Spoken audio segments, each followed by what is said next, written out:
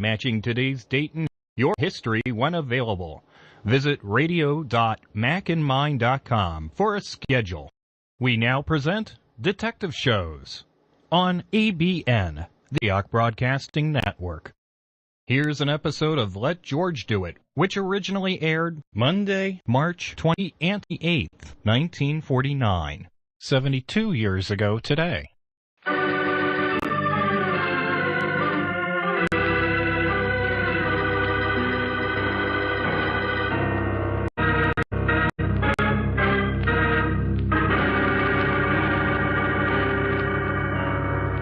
Standard of California, on behalf of independent Chevron gas stations and standard stations throughout the West, invite you to Let George Do It.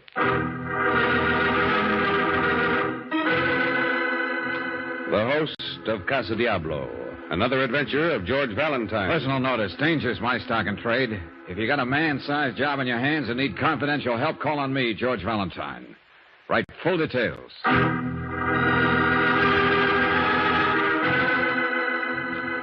Dear Mr. Valentine, 15 years ago, a grand jury launched an investigation into municipal graft and corruption. It fizzled out because a star witness fled to Mexico. Now this man is willing to return, willing to testify against persons who are still powerful figures in high places. Obviously, the assignment to bring him back requires not only the utmost discretion, but willingness to face all opposition and even violence. Please arrange to see me as quickly as possible. Yours truly, Felix Loper.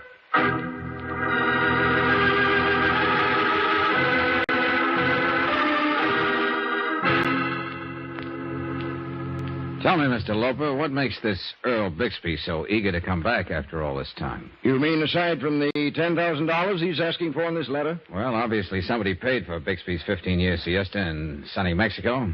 They're going to extend themselves more than a little to see that he doesn't get back here. Well, the money won't do him much good unless he has pockets in his shroud. And our friend must realize that. Well, maybe I'm reading too much between the lines. I think he's good and fed up with his self-imposed exile. He can't stand it any longer. Slightly lamb-happy, in other words. Huh? Yes, precisely, Valentine. Anyway, whatever the reasons for Bixby's change of heart, it suits our purpose to a T. Our purpose? The Citizens Committee, Miss Brooks. It's supposed to act as the city's watchdog. Well, it's been doing an awful lot of barking of late, but no biting where it can do the most good. The village of San Sabo, huh? No wonder nobody's ever found him. So isn't it somewhere near Mount Aldez? Right on the top of it. Bixby's got a big, sprawling place he calls Casa Diablo, just outside of San Sabo. I see. The important thing is to get him back here all in one piece, ready and willing to testify. How soon can you get started, Valentine? Well, as soon as Miss Brooks can pick up a Spanish dictionary. After all, a girl should learn how to say no to some of those Mexican perfume vendors. Just the perfume vendors, darling? The others I'll take care of. Muy pronto.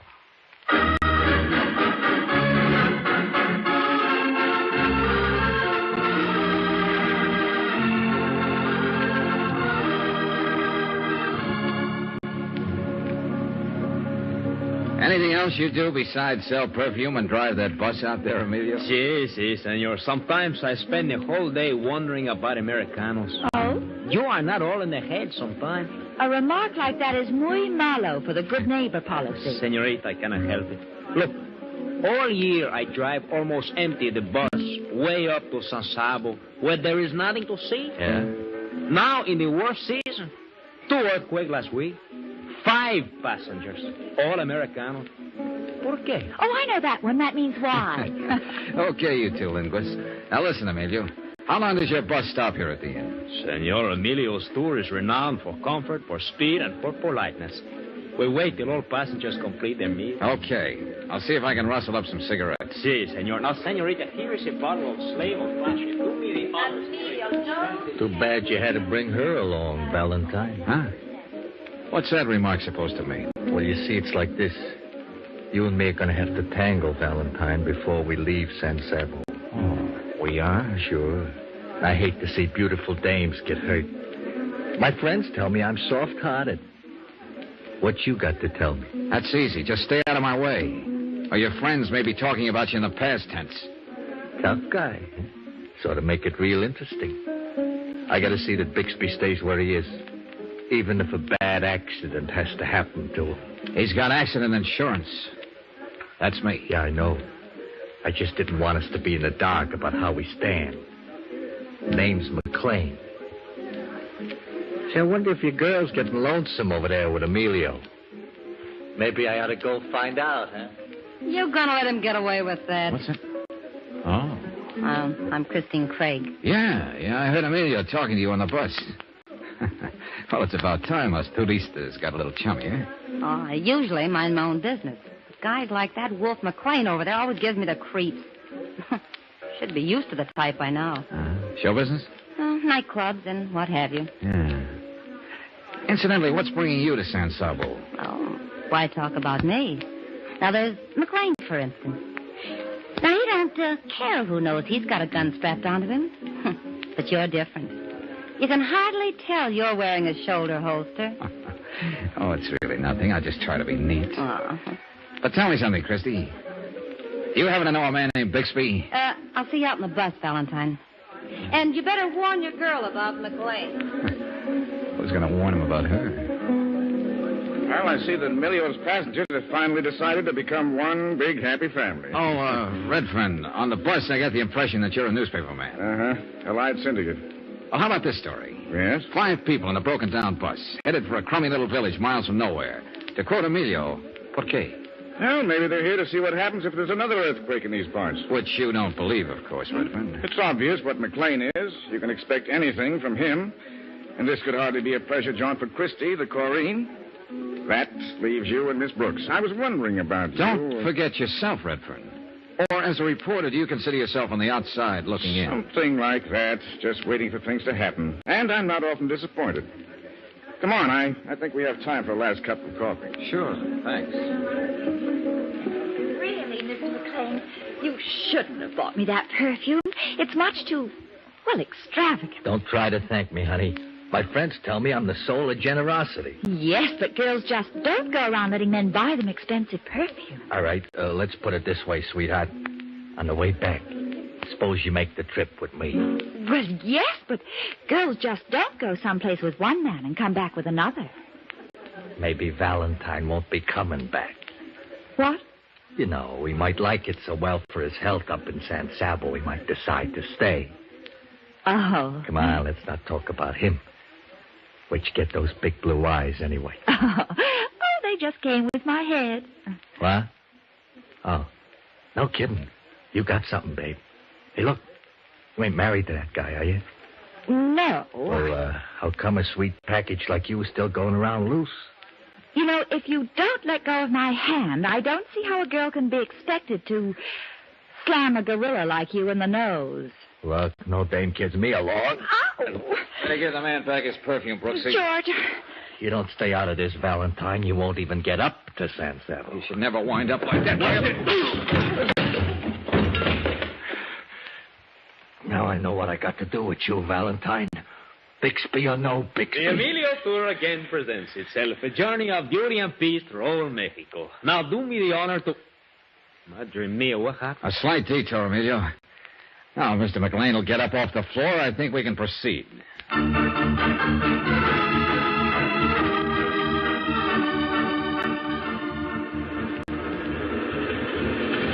You sleeping, Brooksy? Who could sleep in this rattle trap? Now, please to observe that we approach the top of Mount Oldace. You will please to extinguish the light over your seat, Senor McLean. Shut up. Teddy, you're driving. Now be reasonable, McLean. These roads are dangerous up here. The light makes it difficult for Emilio to drive. Hey, you don't mind. Yeah, the dog, Redfern. That's why you made sure you sat down next to that blonde. I've had enough of you on this trip. One more word. Okay, sister, get back in your seat and flip down your lid. Hey, George, what kind of a game are we playing here? Game? Well, that's one way of putting it. We want Bixby back. McLean doesn't. What do Redfern and Christie want? I think we'll find that out when they go into action at the Casa de Arbo. Senores! George! Another earthquake! What's that, George? Hold tight. It's okay now. What are you doing, Emilio? We go back, Senorita. Too dangerous up here. We can't go back now. Oh, we gotta go on. Shut up. All of you.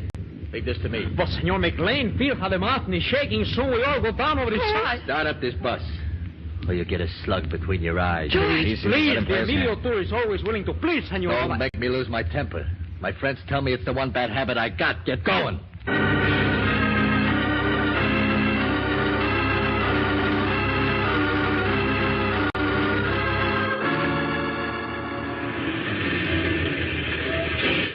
The last stop, senor, is Bridge Diablo. Quick, hurry, please. Emilio, take bus to San Sabo. Nobody's leaving this bus but me. Why do you want to go to Casa Diablo? Crazy Americano lived there for 15 years. Earth shake again and little bridge fall. Everybody go down in canyon. McLean, put that gun away. You can't stop us from going to see Bixby. This guy's driving all of you to San Sabo. Try to get out, there'll be some dead people out in the road. All right, Redfern, pick up his gun. Good shot, Valentine. Brooksy, see if he can make some kind of bandage for his wrist. Oh, my boss, my poor automobile. All right, now. Looks like all of us plan to cross this bridge to Casa Diablo. Now, maybe if we had a showdown, some of us would think better of the idea. You heard what Emilio said would happen to the bridge if there was another shake? Bixby ain't coming back to the state. And I'm here to see that he does get back. All right, that accounts for me and McLean. What about you, Christy? I want him back, too. When he ducked out on that investigation, he let my father take the rap for the ones who really had it coming to him. My old man's still in jail. That leaves just me, doesn't it? I remember a little about that investigation myself. In fact, that's why I'm here. As a reporter, I want to get the facts from Bixby firsthand. Okay. Now everybody knows where he stands. Open the door, Emilio.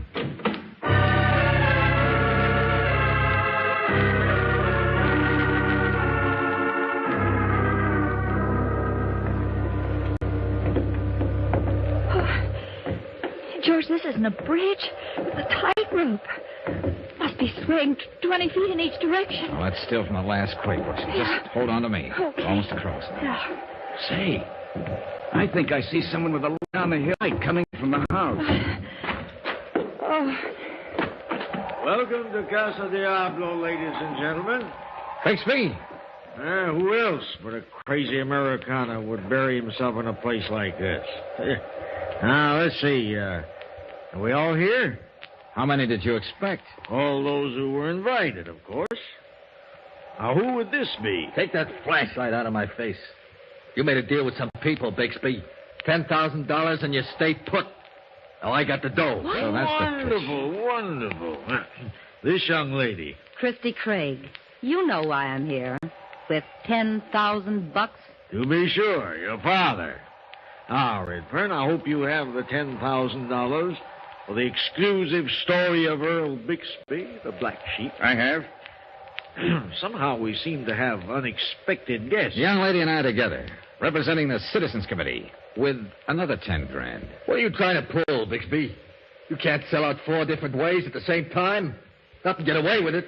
I have a way. And get away with it, too. George, look at the bridge. That wasn't another quake. Yeah, but in the morning, that's what everybody will think. Which will serve my purpose. Hey, what are you up to, Bixby? You see, I was all prepared for you. I tied you into the bridge and explored the house. Being here alone for 15 years must have dulled your perspective, Bixby. It's 5-1 against you doing anything. Knowing that, you can afford to satisfy your curiosity. As I said before, ladies and gentlemen, welcome to Casa Diablo.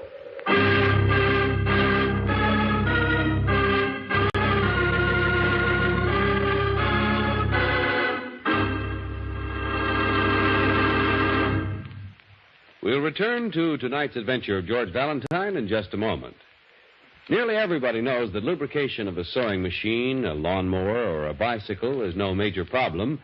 And evidently many thousands of motorists know that lubrication of today's automobile engines is solved best by compounded RPM motor oil. For RPM is first choice in the West, and for good reasons. First of all, RPM keeps your car's engine clean, prevents damaging carbon particles from ever touching those finely polished interior engine parts. A special compound in RPM literally surrounds carbon particles and other troublemakers during the oil service period and flushes them out when you have the crankcase drained. RPM also fights off corrosion, rust-proofs your car's engine as it lubricates. Another thing, RPM sticks to hot spots left bare and exposed to wear by ordinary motor oils.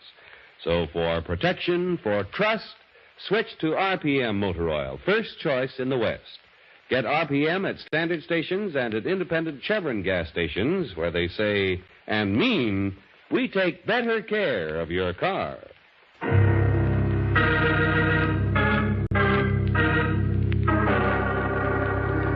And now back to tonight's adventure of George Valentine. 15 years ago, one Earl Bixby, big-time political grafter, took it on the lam rather than testify in a grand jury investigation. After these many years, he's willing to return and tell all for a price. You show up in his Mexican hideaway with the $10,000, but 3 other characters appear with the same amount each. After these many years, he's willing to return and tell all for a price. You show up in his Mexican hideaway with the $10,000, but 3 other characters appear with the same amount, each with a different reason.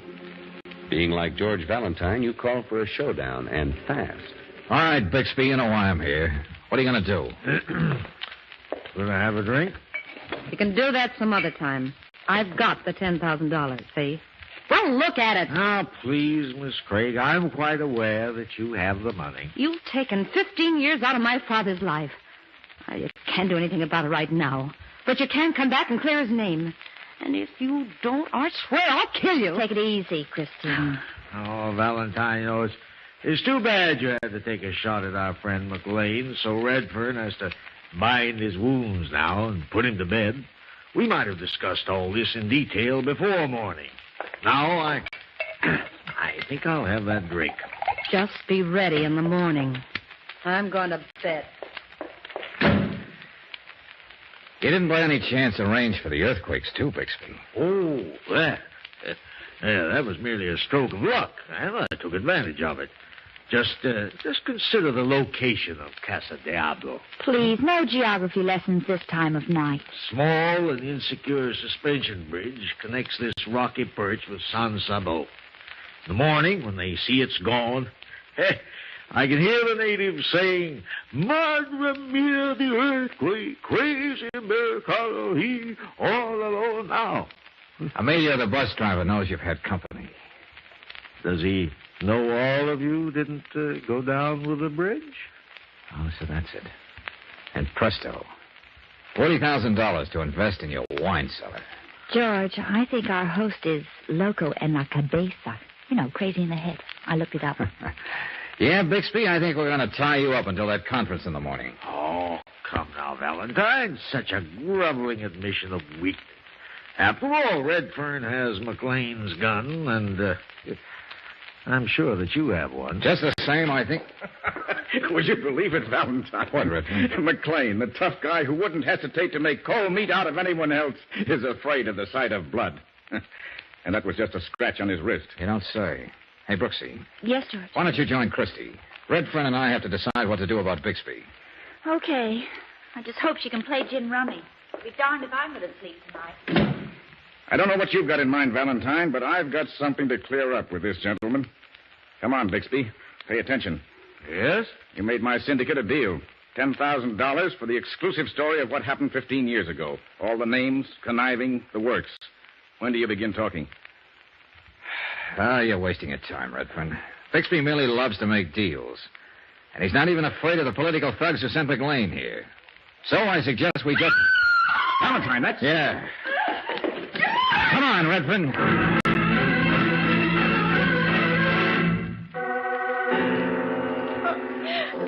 That's how I found her, George. What? Valentine. Yeah, Christy, we're here. Oh, we've got to do something for her. I'll go out to that fountain in the patio and get some water. You stay right here, Miss Brooks. We don't know what's going on around here. I'll be right back. He was... The knife. Hey, tell me, Christy, who was it? Did you see him? Oh, just the knife. Oh, George. Don't, Angel, don't. Someone she couldn't even see. Bixby was with you and Redford. He's got someone else on with a knife. Brooksy, I told you. Stop it, stop it. Yes. All right. How is she, Valentine? Did she... Oh. Uh-huh. You don't think it could have been... McLean? Well, you saw how he acted on the bus. He could have... I done it, Redford. Not with his wrist. But I don't understand. I'm going to find Bixby. Before we do that, we'd better get to McLean. No matter what we all think of him, he has a right to know what we're all up against.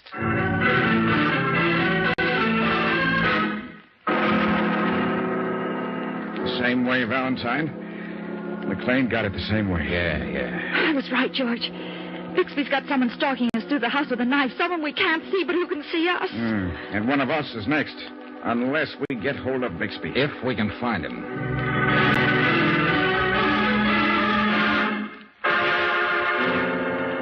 Valentine, this is impossible. Bixby dead, too. A state of affairs that seems natural to Casa Diablo. This is just how we left Bixby.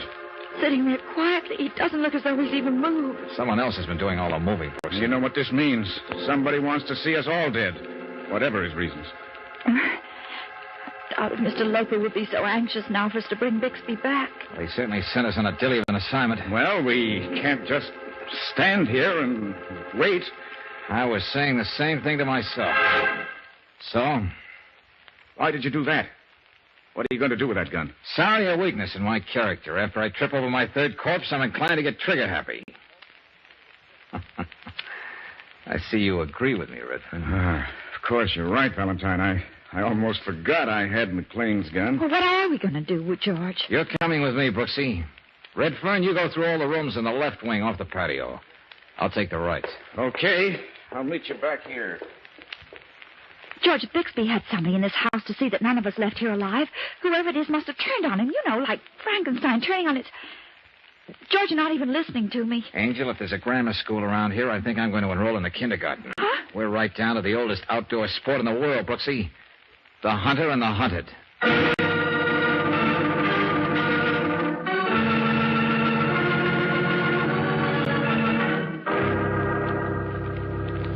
Valentine?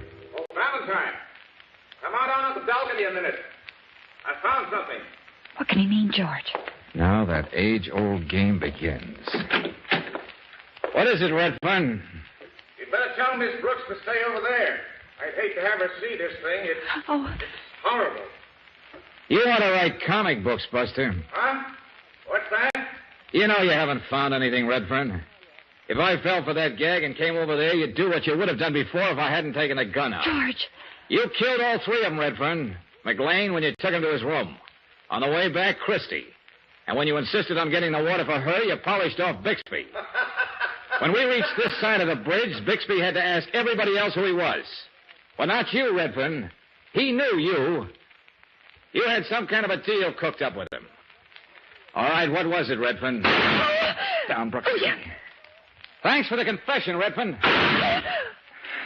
What do you suppose he's going to do, Now, listen George? carefully, Angel. Here, take this Yeah, down. yeah. Stick close to the floor. Okay. Call down to that end. And when you get there, take one shot across the patio toward the sound of his voice. What voice? Don't worry, you'll be hearing from him. Now get moving and stay down. Yeah, George. Hey, Redfern. Why don't you come on over and get us? What's the hurry? Why should I fumble around in the dark? I'll get both of you when I can see what I'm doing. You don't stand a chance. I know every inch of this place. I'll always be one step ahead of you. Don't you have anything to say to that? You're just wasting bullets, Valentine. You can't see where I am. You know, I wish I were a reporter. What a yarn. Missing politician hires broken-down newspaper man to pose as master of Casa Diablo. As fortunes dwindle, Earl Bixby evolves ingenious scheme to continue life of high revelry in Mexico City. Too bad it has to be a story that can never be told. That was the deal Bixby cooked up, Valentine. Do you hear me? You don't have to raise your voice, friend. What? Stop it! You should have kept it simple, Buster. It might have worked. But I suppose being on the lam for 15 years does weird things to a man's mind. Doesn't it, Bixby?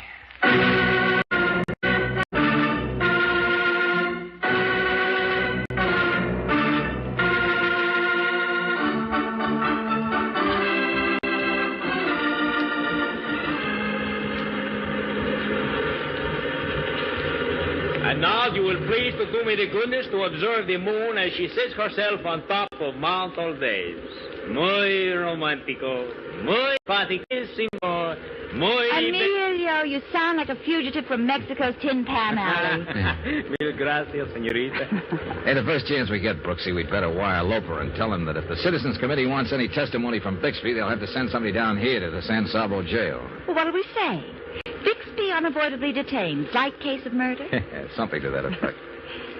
Yeah, but seriously, darling. It's hard to believe everything that's happened. Well, in a way, Bixby lived up to his end of the bargain. For $15,000, he agreed to live out his life modestly and obscurely somewhere in Mexico. He did. Even if he had to hire that poor dope to take his place. And to think he actually expected to get away with it. Mass slaughter. Well, to his mind, it seemed simple enough.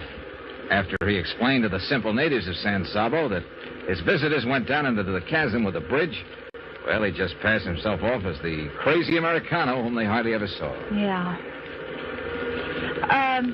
Emilio? Si, señorita. Well, shouldn't we turn this light off? You know, to make it easier for you driving at night, remember? Oh, no, señorita. I can see quite well. Emilio's tour considers only the comfort of its passengers. Yeah, well, we're much more comfortable in the dark. But it was not necessary to do that, señorita. I insist Emilio, how do you say shut up in Spanish? Por favor. You, of all people, should understand, remember? Muy romántico, muy simpático.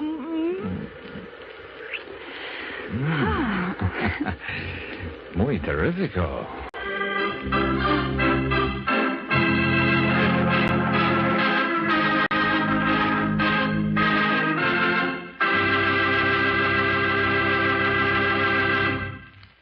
In springtime, a young man's fancy turns to, well, you finished the familiar quotation.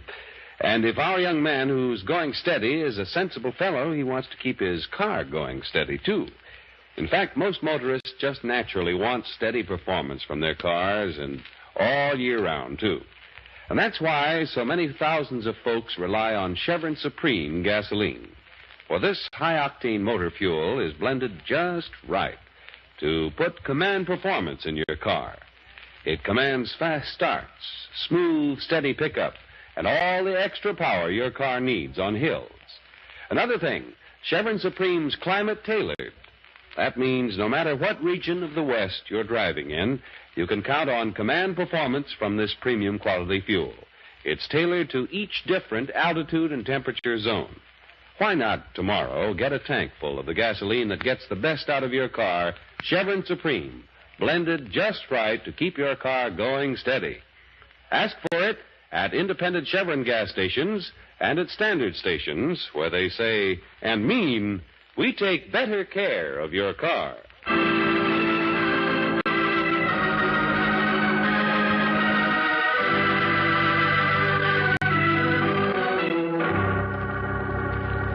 Next week, when you join us for another adventure of George Valentine, we'll come across George and Brooksy in a small, shabby office, and we'll hear Brooksy saying, George, what are you going to do? Open the door of this closet. But you know it's empty. The professor's body disappeared. Just a hunch, Brooksy. Well, let's have a look.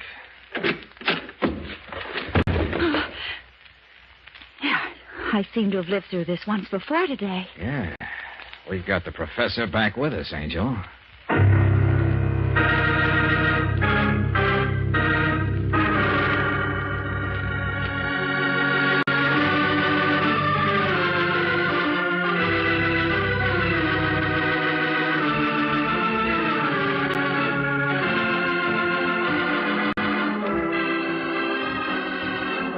Tonight's adventure of George Valentine has been brought to you by Standard of California on behalf of independent Chevron gas stations and standard stations throughout the West. Robert Bailey is starred as George with Francis Robinson as Brooksy. Let George Do It is written by David Victor and Herbert Little, Jr. and directed by Don Clark. Also heard in the cast were Victor Rodman as... This is ABN, the Antioch Broadcasting Network.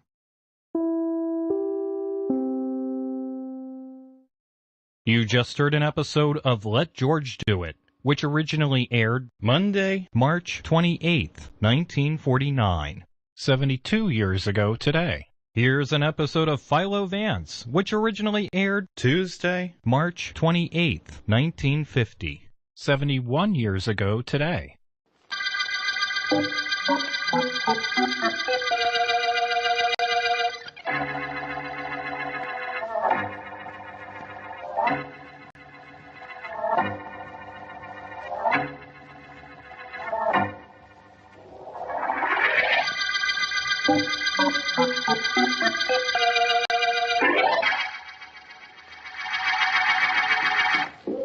Well, Tom, might as well rest here for a little bit. No sense in trying to make it all the way back to camp tonight. Yeah, whatever you say, Joe. Funny thing about fate, isn't it? How do you mean? We woke up this morning, a couple of guys without any money. We go to sleep tonight, millionaires. That ivory we found? Yeah. Yeah, there's at least $2 million in it. Well, we had to get paid for coming all the way to Africa, didn't we? Well, not that well. Wish those natives would stop with those tom-toms, the chanting. Wonder what they mean. All I hope is that they mean everything is okay. Yes, Tonto, what is it? Excuse please, Mr. Hillary, Mr. Tom Duncan. What is it, Tonto? Natives, tell me, ask you question. Well? All right, for Tonto to ask question. Go ahead. Natives say, please to leave ivory here where you find it. Say, it belong here. Oh, they do, eh? You go back and tell them that the ivory belongs to whoever finds it. And we found it. Tell them to cut out those tom-toms. Please, Mr. Hillary, but tom-toms mean what they tell me to ask you to leave ivory here. Tell them to cut it out. Tando, tell them. Only Tando not sure other natives listen to him. Well, that's that. Yeah. Natives are superstitious. What natives aren't? Let's skip them for now. Let's talk about you and me. What about us? Well, just in case there's any doubt in your mind, Joe, let's understand this. I don't trust you too much. That's nice to know. We've got the ivory. We'll bring it back and you'll sell it through your company. What do you intend to do about paying me off? Oh, I've thought about that, Tom. That's nice of you. You know what I'm entitled to, don't you? I certainly do. And I've just decided what you're going to get. Well, suppose you tell me. Sure. I'll do better than that. No. No, don't. No. You wanted to know what I was going to do about paying you off? You found out, Tom. The hard way.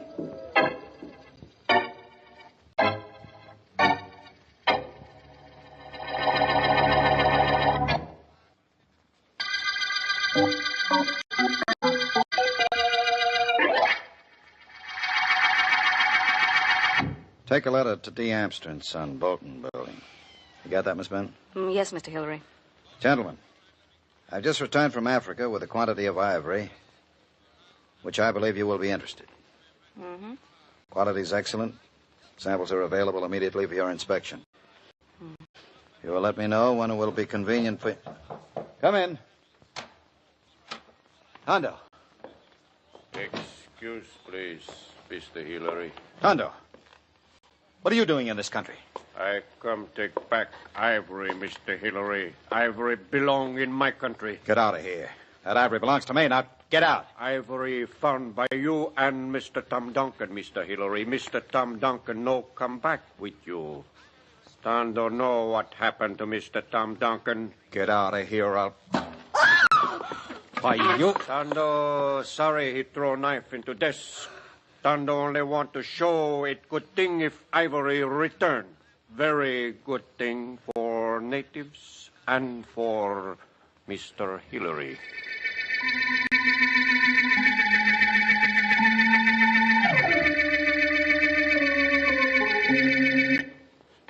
Please sit down, Mrs. Duncan. Thank District you. Attorney Markham should be here at any moment now. Oh, you, have spoken to him, Mr. Vance? Yes, right after you called me and said you'd be down here at my office. Markham said he'd be here, and I'm sure he will. Now that I've seen you, I'm not sure I want him here. Well, that's very flattering. I do better with a little encouragement. Let me understand something. Mm-hmm. You did want me to investigate your husband's death. That's true, isn't it? Oh, it can wait. After... Sorry I'm late. Hello, Vance. Oh, hello, Markham. Markham, this is Mrs. Tom Duncan. Her husband disappeared mysteriously while in Africa on an ivory hunt. Uh-huh.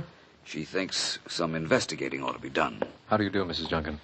At the moment, with two very attractive men, it seems as if I'm doing pretty well. Suppose we get down to facts, Mrs. Duncan. I suppose that might be an idea. Mr. Markham. Yes? As Vance told you, my husband was on an ivory hunt in Africa. He didn't return. He went with a man named Joe Hillary, and Hillary claims Tom disappeared in the jungle and couldn't be found. Hillary's back in this country? Yes. I'll talk to him, Mrs. Duncan. But it seems to me that you've accepted rather casually the fact that your husband is dead. You're very observing. In view of that, Mrs. Duncan, why are you so interested in finding out who might have killed him, conceding that he was killed, as you obviously imagine? You want to know why I want to know who killed my husband? Yes. Well, Joe Hillary brought back a fortune in ivory. I think half of that ivory belongs to me. And I'm the kind of a person who doesn't get what I deserve. Only what I want.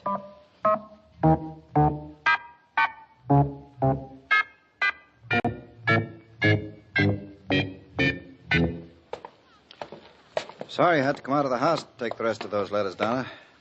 I'm equally sorry you have to work on your day off. It's all right, Joe. I've been here before. Remember? Let's forget all that for now, please. When you get out of my workshop here in the basement, I'll give you a sample of that ivory I want you to mail. Want me to go up and type the letters you gave me? Yeah. I weren't very much help yesterday after that native Tonto came to my office. Who could work after that? I'm not over it yet. Sorry about your nerves. Well, here we are. Here we are in your little fortress. I could never do any work in a place like this. Why? Because there are no windows? The place is small? Mm-hmm. It's air-conditioned. When I lock myself in, I think better, plan better. Come, take a look inside while I get the sample for you. I've seen the inside. You've got so much junk in it, there's hardly room to sit down. Tools and nails and springs and vices and... Oh, what's the use? Give me the ivory and I'll get on with my work. There you are. Here's the sample. Want to come in a minute? No, thank you. Very well. See you later. So long. Oh, for heaven's sake. What are you doing, Joe? Putting a bar across the door? Certainly. I don't want to be disturbed, Donna. I really don't want to be disturbed. Wouldn't it be funny, Joe, if you were disturbed despite anything you might do to protect yourself?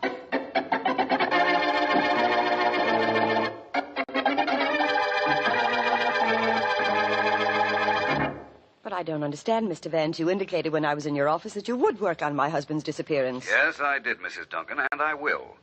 But there's no reason for my coming up to your apartment to make my plans. I'd like you to come. I want you to have a special interest in this case. Me. It would be much too disconcerting, I'm afraid. Oh, no. Please let me call you back when I find out something about your husband. I'm afraid there isn't anything else I can do. Goodbye, Vance. Happy hunting. Thank you. And the same to you. Goodbye. Well, I think I'd better go. Please don't be afraid, Mrs. Tom Duncan. Tondo. How did you get in here? Through a window. Well, get right out through a window, whoever you are, and fast. Tondo, no get out. Tondo must talk to No, you. keep away from me. Keep away, I said. I told you to keep away. No gun, Mrs. Tom Duncan, no gun. No, that's what you think. Now, will you get out of here? Tondo must talk. Give me gun. Quick, No. give me gun. No, let go of my hand. Let go of me. Tondo, take gun. Somebody get hurt. Maybe Mrs. Tom Duncan. What do you want? Tondo work for Mr. Tom Duncan in own country. Help him and Mr. Hillary find ivory. Tondo know what happened to Mr. Tom Duncan. Oh? Mr. Tom Duncan dead. Mr. Hillary kill him. I help you prove this to police. Unless Mr. Hillary return ivory to me, I must bring ivory back. Oh, so that's the idea, is it? And Joe did kill Tom. Sit down, Tondo. Sit down. Maybe we can work out something after all.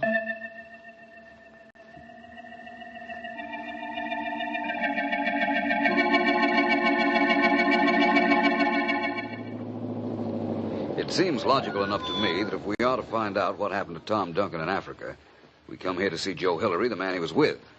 Agree, Markham? Definitely, Vance. Coming? Yep. Out your side. Rather nice house Hillary lives in. Yes, it is. Perhaps we should have phoned to make sure he's in. That would have given him too much of a chance to have somebody say he wasn't in. Again, your logic goes unquestioned, Vance. You want to handle the... I think I can... Well... I take care of that assignment. There. Would a murder in Africa still come under your jurisdiction, Markham? Well, Vance, that remains to be seen. If it were a murder, and if... Yes? How do you do? I'm Philo Vance, And this is District Attorney Markham. Oh, I'm Donna Benton. How do you do? You want to see Mr. Hillary? Yes, is he at home? Yes, he is. Please come in. Thank you. I'm Mr. Hillary's secretary. Oh, yes. I've been working here all afternoon. Was taking a nap when the bell rang. Mr. Hillary is still in his workshop, I imagine. Workshop? Yes. It's down in the basement. He goes there to relax. Oh. It's right down this way, down the cellar steps. We're behind you. He spends hours down here when he's under a strain. And he certainly is since he got back from Africa. Why is that? He brought back $2 million in ivory. That's enough to put anybody under a strain. It certainly is. You know, when I left him down here this afternoon, he even put a bar on the inside of the door. That's odd. Well, here we are. Just a second.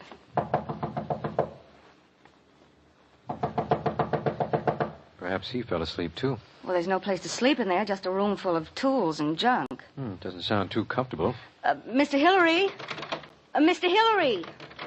The door's locked. Just a moment while I try that keyhole. Yes. Ooh, the key's still in it. Markham, there's an axe over there in the corner. I'll get it. You think something's happened to Mr. Hillary? It would certainly seem so. Any windows in that room? None. The only way you can get in or out is through this door, and it's locked from the inside. Here's the axe, Vance. Thank you. Better stand back, both of you. I hope nothing's happened to him. I hope you're right. Yeah, you got through the panel, Vance. I'll reach in and turn the key. There. Yeah, now let's... The door still doesn't open. He barred the door from the inside. I heard him do it. Yes, I can feel a bar. Wait just a second and I'll get it off. If I can, but... reaching... There. Let's go in, Vance. I'm with you. Pitch black in here. There's a light switch by the side of the door. You find it, Vance? Not yet, but I'm looking. Oh, where is... Oh, I've got it. There. Look at that, Vance. That body on the floor. On the floor with a knife in its back. Is that Mr. Hillary? Oh, yes. Yes, it is. It is. Murdered in a locked room, locked and barred from the inside with no windows. Vance, this kind of a mystery should be enough for even you. Markham, right now, the only thing I can tell you is that it's too much for even me.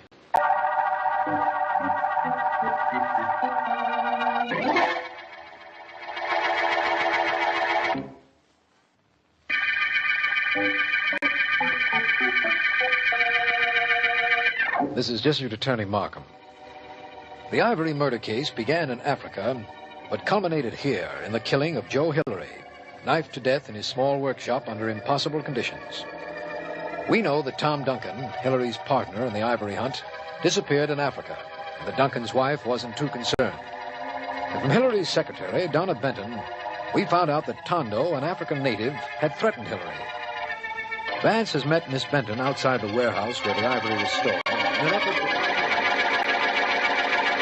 I imagine you were very fond of your employer, Miss Benton, and that his death must have come as a great shock to you. I'm very sorry to trouble you like this. It's all right, Mr. Vance. I don't see the purpose of coming down here to this warehouse, but if you do, I want to help. Thank you. The mystery of that locked room is too fantastic for solution at the moment. Perhaps I can get to the bottom of this case by finding the motive. I believe it to be the ivory that's stored here. Do you have the keys? Yes, I'm getting them. Here they are. I can see how $2 million in ivory might provide an excellent reason for killing your employer. I suppose that's so. Vance, there's a light on in here. There shouldn't be a light on. Somebody's been here. Somebody is here. You just knocked something over. Sounded like it came from that direction. Vance, look. That figure. Just going out the window. Stop him. I'll try. You! Stop! Stop or I'll shoot! Shoot, Vance, quickly! Did you hit him? I don't know. He was just getting out the window, and I'm not sure. Let's go after him. I'm afraid he has too much of a start on us. I'd better notify the police. They've got to find that man. Well, we won't find him. That man got too much of a jump on us. That is, if it was a man. If it was a man? Yes. Of course it was a man. We saw him go over the window ledge. He was wearing a turban. You saw that turban. That was Tondo Vance, the native I told you about. In that case, it shouldn't be difficult to pick him up. No, I guess not. However, it might have been a woman who wore that turban. But I tell you, Tondo wore one just like that when he came to Mr. Hillary's office. I know. All the more reason why somebody else might have worn one when they came down here.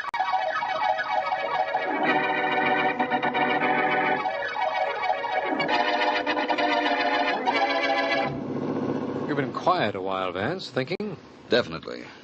While we're en route to Mrs. Duncan's house, I can think of nothing better to do than try and figure out the mystery of the locked workshop where Hillary You go was killed. right ahead. I won't disturb you. But I bet you're glad I'm going with you, inasmuch as we're going to see Mrs. Duncan. Very glad. Markham, in fiction, there are several ways people have been killed in locked rooms. Certainly. The most commonplace one, of course, is where a thin pair of pliers is used to turn the key from the outside. Then there's the business of trapdoors, false windows, and so on. Uh-huh. Only none of them apply to this particular locked door situation. Wait a minute, Vance. Yeah? I think I have an idea. What is it? Now, this is going to be in your territory a little, but listen. Let's suppose that the knife was attached to one of the springs that were in that workshop. It was an iron pipe, let's say, so that it would be pointed in the right direction. Go on. Well, a wire held the spring back. The wire was brought around the floor and placed in a position where, when Hillary nudged it, or kicked it, or tripped over it, it would let the spring snap and hurl the knife into Hillary's back. Vance, it could have been done that way. You mean because of all the wire and springs lying around the room, it would be something Hillary wouldn't have seen? That's right. It's possible. That's it, Vance. It's the only possible explanation. It might have happened that way. I'll let you know after we see Mrs. Duncan. Good. You know, I rather like myself for that theory, Vance. I assure you that the affection is not misplaced. But what I want to know right now is whether Mrs. Duncan wore a turban and got herself shot at by me down at the warehouse. And if she did? You'll find out, my friend. And so will she. I'm fairly certain this case is coming to a very successful conclusion, Markham. We know how the murder was committed. All we have to do is find out who did it. I never agreed that we did know how the murder was committed. All I said was your theory was possible. Hello, Mrs. Duncan. Well, Vance. And Markham. What did you bring him for? Protection? Perhaps. May we come in? Why? Well, for one thing, so we can ask you why it is that your arm is bandaged. I sprained it. And you see, you can ask that just as well when you're standing outside. It isn't the answer he expected, I can tell you that. He's given me so many wrong answers. What could he expect? I'm sorry I can't invite you in, gentlemen.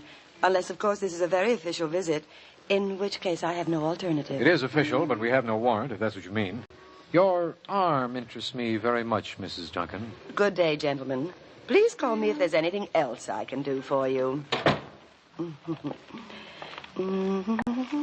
Mrs. Tom Duncan. Mrs. Tom Duncan. Oh, I'm coming, Tondo. And I'll have that arm of yours fixed up in no time.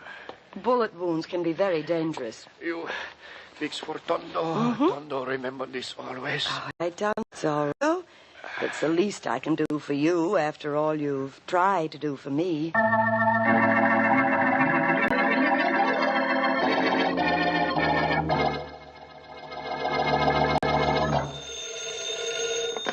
Hello? Is this John of Benton? Yes. District Attorney Markham, Miss Benton. Yes, Mr. Markham. Have you found out anything yet? Vance and I think we have. Oh, what is it? Would it be convenient for you to be at Mr. Hillary's home this afternoon? Why, yes, I imagine so. Please be there, then. Of course. Father Vance thinks there will be some people there you want to meet, and for that matter, so do I. What's the reason for this? I think we can prove how your employer was killed and who killed him. Pretty good reason, don't you think?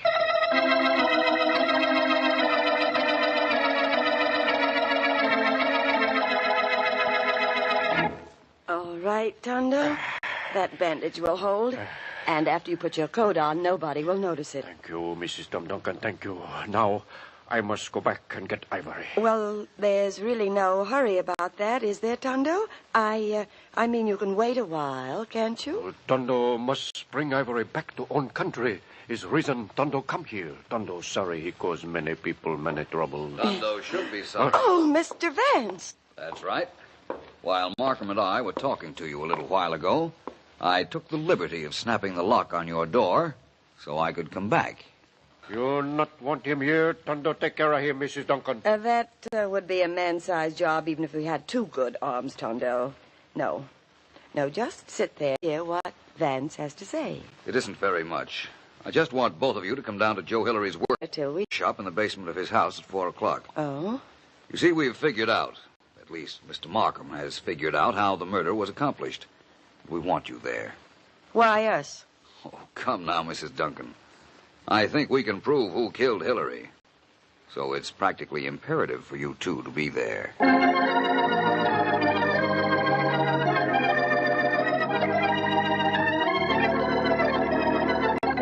Calling inside, Vance. That's good. Secretary, Donna Benton, Mrs. Duncan, and Tondo. Standing right inside the workshop door. Good. Here's where we test your theory, Markham. I think I know the test. I've seen you do it. You've set up a knife inside an iron pipe and held it back with a spring. Mm-hmm. Then you stretched a wire that held the spring back over to the spot where we found Hillary's body. That's right. You and I know that's how Hillary was killed, and one other person knows it, the murderer. Presumably. We'll ask each one of them to walk over to the spot where the wire is stretched, after informing them all that the room is exactly the way it was when Hillary was murdered. The one that refuses to walk over to that spot, lest he trip the wire and release the knife, must be the murderer. Well, come on in, Markham, and we'll see. This is really ridiculous. My apologies to you all. May I have your attention? Thank you. You're all entitled to know why you're here. Well, I should think so. There was a murder committed in this room. A murder committed presumably behind a locked and barred door. That's right. All right, Markham, take over. Right, Vance. Now, listen, everyone. We figured out how that murder was accomplished, and we've arranged this room just as it was when Joe Hillary came down here the day of his death. What do you mean you arranged this room? We believe Hillary walked into a death trap, a trap that involved a spring, a knife, and a wire. We found Hillary in that corner over there. Mrs. Duncan? Yes? Please walk over toward that corner now. Oh, now, Mr. Markham, please. Do as I say. And get myself killed? I'm too attractive to die, remember? Get yourself somebody else. Yeah. Tondo, you walk over there. No, Tondo not walk over there. Tondo afraid. Tondo get killed like Mr. Hillary get killed. According to your theory, Markham, that makes two murderers you have. That is a little confusing, isn't it? Miss Benton, Yes, Mr. Markham. please walk over to that spot in the corner. Certainly. Well, here I go. Stop. Well, Markham, by your reasoning, this murder was done by Mrs. Duncan and Tondo. Exactly. They worked in collaboration. Mrs. Duncan wanted Hillary dead because he wouldn't give her a share in the ivory after killing her husband. Tondo helped her because she promised to help him get the ivory back to Africa. Your reason for believing the two of them committed the murder was because neither would walk to a spot where they thought they might be killed, just as Hillary was killed. Yes, only Miss Benton didn't refuse to walk over there. In that case, Markham, take my word for it. You can arrest Miss Benton for murder.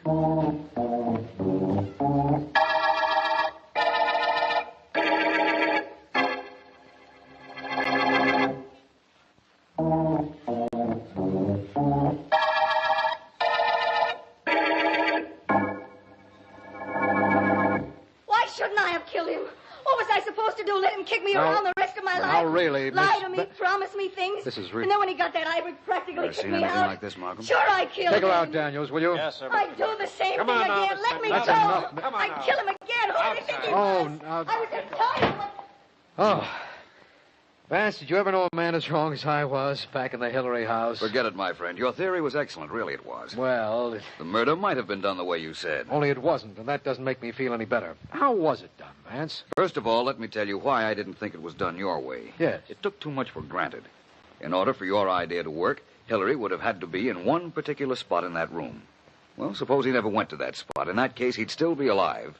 Only he'd have found the wire and have known who planted it. Oh. No, Markham, the murderer wouldn't have taken that chance. Apparently not. But tell me then, why did Tondo and Mrs. Duncan refuse to walk toward that spot? Why shouldn't they refuse? You announced you were going to make them do just what Hillary did when he was killed. Isn't that enough to make any normal person refuse? Yes, it is. And Donna Benton, knowing exactly how she killed Hillary, would have no compunction about walking into any corner. That's right.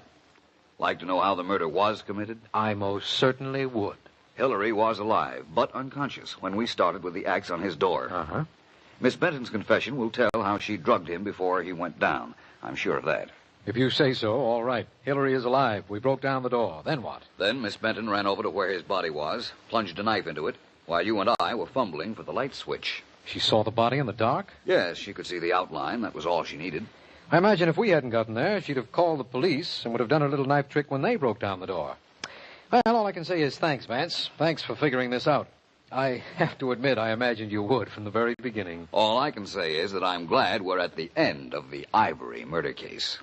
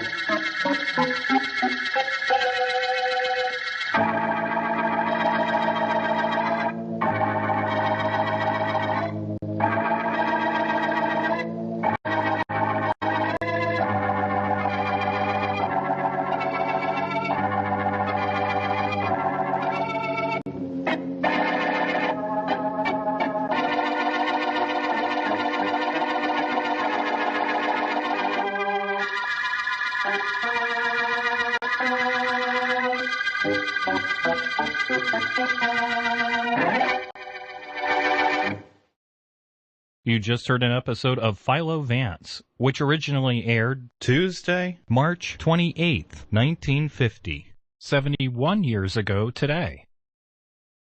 Stay tuned for The Whistler, next on ABN.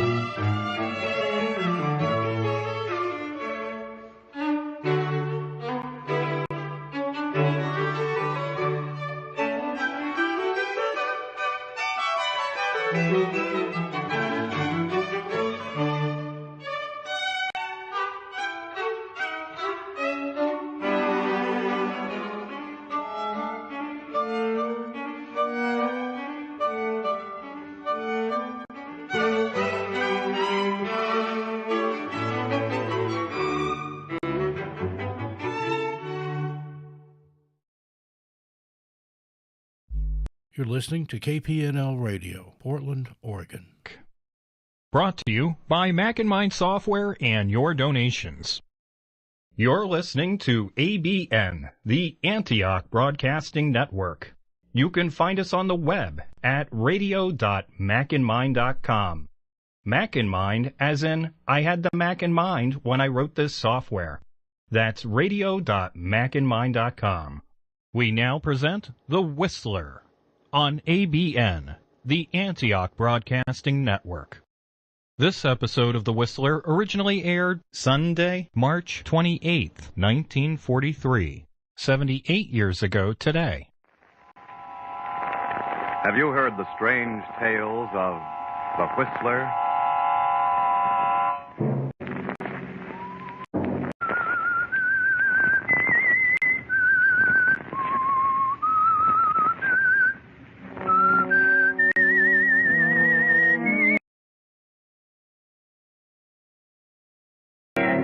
I'm the Whistler.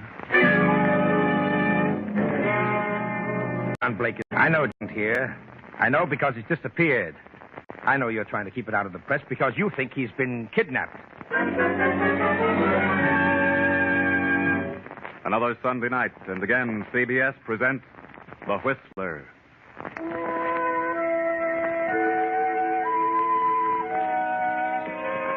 I, the Whistler, know many things, for I walk by night. I know many strange tales, many secrets hidden in the hearts of men and women who have stepped into the shadows. And so I tell you tonight the amazing story of the penalty. Young Alan Harper stands at the window of his small office and stares gloomily out over the city as the lights flicker on in the dusk. Alan has trouble. Perhaps he should have kept his job as a private detective. Perhaps he shouldn't have taken the law course, for he hasn't had a single client since the day he passed the bar examination. Better to give up and go back to the detective agency. Then the door opens and a figure steps into the dimly lighted room. Are you the attorney? Why, yes. Yes, I'm Alan Harper. I have a little business for you. Business? Oh, what kind of business? I want you to draw a will and later deliver a letter for me. A will? Oh, yes, of course.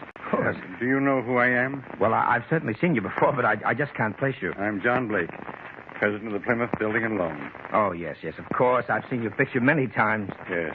But why have you come to me? You have a staff of the best attorneys in town. I know, but because of the peculiar nature of the business at hand, I prefer an unknown, a lawyer who had no previous interest in me or my affairs. I see. And also one who was not doing any too well. Admit that you picked a good example. In a few moments, you'll have guessed what I have in mind. You'll know why I can't have my own attorneys handle this. Why not? You have no personal interest in me, Harper. This is a cold business proposition, and I'll make it worth your while. Yes. When I walk out of here, I want you to forget the whole thing for a few days. Agreed? Very well. Then take down what I say, and I'll sign it.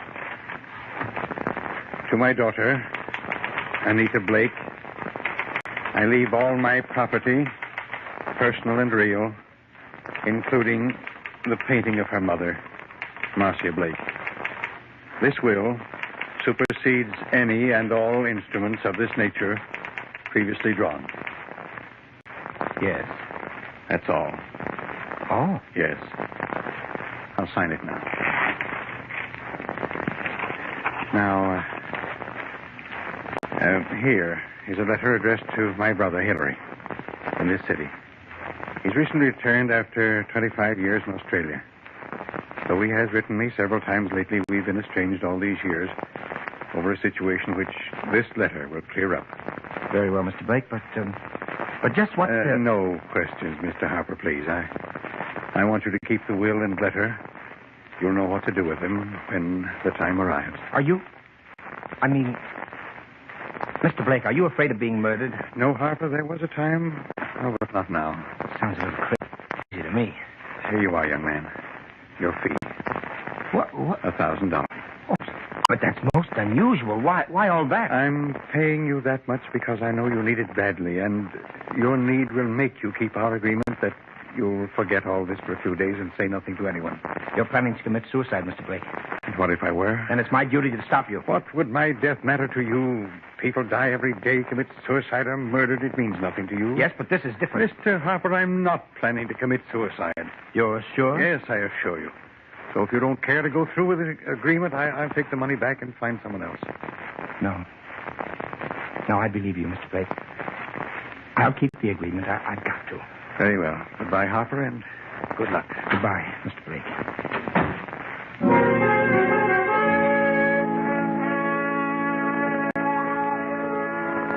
Young Alan Harper sits pondering over the strange events. The will, the letter. He drops the role of attorney, and his mind works from the angle of the detective. What a strange situation. Another day has passed, and toward noon, Anita Blake talks to her fiancé, Wilbur Martin.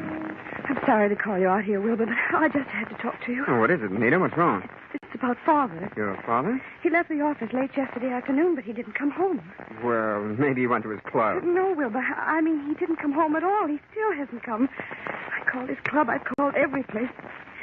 Oh, Wilbur, I'm terribly worried. Why? Well, Father's been acting strangely of late.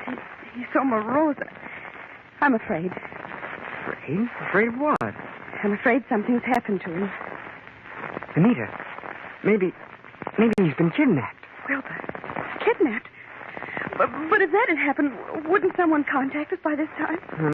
Have you called every place that he might be? Oh, yes. Have you called the police? No, I wanted to wait till I talked to you. Have you called his brother, Hillary? No, I haven't, but I don't think he'd be there. You know about that situation. They haven't been on good terms for years and years. They've only seen each other once since Uncle Hillary came back from Australia. Yes, I know. He's a strange sort of person, that Hillary. I've only seen him once, the time I went to his apartment with you, but he's certainly strange. I know, but perhaps that's only natural. What was it that caused them to become so bitter towards each other? I really don't know. Father never told me. But I think it had something to do with a girl they were both in love with.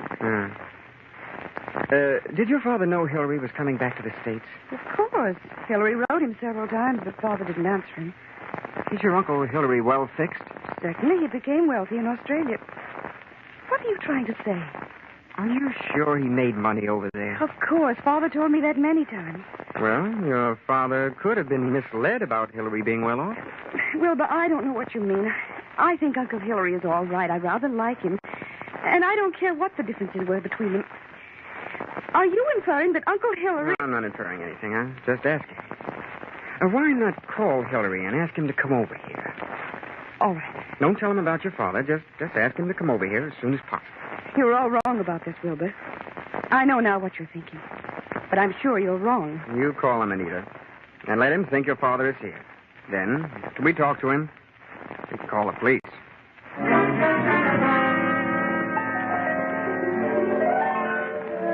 Wilbur is very clever. He may be Hillary about Hillary. Maybe Hillary knows something about his brother's strange disappearance. But then Hillary, too, is clever, quite clever. A half hour later, Hillary arrives.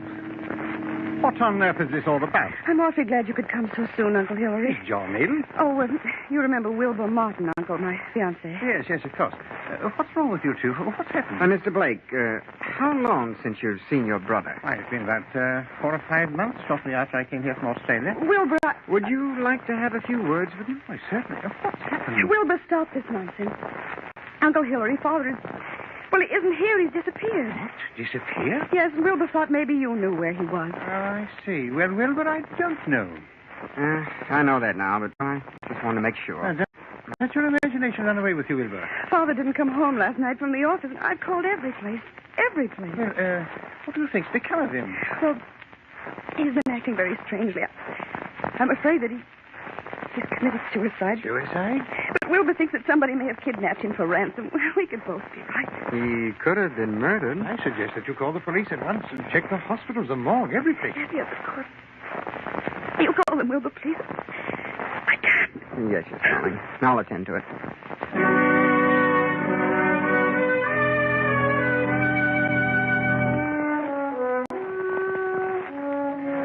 Wilbur calls the police and the hospital and the morgue. But he learns nothing of value.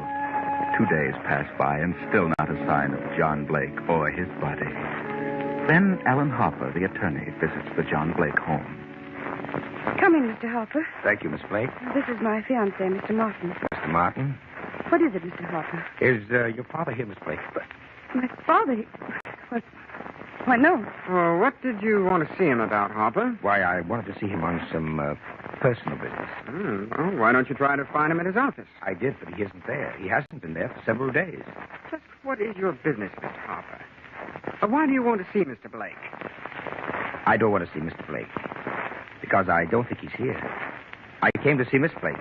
What do you want, Mr. Harper? Who are you? I'm a detective. Detective? Yes. Go on, Mr. Harper. I know John Blake isn't here. I know because he's disappeared. I know you're trying to keep it out of the press because you think he's been kidnapped. We called the police. We asked them to keep it quiet. Yes, I know that. But I'm working in the background. Well, if you don't think he's here, then where do you think he is? I think he's dead. Dead? What? Why do you think that? Just what do you know, Mr. Harper?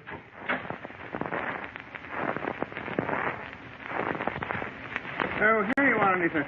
I wanted to talk to you and... Mr. Blake. What? And who is this? Mr. Blake. Well, sir... You seem startled, young man.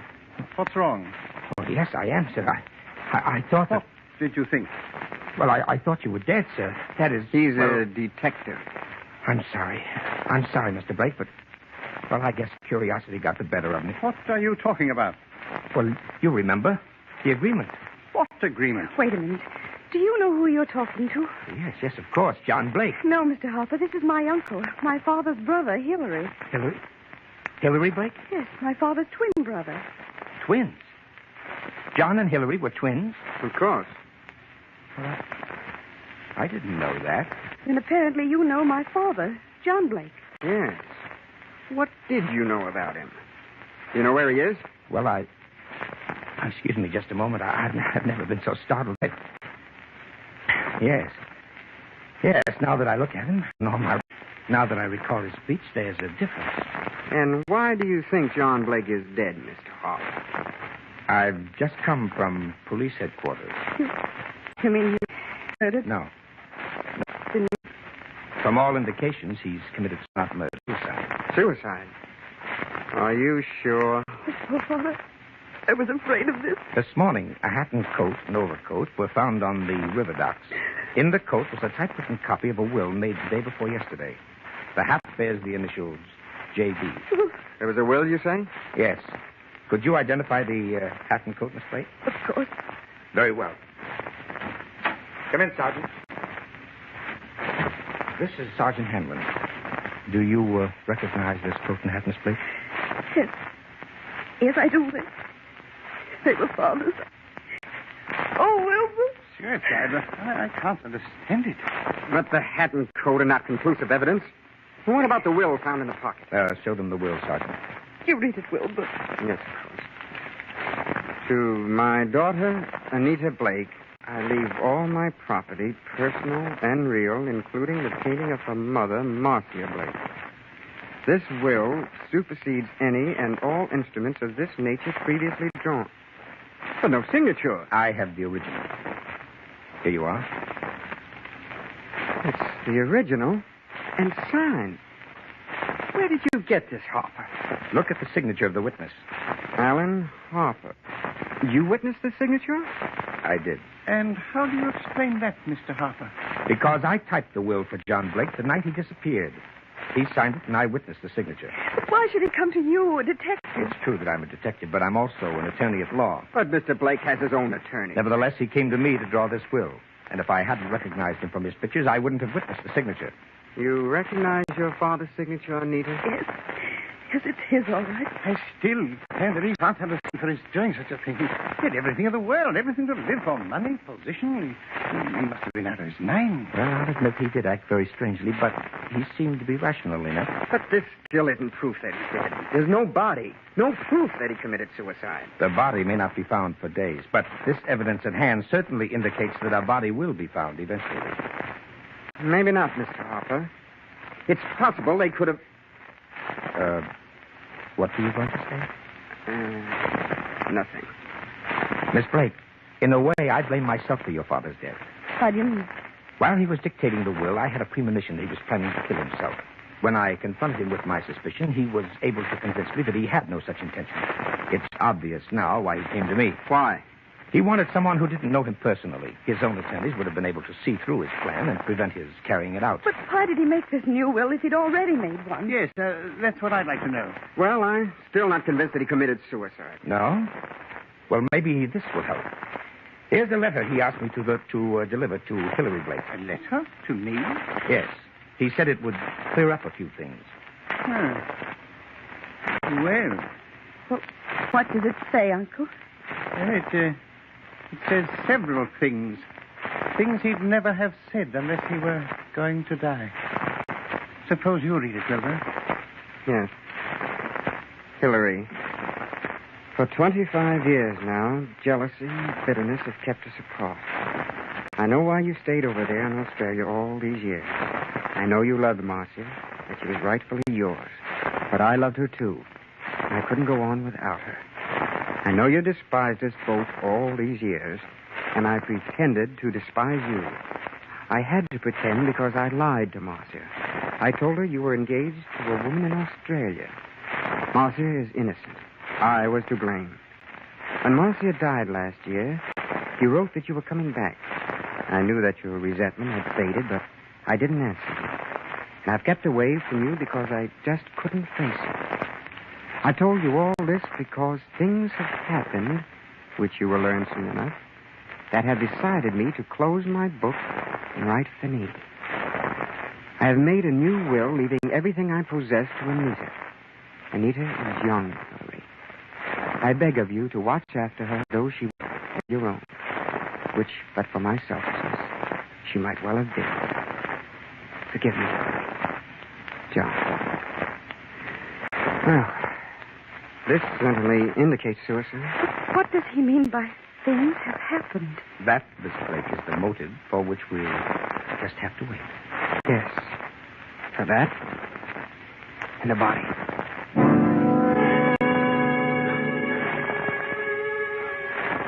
Everyone seems to be convinced that John Blake has committed suicide. That is, everyone except Wilbur Martin. But still, the body has not been found.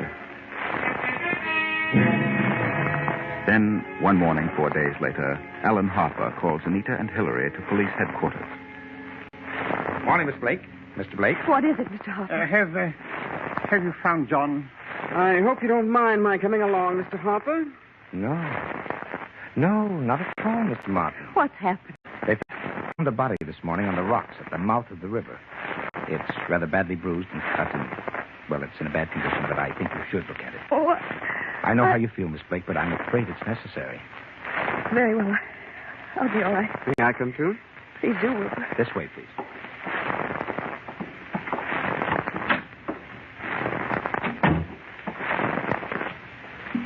Here we are. Wilbur. What do you say, Miss Blake? Oh, it's awful. Now, get hold of yourself, Anita. Please, you must. Yes, that's Father. And you, Mr. Blake? Well, it's certainly hard to say. It looks like it might be John, but was there no means of identification on this body? No jewelry? Father never wore any jewelry. There was nothing but this suit here. Nothing in the pockets. Oh, Wilbur, that's Father's suit, all right. It's Father, I know. But why? Why did he do it? Come along, Miss Blake. You needn't stay here any longer. Now, darling. Well, I still can't understand. I'd like to have a word with you, Martin. Yes? All right. Oh, would you and your uncle wait here for a moment? Of course. This way, Martin. All right, Martin. Why did you phone me? I wanted permission to see the body. Do you think it was John Blake? Oh, I can't tell, but they certainly should know. Wilbur, from the start, you've been skeptical about the suicide theory. Why? Why? Well, Who were you trying to frame? You're crazy. I'm not trying to frame anybody. You think he was murdered? Yes, I do. But not by you, of course. Certainly not. But how do you account for the fact that John came to my office, signed the will he dictated, and gave me the letter to Hillary? He must have contemplated suicide. Are you sure it was John Blake who made the will? You think it was Hillary? It could have been. But John's temples were quite gray, and he had no trace of an accent. Hillary could have dropped the accent and grayed his temples. Go on. He could have gotten hold of John's clothes and hat. And after he left you, he could have killed John and thrown him in the river and left the evidence at the riverfront. And why would Hillary kill John? Well, there have been several reasons. Maybe because of Marcia. Several reasons. Did John Blake object to your engagement to Anita? No. Why should he? Anita Blake identified her father's handwriting on the will and the letter to Hillary.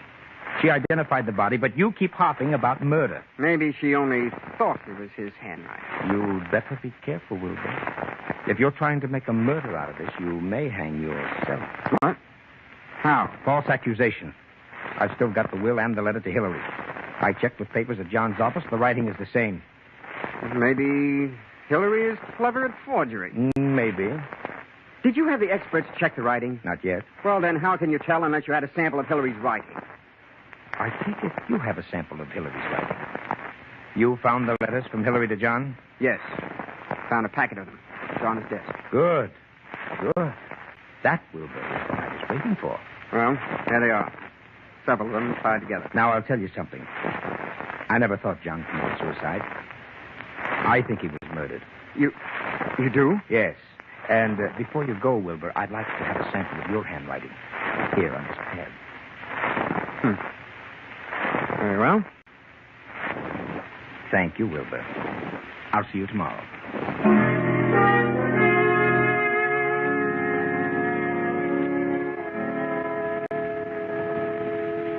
Well, Sergeant, have you finished checking? Yes, Harper, I've finished. And what's the verdict?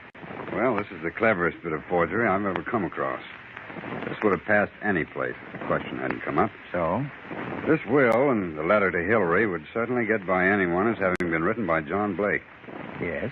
When comparing the suicide letter from John to Hillary with this letter Hillary wrote from Australia, we notice a difference, but a basic similarity. Would the fact that they're twins be the reason for that? No, on closer examination, we find characteristics which couldn't appear in both letters if they were twins. Then you agree with me that Hillary must have written the suicide letter and signed the will. I certainly do. It's a tough thing to prove. I think you're on the right track, but, well, all I can do is bluff it through, eh? I'm afraid you'll have to work on forcing a confession on this case. Did you check all these letters from Hillary? No, just those on top. Well, I'd appreciate it if you'd check them all. Just as you say. Now, what about young Wilbur Martin? Well, so far I can't see much in him to worry about. But then you never can tell. I think Hillary's the man, all right. I thought that for some time. But I'll just phone out to the house and tell Wilbur Martin that we've uncovered the whole thing, and if Wilbur's in on it, he'll be gone when I get there. He can be picked up later. Okay. I'll check the rest of Hillary's letter. Go ahead. I won't phone out there till you've finished. 10 minutes later, a startling piece of news breaks. The headlines are screamed by newsboys. Extras flood the streets. And Wilbur Martin rushes to the Blake home and faces Anita and Hillary Blake. What is it, Wilbur? What's wrong with you? Yes, for heaven's sake, what's happened? You haven't heard? You don't know, Anita? No, what do you mean? Well, look at these headlines. Plymouth building and loan crashes. Wilbur, what does it mean? I'll tell you. John Blake embezzled the company funds and they've gone to the wall. What? Yes, close the door. Wilbur, no, I can't believe such... I'm sorry, Anita. There it is, in black and white. Then that's the motive for his suicide. Why? Why? Because he knew he was caught. What else? He could have put the money back, couldn't he? Yes, but maybe he lost it by trying to make more to cover up the shortage. I don't think he lost. You don't? No. Nonsense. He must have. Why would he kill himself? Maybe he didn't kill himself. No, please, Anita. You mustn't worry. I know this is very embarrassing for you, but it isn't your fault. Let me take you away for a while. We can run down to Mexico till this blows over. Huh? You won't take her to Mexico. You won't take her anyplace. Just what do you mean? What's wrong with you, Wilbur? You're acting stupid. Do you want to go to Mexico with a murderer? What? Your father may have built the company, but I don't believe he lost the money. Wilbur. He hid it.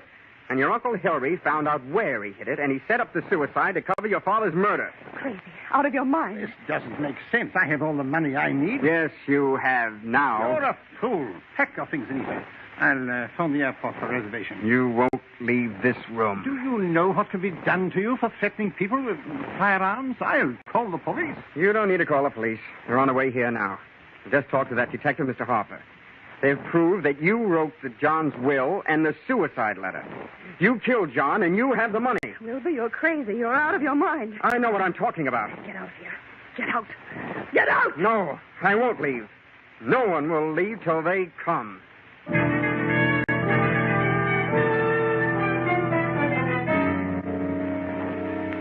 You got here just in time, Mr. Harper. Hillary was going to Mexico on the next plane and taking Anita with him. Mexico? Yes, he knows everything. I just told him about the handwriting discovery. John Blake stole the money from the loan company. Hillary here found out about it and learned where it was hidden and killed John. He's talking nonsense. Mr. Blake, Sergeant Evans here is the police handwriting expert. He's examined the will and the suicide letter from John. He's also checked them with your recent letters from Australia. What? And your letters from Australia show a definite resemblance, the same characteristics which appear in the will and the suicide letter. You wrote the suicide letter? Definitely. And we can get a conviction on it. Ridiculous. But there's something else. The will mentions a painting of Marcia Blake, Anita's mother. Where's that painting? Well, there it is, on the wall. Just a moment. I hope you don't mind, Miss Blake. You're tearing off the back. Yes. Yes. And there you are. There's the reason why. Bonds. Thousands in negotiable bonds. Then Hillary did know about the money. He did kill John for all this. I did no such thing. No. No, that's right. You didn't kill John Blake. Then who did? Look at these two letters from Hillary Blake to John. What are the dates?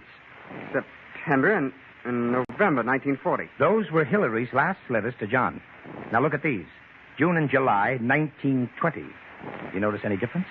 Well, all are signed by Hillary. But the ones dated 1920 are not at all like the ones written in 1940. Not the least similarity. We just discovered these old letters. The ones dated 1920 were written by Hillary. But the ones dated 1940 were written by John. John? What do you mean? You're under arrest, Mr. Blake. Not for murder, because there's been no murder. You're under arrest on a charge of embezzlement. Embezzlement? And you, Miss Blake, are under arrest as an accomplice. Oh, but what are you saying? At first, we overlooked the earlier letters of Hillary Blake. But when we saw them, we knew they were not the same hand. We knew John forged the recent ones. Furthermore, I checked with Australia. Hillary Blake died in Sydney 10 years ago. This man is John Blake, posing as Hillary to escape the penalty for looting the company. Anita, you... Anita knew all about it. She's in on the plan. Oh, it was a clever one. And they might have gotten away with the phony suicide, but he picked the wrong attorney. Oh, here's your $1,000, Blake. But I'm afraid it won't do either of you much good now. Well, that's the story. John had gone to great lengths in laying his plan, but he made a mistake by failing to destroy the early letters from Hillary, and he underestimated Wilbur's intelligence. John had covered every point. He had even established residence in an apartment as Hillary, had used the story of estrangement as an excuse for not associating with Hillary. And what of the body in the morgue? Slipped again. That's where the police knew the identity of the body. That was merely a trap laid by Alan Harper. Anita was too quick in identifying the first body she saw, too anxious. It was obviously not her father, but the finding of an unidentified body seemed so convenient that she jumped at the chance to declare it was John Blake. Yes, there's many a slip twixt, but you know the rest.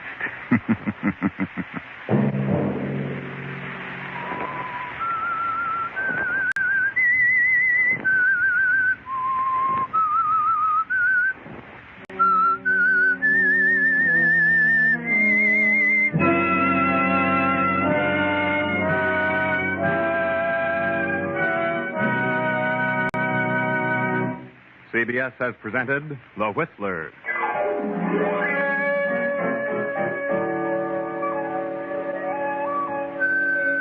Original music for this production was composed and conducted by Wilbur Hatch. The Whistlers is written and directed by J. Donald Wilson and originates from Columbia Square in Hollywood. Next week, same time, I, the Whistler, will return to tell you another unusual story. Good night.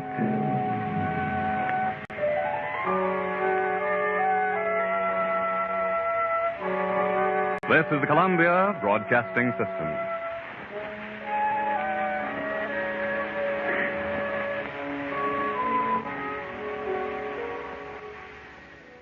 This is ABN, the Antioch Broadcasting Network.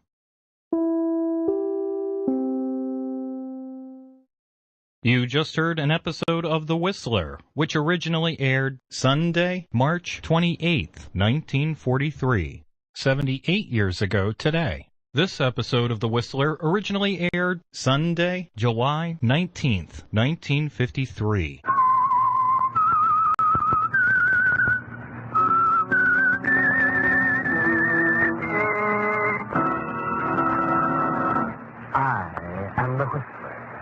And I know many things, for I walk by night.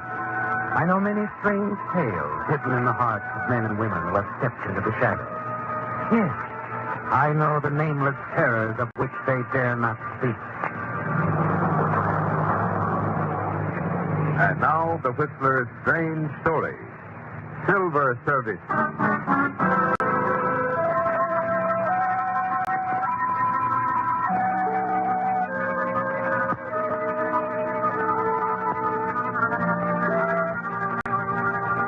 Hard-top convertible drew up to the curb of the winding drive and stopped.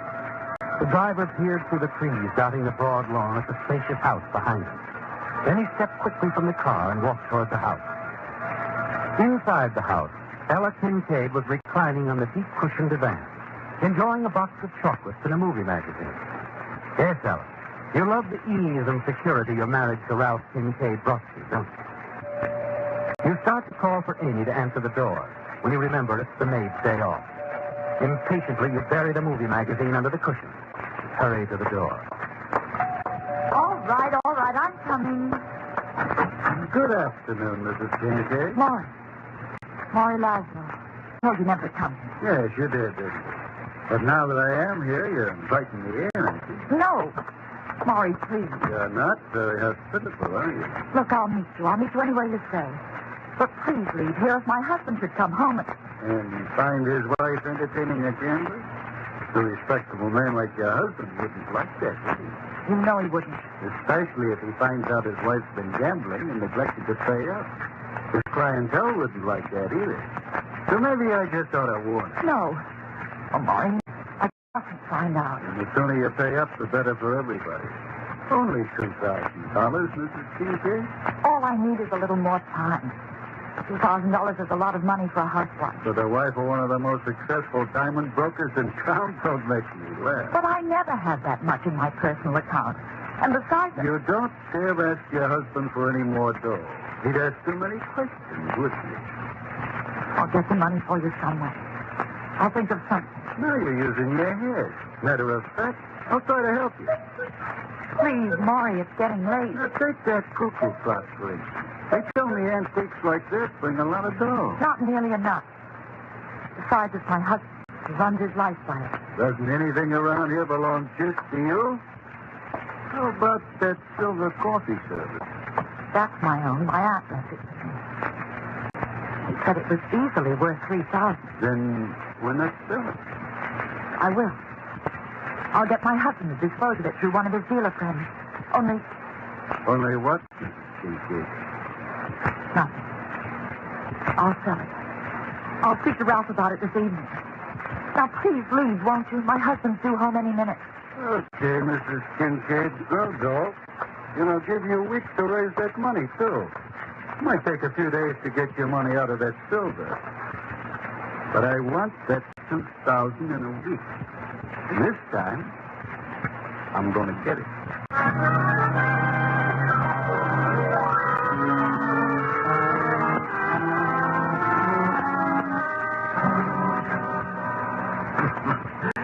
You're always full of surprises, aren't you, Ella? The roast duck, though? I hope you'd like it. Oh, it's fine. But for the life of me, I can't understand why you want to sell that silver coffee service. Well, you don't mind, do you, darling? Oh, of course not, Ella. It's your personal property. Then I wish you'd sell it for me. You could get a better price for it than I could. Yes, I suppose I could. But, Ella, if there's some pressing reason why you need some extra money right now... Oh, no. Well, A woman does like to have a little nest egg she can call her own. Oh, I'll get it. Hello? Oh, hello, Miss Fair. Mr. Kincaid is having dinner right now and doesn't wish to be disturbed. No, wait, Ella. I'll talk. Ralph, it seems to me... Hello, Miss Fair.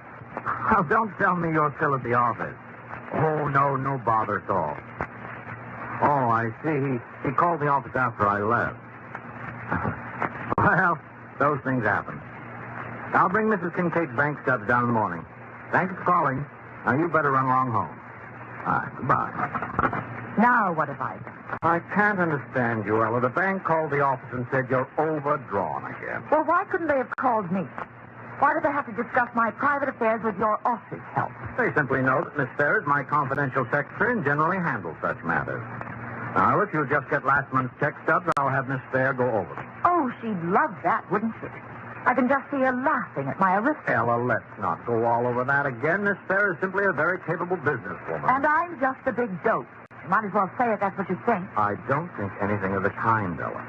I'll admit that I can't understand where your money goes, but as long as I've got it... I still don't want your very clever secretary handling my private affairs. All right, Ella. All right. If you insist on making a ridiculous personal issue of this, I'll take care of it myself. But I do wish you'd get it through your head, dear, that Miss Fair is simply an extremely capable and efficient secretary. Nothing more. Ella, what makes you act like this? Oh, I don't know, Ralph. I'm sorry, really. But it's just that sometimes you make me feel so helpless. Isn't that the way wives are supposed to be? I guess so. If that's the way you want me, darling. This is the way I want you. You're awfully sweet, Ralph. And honestly, I'll try to be more careful about money after this. I would like to sell that coffee service. Do you think you can sell it for me? Oh, sure. I may have to make a business trip to Chicago tomorrow night, but I'll take care of it as soon as I get back. No, tomorrow. Before you go, please. All right. Whatever you say. I'll see what I can do first thing in the morning.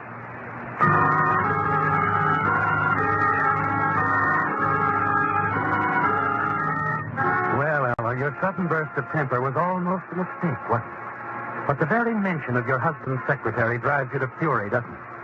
You're sure the efficient and beautiful Miss Fair is trying to worm her way into your husband's life. And you don't want that to happen, do you, Ella? No. Things have gone far too well for you since you married Ralph, until you started gambling. You know Maury Laszlo wasn't bluffing in his demand for quick payment. Said he'll go to your husband if you don't pay up. And you're certain that Ralph, with his strict code of honor, would never forgive you or believe in you again. So the next morning, you make sure Ralph takes the silver service with him.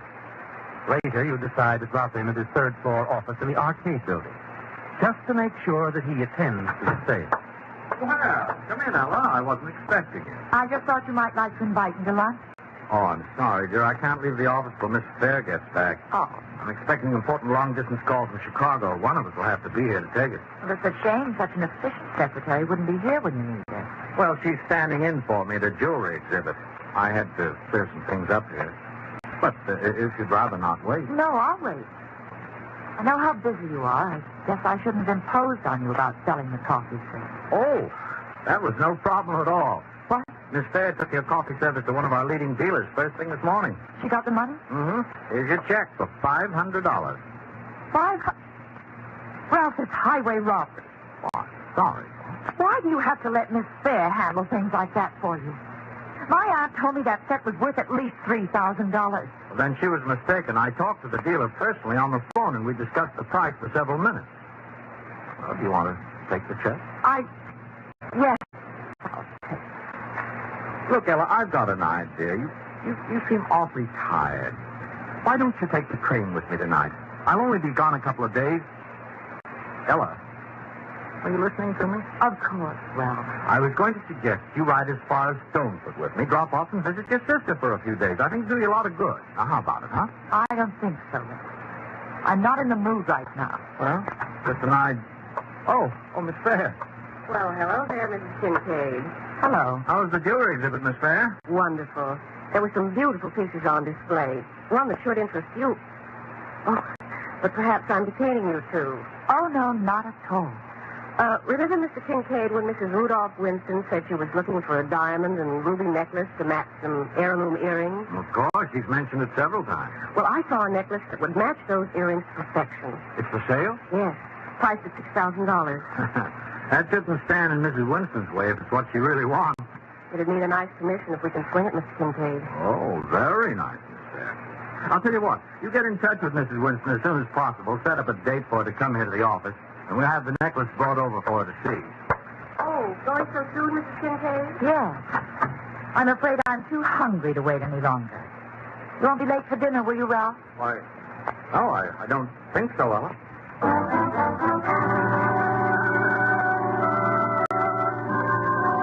Well, Ella, you're really in a spot now, aren't you? You know Maury Laszlo will stop at nothing to get his money. And the $500 you got for the silver service is of little or no help. You must find a way to get the rest of the money. Then, as you're driving home, an idea hits you. If you could just get your hands on that diamond and ruby necklace, your problems would be solved. You're certain Maury Laszlo, with his shady connections, could easily dispose of it for you. And you're equally certain he'd be glad to do it to collect his debt and the commission. Then you think of a perfect solution to all of your problems. You'll steal the necklace in such a way that your husband's secretary, Miss Fair, will be blamed for the theft, and she'll be out of your life forever.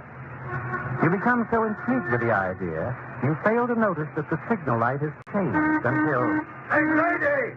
It's not going to get any greener! You're in the driver's seat. Make a move, will you? Yes, I am in the driver's seat. And I'm going to make a move. A smart move.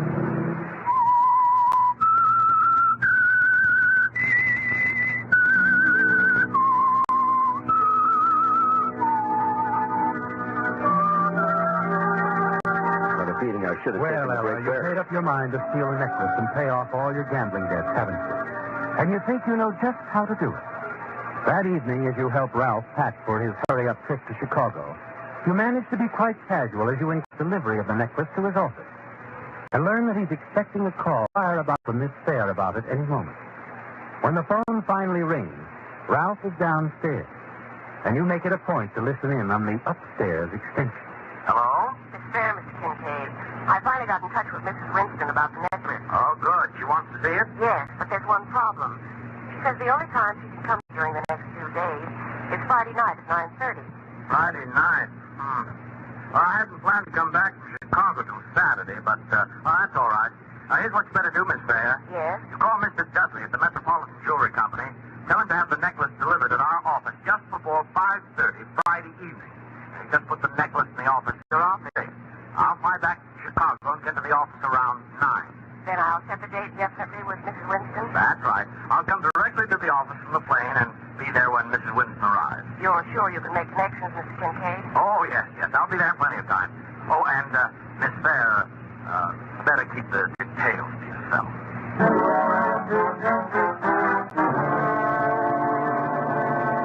That's all you wanted to know to set your plan in motion, isn't it, Ella?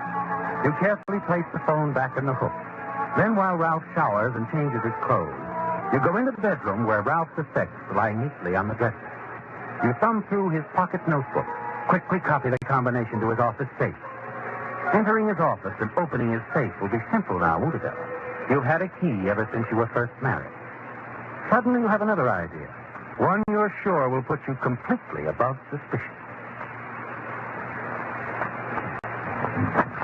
Well, Ella, my dear, I wish you were coming along, at least as far as Stoneford. Do you really, Ralph? Why, yes, I told you I would. Well, you know, I believe I will go with you as far as Stone. I would kind of like to see Vivian. Leave it to a woman to change her mind. Hey, we haven't got much time. Oh, I'll just throw a few things in a bag. It won't take 5 minutes.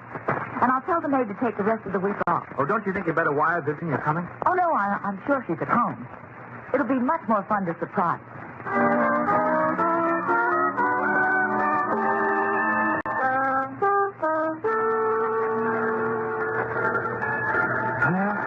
Stoneford already, Ella. I'll help you off. Oh, you needn't bother, darling. Oh, plenty of time. Watch the step. Thanks. Now, why don't you... Better phone Vivian right away, dear. Oh, I'll just take a taxi? Oh, it's so late at night. I just hate to leave you. Don't be silly, Ralph. There are only 3 or 4 cabs in town. I've been up here so often the drivers know me. Only Vivian should be out. I have a key to your house. Well, okay, honey. Ella. Yes, Ralph? You know, I've been thinking a lot about the way things have been going lately between you and me, and maybe it's my fault. I've been so wrapped up in my work. Oh, no, darling, you've been all right. It's been me. No, it hasn't. Well, anyway, when I get back, I promise you things will be better. Yes, Ralph. Everything will be better. I'm sure. I'm glad you feel like that, too. Oh, you better get back on, Ralph. You make me nervous standing here. Okay. I'll be back home Friday night. You stay here as long as you like and have a good visit. Bye, darling. Bye, dear. Take care of yourself.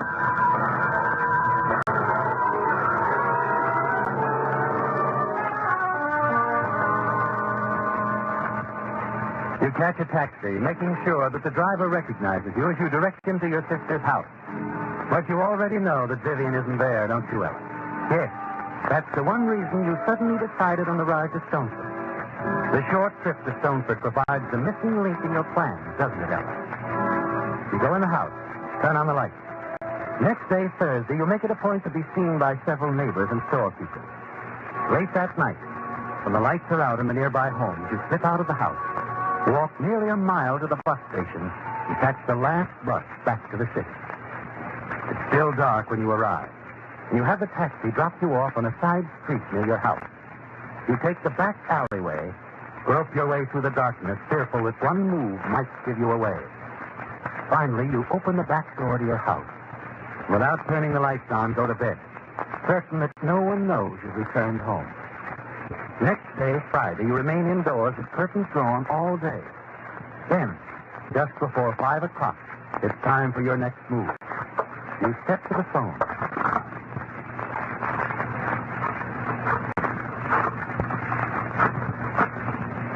You place your handkerchief over your mouth. Good evening. Mr. Marvel, Jewelry Company. Mr. Dudley, please. Mrs. Dudley speaking. Oh, hello, Mr. Dudley. This is Miss Fair. I'm talking You speak about... louder. I can't quite hear. You must have a bad connection. This is Miss Fair from Mr. Kincaid's office. Can you hear me now? Yes, I can hear.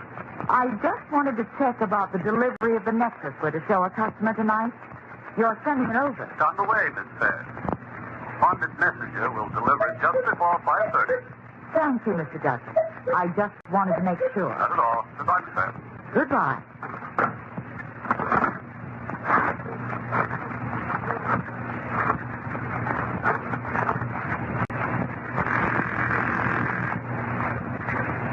Metropolitan Airport information. Hello.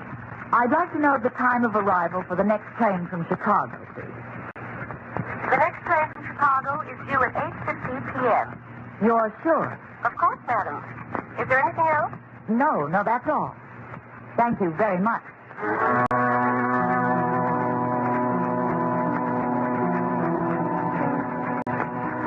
Well, Ella, now you're sure the way is clear, aren't you? Ralph's plane will arrive at 8:50, which means it will be a few minutes past 9 before he can reach his office. A little after 8 o'clock, as it begins to grow dark, you face what you're certain is your only real hazard, the possibility of being seen by someone of your neighbors. But it's a chance you have to take, isn't it, Ella? You leave the house for the back way, walk down the alleyway to the corner, hail a taxi, and direct the driver to stop a block away from your husband's office building. As you reach the building, you sigh in relief when you find the lobby deserted. You take the stairs to the 3rd floor, hurry to Ralph's office. Inside, you move to the safe. Take the combination from your purse. And in a matter of moments, the safe swings open. There. The jewel case is there, isn't it, Ella? You take it to the window. Open. You smile as the faint city lights fall on the jewel necklace. Just as you're about to lay it back in the case. Oh, why, who's there? Mrs. Kincaid. What are you doing here? I might ask you the same question, Miss Fair. I just came back to the office, that's all. Mr. Kincaid told me you were visiting your sister. Ralph tells you everything, doesn't he? But I didn't mean it that way. It's just finding you here like this. Oh, I understand. You're surprised. And I don't blame you. You see, Ralph asked me to come back and pick up some papers he'd forgotten. I'm afraid you're not telling the truth, Mrs. Kincaid. He would have called me. That necklace, Mrs. Kincaid. What about it? Well, what about it? Why, I frankly don't know.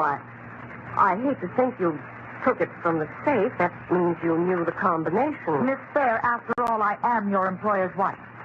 I see no reason why he shouldn't trust me as much as he does you. Perhaps that's true, but the necklace.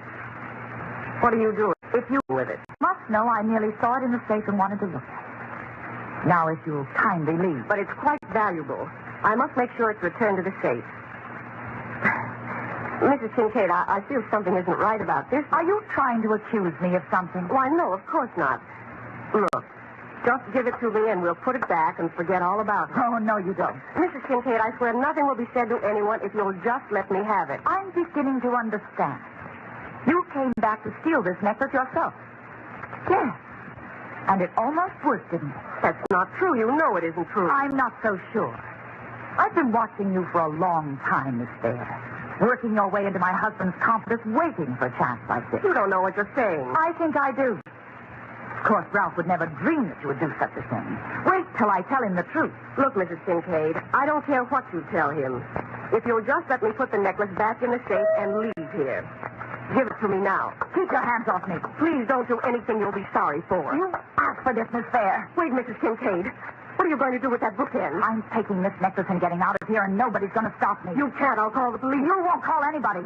And your coming here tonight makes everything easy. You don't know what you're saying. Oh, yes, I do, Miss Fair.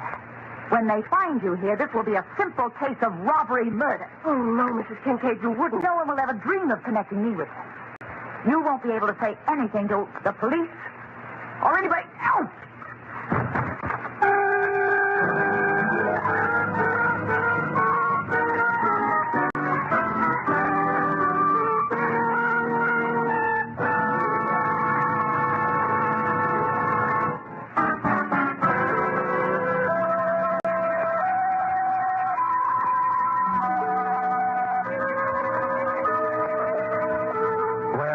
You look down at Miss Fair and realize what you've done.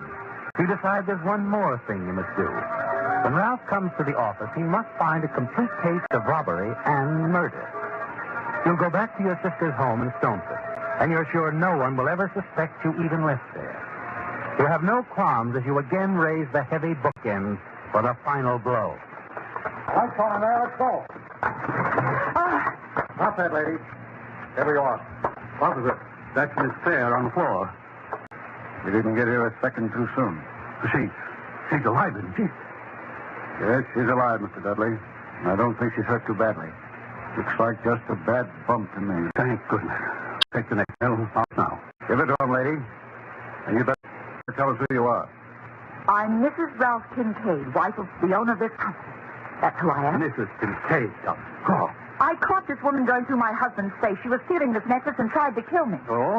I'm sorry, but it's no good, Mrs. Kincaid. I recognize your voice now from that phone call you made to my jewelry store a few hours ago. I don't know what you're talking about. I mean, when you phoned about the necklace and said you were Miss Fair. Something puzzled me about that phone call, so I phoned Miss Fair, and she said she hadn't made the call. Too bad you didn't notify the police right away, Mr. Dudley. Assault with intent to murder is a serious crime. I intended to, officer. We figured there'd been a leak somewhere, and someone was planning to waylay our messenger before he made the delivery. But when the messenger advised us the delivery went through okay, we decided to forget about it. I guess Miss Fair couldn't forget it. That's why she came back here. She came back to steal the necklace. No, she didn't, Mrs. Kincaid. You see, it wasn't your voice that started me wondering about that phone call you made. It was something else. Something else? Yes, you said you were calling from this office. Now, everybody knows you wouldn't find a cuckoo clock in a business office. And I heard a cuckoo clock strike 5. There's no sign of one here. You should have been a detective, Mr. Dudley. I'm sure we'll find a cuckoo clock in Mrs. Kincaid's house.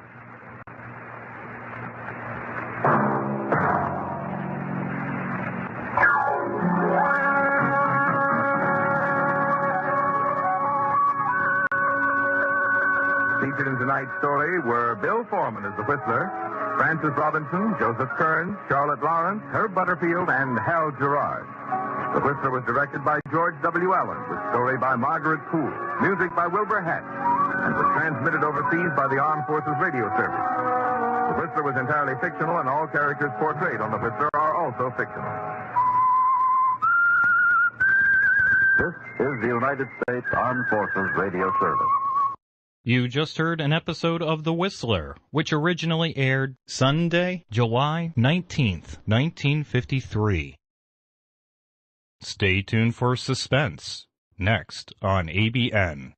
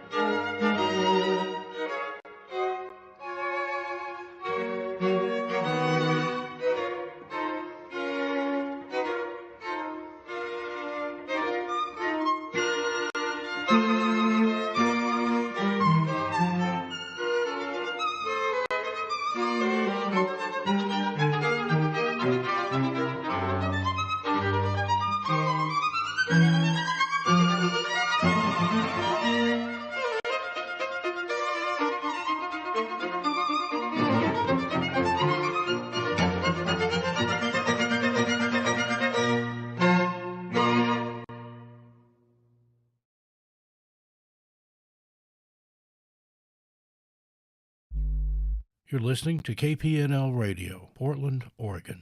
Brought to you by Mac and Mind Software and your donations. You're listening to ABN, the Antioch Broadcasting Network, playing a daily schedule of vintage radio genres and matching today's date and history when available.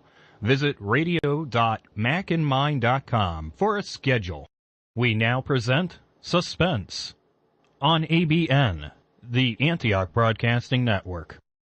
This episode of Suspense originally aired Thursday, March 28th, 1946. 75 years ago today. Now, Roma Wines, R-O-M-A, made in California for enjoyment throughout the world. Roma's present Suspense Wine. Tonight, Roma Wines bring you Mr. Brian Donlevy, a star of Out of Control, a suspense play produced, edited, and directed for Roma Wines by William Spear. Suspense, radio's outstanding theater of thrills, is presented for your enjoyment by Roma Wines. That's R-O-M-A, Roma Wines. Those excellent California wines that can add so much pleasantness to the way you live, to your happiness in entertaining guests, to your enjoyment of everyday meals. Yes, right now a glassful would be very pleasant, as Roma Wines bring you Brian Donlevy in a remarkable tale of suspense.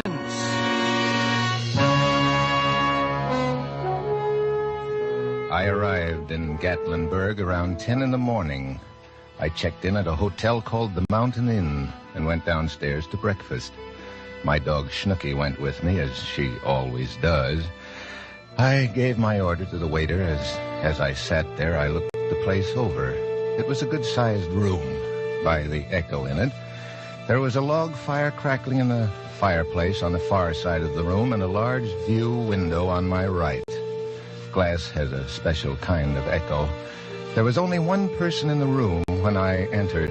It was a woman, apparently a wealthy and rather vain woman, judging from her perfume. She was sitting at the table diagonally across from me. I looked in her direction, so to speak.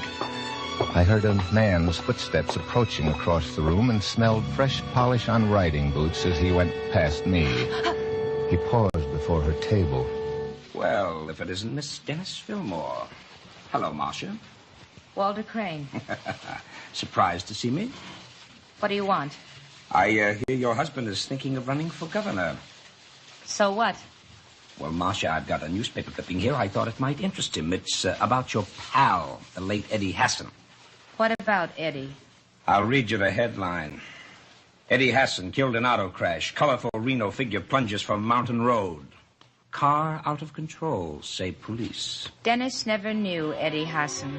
No. No, he didn't, did he? You know, Marcia, how you managed to keep those two apart has always been a mystery to me. And of course, I didn't mean to eavesdrop. I never mean to. But as some people can read what's on the marquee of a movie theater 10 blocks away, the most intimate conduct and conversation comes to me from across the room as if spoken into a microphone. This is a dubious pleasure to me at most times, but as Marcia Fillmore and Walter Crane continued, my interest became more than casual. He was reading again from the newspaper clipping. Club is beneficiary of an insurance policy.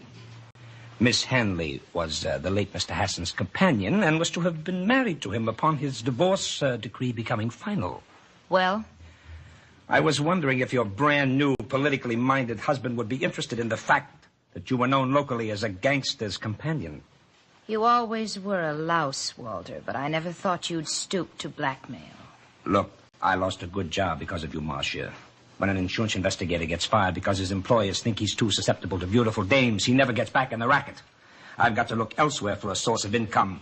And it so happens that there are some things about Eddie Hassan's accident that my former employers might be interested in. Eddie's car got out of control, and that's all there is to it. Look, you seem to forget, baby, that I investigated that case for Pacific All Risk before they paid off. And I didn't tell all the things I know or all the things I thought because, well, you were making life very interesting for me in those days. Well, Marcia? You're wasting your time, Walter. Oh, am I? Get out and take your clipping with you. Well, you can't blame a man for trying. Oh, waiter. Yes, sir. Bring me a glass of water, will you? Ice water. Something wrong, ma'am? No, nothing wrong. Get the water. Yes, sir. Right away, sir. Why did you do that? What? Nothing. Skip it. Oh, the ice water? Well, I'm thirsty, that's all. You're sure that's all? What else would I want with ice water? Oh, forget it. Look, Walter, I'll sell Dennis on the idea of investing some money in a company of yours. Well, that's more like it. When's he coming up here? Tomorrow, but you mustn't see him till I've had a chance to talk to him. Get out of town right away tonight.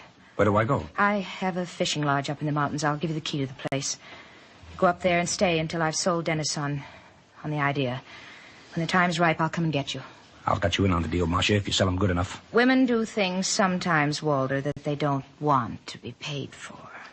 Lonesome women, maybe? Maybe. Oh, Marcia, you're still the most beautiful woman that ever led a man up a garden path. Let's drink to that, Walter. In ice water? In ice water.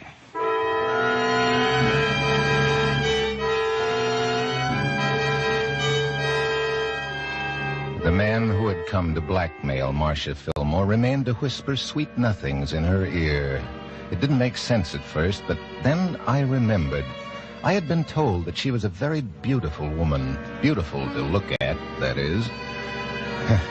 There are times when I am profoundly grateful that I have no eyes to deceive me.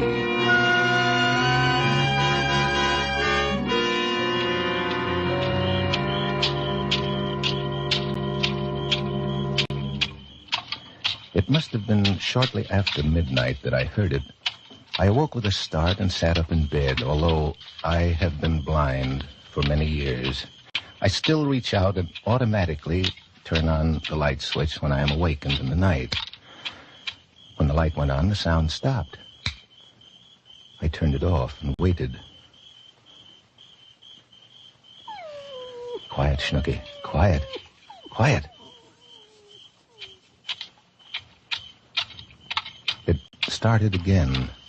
It seemed to be below my window somewhere, down by the hotel garages. Through the years, I have finally trained myself to identify almost any action by sound. But this one stumped me at first. It continued for perhaps 10 seconds, and then seconds long. It stopped for good, and a car door slammed shut. I made a careful mental note of the car's motor as it started up. It was a Packard, and one of the spark plugs was missing fire. But it got away to a fast start and was soon out of even shot. My ear. Of one thing I was certain. It turned off the main road onto gravel, and there was only one such turnoff within earshot of the hotel, the private road to the Fillmore's fishing lodge. Evidently, Mr. Walter Crane was going to have a visitor up there sooner than he had expected. As I dropped off to sleep, the memory of that sound came back to me. There was something strange and altogether sinister about it. It was still ringing in my head when I dropped off to sleep.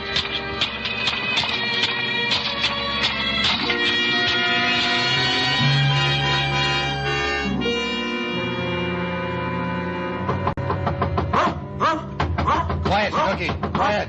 Just a moment. Captain McLean.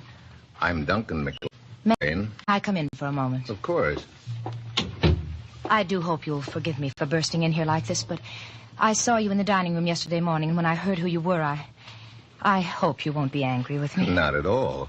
Past my getting up time anyway. Must have been the mountain air that made me oversleep. Won't you sit down? Thank you. Cigarette? Yes, thanks. Well, here, I've got it. You know, you're really amazing. One would never suspect that you're... Blind? Well, Mrs. Fillmore, we blind people can compensate to a certain extent by developing other senses more acutely. You know my name. I took the liberty of asking the head waiter last night who the lady was with the intoxicating perfume.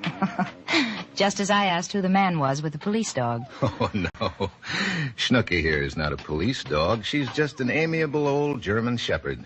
I have a police dog, though. Dreist. Oh? I only take him along when I'm on especially dangerous assignments. I gather you're not on one now. Shall we get to the point, Mrs. Fillmore? Well, there's a man staying here in this hotel, or rather he was. His name is Walter Crane. He's a blackmailer. Yes? Well, there's no need going into it, but he's got hold of something about my past. If it were published, it would ruin my husband's career. There's only one thing to do with a blackmailer, Mrs. Fillmore. Turn him over to the police. No, you don't understand. The police here is Sheriff Blackmer. He and my husband are political enemies. I'm afraid it would be too good an opportunity for him to pass up. Yes, I see your point. My first instinct was to get Walter Crane away from here. I told him to go up to our fishing lodge. I even gave him the key. I even pretended to renew an old interest which he once fancied I had in him personally. Always a mistake. Yes, but you don't know the worst of it. My husband came in from Knoxville early this morning. Without even waking me, went straight on up to the fishing lodge. Left a note asking me to join him there. My husband is a violent and unreasonable man when he's angry, Captain McLean. If he finds Walter Crane staying there in the lodge, he's likely to think that... Just what are you afraid of, Mrs. Fillmore? I'm afraid that my husband... Heaven, such a... Forgive me, but I'm afraid my husband will murder him. There, now I've said it. Yes, now you've said it. Excuse me. Hello? Yes? Oh, Mrs. Fillmore. Yes, she's right here. It's for you, Mrs. Fillmore. Oh, no. Please, don't go. I'm afraid it... Hello? Oh, yes, Sheriff Blackmer. Oh, how dreadful. Why, no, we didn't know him. I did speak to him for a moment yesterday evening, but Why, of course, I'd be glad to help you in any way I can. I'll be in my cottage. What is it? Walter Crane. They found him. His car plunged over the embankment. He was killed instantly. When? Some people in the cottage down below saw it happen. When? Just 5 minutes ago.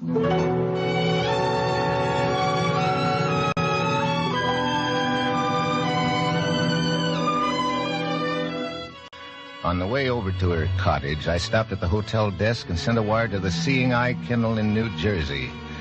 Send Dreist Air Express immediately. Dreist is my police dog, the dog I use only on very dangerous missions.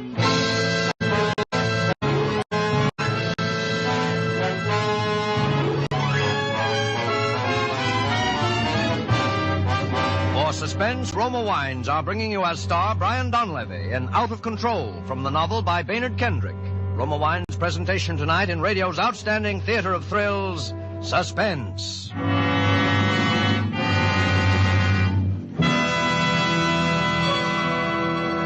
Between the acts of suspense, this is Truman Bradley for Roma Wines. Tonight, famous hostess Elsa Maxwell tells us how she's always ready for unexpected guests. Here's the secret, says Miss Maxwell. Entertaining friends who just drop in is easy with Roma California Sherry on hand. Everyone enjoys Roma Sherry. And Roma is so easy to serve, I give my friends a warm welcome on second's notice. Yes, glorious golden amber Roma Sherry is the perfect first call for dinner, too. Ideal for moderate Lenten entertaining, delightful anytime. And because Roma wine is America's first choice, Roma brings you fine wines for only pennies a glass. Yet with Roma wines, you enjoy the true wine taste luxury of choice tender grapes, grown in California's finest vineyards, skillfully, unhurriedly, guided to mellow richness by Roma's master vintners. Carefully bottled at the winery in California to seal in unvarying goodness always. Enjoy Roma wine tomorrow. Remember, more Americans enjoy Roma than any other wine. Insist on Roma. R-O-M-A.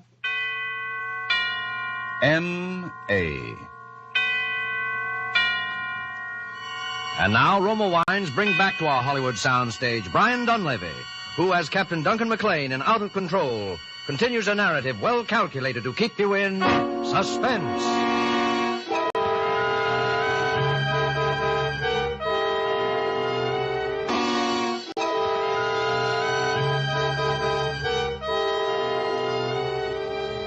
Sheriff Blackmer was a big, professionally cheerful man, but I could tell from his voice that he was plenty worried. Glad to have you in on this, Captain McLean. We don't have many cases of this kind in these parts. I'll be glad to do what I can, Sheriff Blackmer. Oh, so this is one of them there seeing-eye critters. You don't look no different from any other pooch to me. Nice poochy. Nice. Well, I thought those seeing-eye dogs were trained to be gentle. I trained this one myself for special jobs. Oh, what kind of jobs? Down, right? Down. Don't bother to explain. I think I know the answer to that one. Yes. Well, now, let's get down to business. Mrs. Fillmore. I suppose you want some information about that road up to the fishing lodge. It's quite steep and hard to negotiate if you don't know it. I know the road very well, Mrs. Fillmore. Well, then what are you... You said you didn't know this man, Walter Crane. Sheriff, I was very foolish when I spoke to you on the phone. As a matter of fact, he's a very old friend of mine, or was. I think you'll understand when I tell you my husband was very jealous. Jealous enough to have killed him? Killed him? I thought he died in an auto crash. He was murdered and thrown into the car just before it crashed. He died with an ice pick through his heart.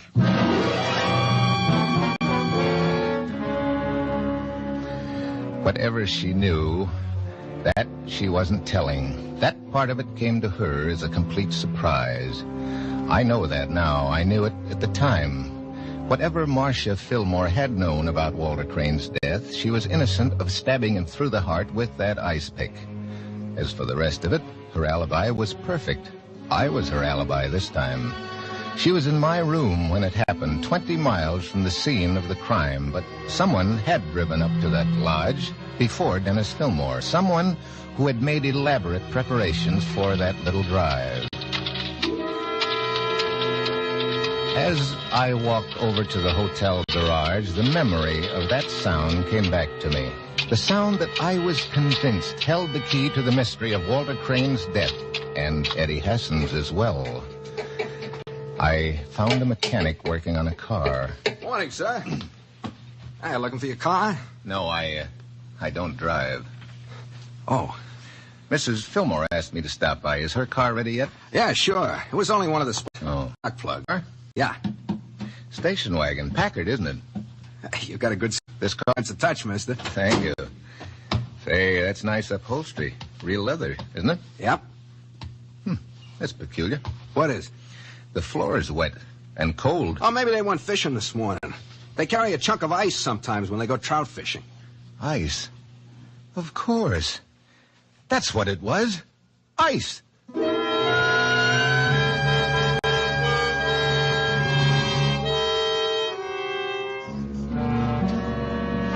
You must believe me. I know that my husband didn't do this terrible thing. Then why did you come to me this morning and tell me that you were afraid your husband would murder Crane? Don't you understand why? I needed help. I knew you only work on murder cases, and so I tried to get you interested by making that story up. I think I can save your husband, Marcia, but only if you tell me the absolute truth. Oh, I will. I swear I will. Did you go up there to that cabin last night to see Walter Crane? No. Lie number one. You drove up there around 12:30. How did you know? I heard a car drive out about that time. It was a Packard with one dead spark plug. This morning, your Packard was in the garage getting a spark plug replaced. You don't know I went up there? I heard you turn off on a gravel road about halfway up the mountain. Your road is the only one up that way. All right. All right, I did go up there. But I wasn't there when it happened. Marcia, have you ever seen this bottle before? Why, certainly. It had Verilyn in it. Sleeping medicine. It's a prescription of my husband's. Have you any idea how it got in Crane's car? Well, I gave it to him. He said he couldn't sleep. How did you give it to him? In the bottle, of course. Are you intimating that I drugged him? I'm only trying to find out what Crane did the last few hours of his life. If he took an overdose of sleeping medicine, it might account for the accident. He might have got up this morning, still woozy from the effects of the drug, got in his car, released the emergency brake, blacked out for a split second, as sometimes happens in a reaction to an overdose of sleeping medicine, lost control of the car, and crashed over the embankment.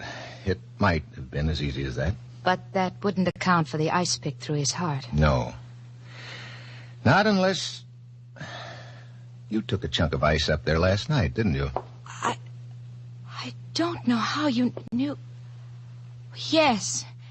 Yes, he needed some, especially if he was going to do some trout fishing, and Walter was very fond of ice water. Yes, I know. He ordered some last night at dinner. Is there anything you don't see with those sightless eyes of yours? I still don't see the murderer of Walter Crane. I thought for a moment there you suspected me. I'm perfectly capable of it. You had the motive. You had the ice pick. But you weren't. It happened there. No. They can't prove that Dennis was, can they? Well, he's a pretty likely candidate, isn't he, Marcia? Oh, I'm so worried about him. They have a posse out for him. Where will he go, I wonder? I wonder.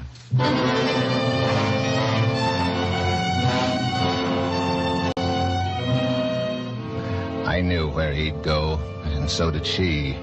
And they both knew that matters would have to come to a head that night. I didn't tell Sheriff Blackmer everything, but he agreed to drive me up there.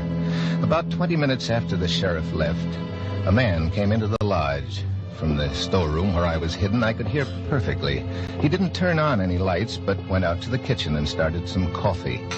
It could only have been Dennis Fillmore, who paced up and down in that darkened room. Then I heard the door open and a woman's footsteps coming in. Dennis. Marcia. Oh, Dennis. You shouldn't have come here. What are you trying to do, lead them to me? I didn't tell the sheriff about you, Dennis. I swear I didn't. Tell him what? Dennis, I know you killed Crane. So you know I'm a murderer. Then what are you doing here? Dennis, I love you so much. I hated that man. I'm glad you killed him. What was Crane to you? I was going to tell you, darling, I used to know him. He's a blackmailer. It was perfectly innocent before I met you, but with your career, and I just didn't want you to get mixed up in it. That's why I told you to hide. Oh, I'm sorry, Marcia. Don't cry, please. I love you, Dennis. I made some coffee. Would you like some of it? Yes. You sit still, darling. I'll get it. Dennis, what are we going to do? Have you thought about it? I'm thinking as hard as I can, Marcia. You can't confess to this terrible thing, Dennis. I won't let you.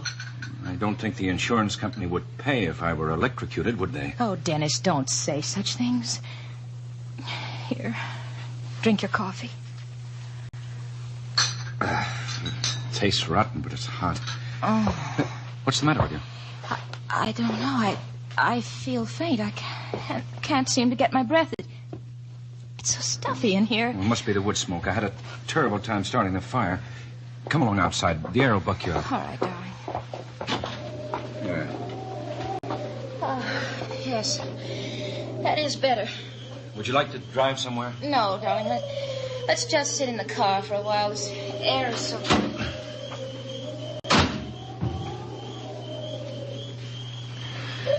They sat there in the car perhaps 10 minutes before the car door slammed shut. And then I heard it. The sound that had been ringing in my ears since that first night. But now I was hearing the real thing for a second time. As calmly as the neighborhood iceman chipping out a 50-pound chunk wife, a house murderer was making preparations for a third experiment in a method of almost perfect crime.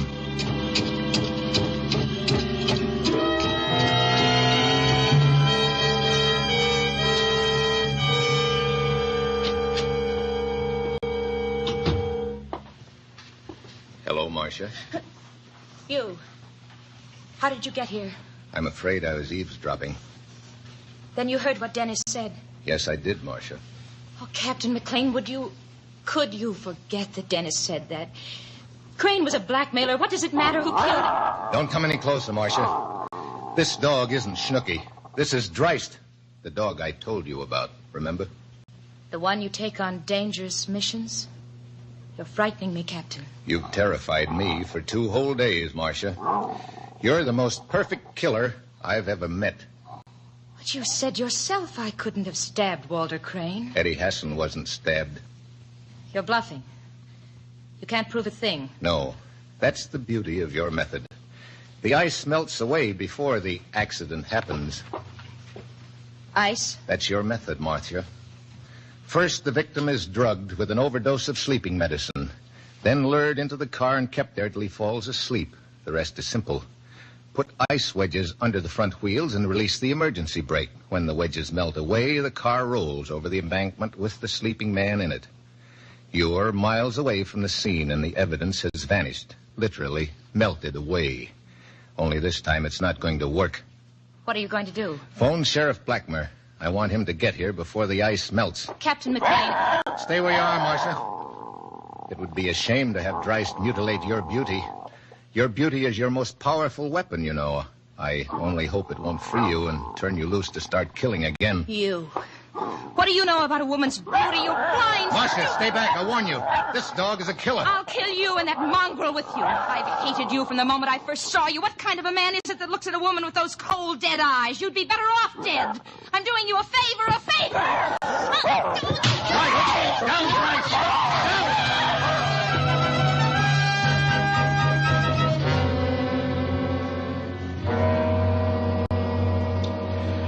Well, she's dead, all right. I'm sorry. The dog, I guess I'll have to have him put away. That won't be necessary, Captain. She did that for you. Jabbed the ice pick square between his eyes. Oh, poor fella. Yeah. What I can't figure out, how did she manage to stab Crane and still keep her alibi? She didn't stab Crane. Then who did? Nobody. Well, then how... It was a freak accident, Sheriff. The ice pick was on the seat of the car when it crashed. I knew that when you told me the angle at which it entered the body that it was. She really thought her husband had done it. After she left Crane asleep in the car. So much so that she even accused him of doing it. By the way, is he all right? Oh, sure, just a little dopey from the sleeping pills. I guess he's really pretty broken up about her. Really loved her, the sap. Can't blame him, though. She really was a beautiful woman. Why, when she looked at you with those big blue eyes of hers, you could believe anything she wanted you to believe. So they told me. Yes, Sheriff, sometimes I'm very glad I have no eyes to deceive me.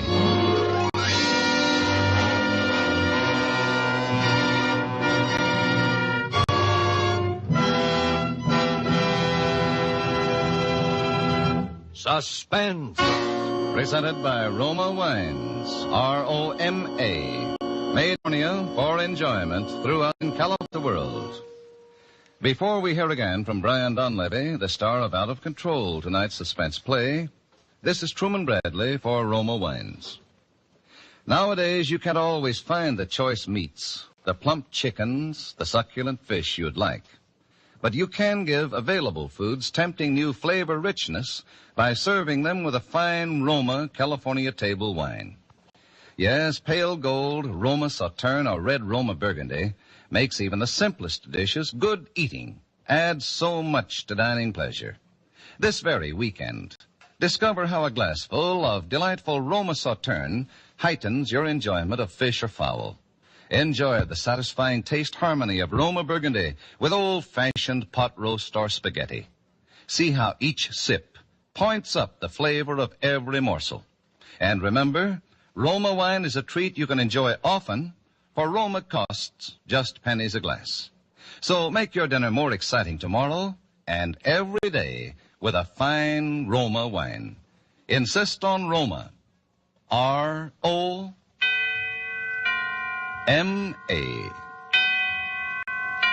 Roma wine, made in California for enjoyment throughout the world.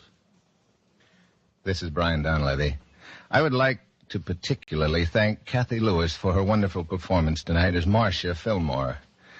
Mr. Spear has been telling me about next Thursday's suspense play. Miss Agnes Moorehead will be the star in a show concerning a faded leading lady, her cheerful second husband, and a sweepstakes ticket which turns out to have been buried on the person of her not-so-cheerful first husband. I know that I won't miss this one, and I'm sure you won't. Thank you. Brian Dunleavy will soon be seen in the Paramount Technicolor production, The Virginian.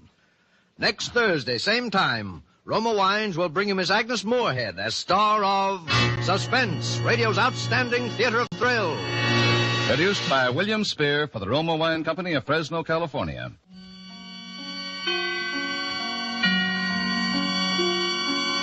This is CBS, the Columbia Broadcasting System.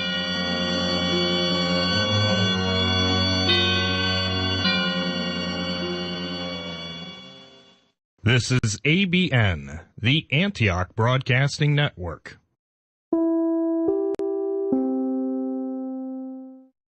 You just heard an episode of Suspense, which originally aired Thursday, March 28th, 1946. 75 years ago today. This episode of Suspense originally aired Sunday, June 2nd, 1957.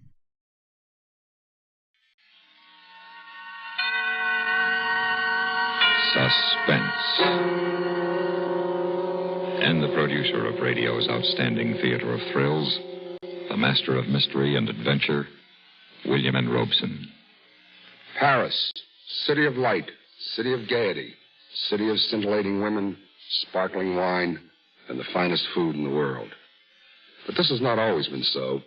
Just a few years ago, Paris was a city of darkness and despair and hunger, where men turned to strange and sinister activities just to keep alive. This was the Paris of the Nazi occupation, a hopeless city, which Marcel Aimé has caught in his strangely disturbing story, Crossing Paris, a tale of cupidity and retribution. Listen then to Mr. Hans Conried starring in Crossing Paris, which begins in exactly 1 minute. Smoke Kent with the micronite filter. It is the mild cigarette that's got the freshest, cleanest taste yet. It is the mild Kent cigarette. Smoke Kent with the micronite filter.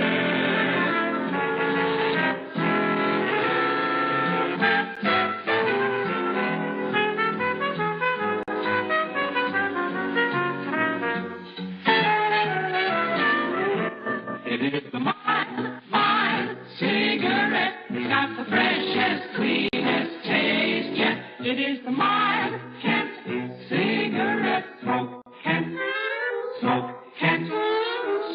Kent with the micronite filter. And now, Mr. Hans Conried in Crossing Paris. A tale well calculated to keep you in suspense.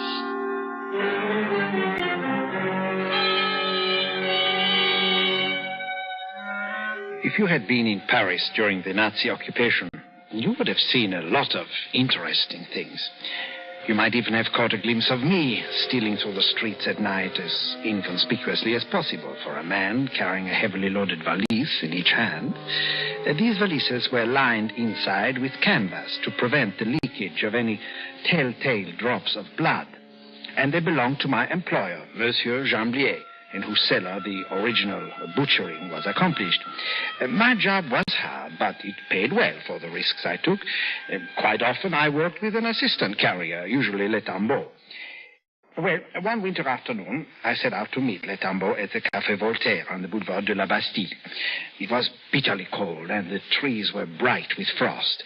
It promised to be a miserable night for us. A keen north wind was blowing over the canal toward the Seine, and the day seemed dying of cold. It was nearly dark when I reached the Café Voltaire. Ah, Pierre, what will it be? You look cold enough for a brandy. That I am. Here, this will warm your bones. Your friend Le Tambeau is in. He said to tell you he is not free tonight. Oh, curse him. How can he behave like that? He has no respect for his work. Respect for what work? Who's this Le Tambeau? Respect for what work? Oh, please, monsieur. I'm talking to the bartender. It's no affair of yours. It's my affair, all right. I'm standing here drinking, and you come in and curse people and talk about respect. I'll teach you respect. Oh, the fellow was drunk. He put his glass down and staggered up to me, fist raised.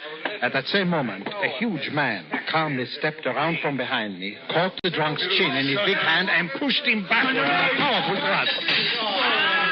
I get it now. The police always travel in pairs. Now, We are not the police, you idiot. But I promise you some police if you don't shut up. See, I told her, look at the brute. He has police written all over him, and I was an honest... Well, then, let's go, my lad. Pay for our drinks now, and we'll report to the station for duty.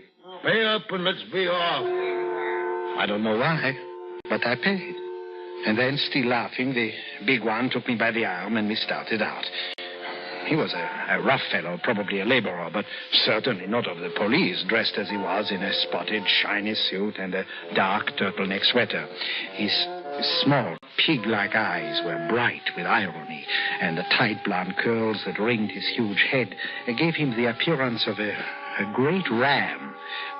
When we reached the street, the night was already black with high, icy winds. That was a squalid scene. Oh, well, the man was drunk. But I could have handled him. I carry a knife, you know. You did not have to interfere. Oh, no, I enjoyed it. Well, anyway, you kept him from being cut up. Oh, but I didn't realize that you were going to cut him. My apologies, monsieur. You're a bloodthirsty brute. I bet your wife wears a black eye to Mass every Sunday. No. No, wife. The big thing in times like this, what is to eat. With me, my stomach comes first, love afterward. I see. And what do you do? What is your trade, eh? I am a painter. Oh, you must find it difficult these days. There's so little building going on. I manage in a small way. Look here, you're a strong fellow, and if you're not afraid of a little risk, I can give you a job tonight as my assistant. It pays well, too. How much? Say, 400 francs. You're on. Don't you even want to know what it is? Well, you're probably an assassin. Of course not. Above all, I'm a man of honor. What difference does it make? All right, then. Let's turn off here. First, we must go to the Rue Poliveau. Our work starts there. Well, let's walk faster. I'm cool.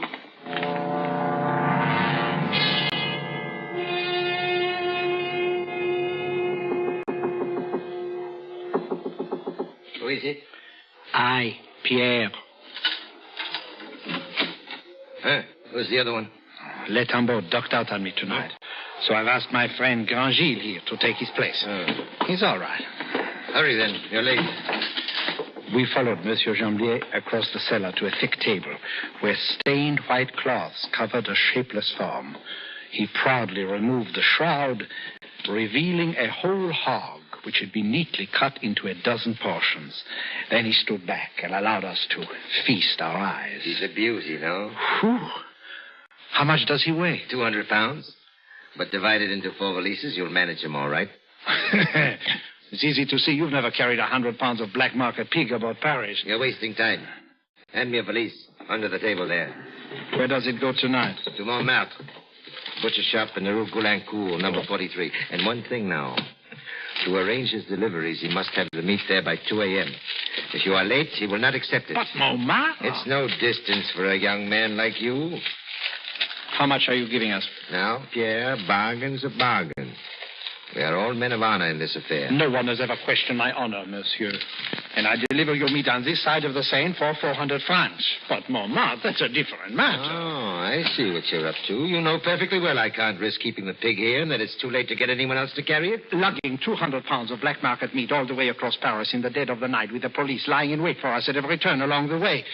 You call that profiteering? All right, then. All right.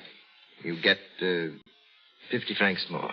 I want respectable pay for my work, not just a tip. 500, then. But not a sou more. It is hard work. It involves great risk.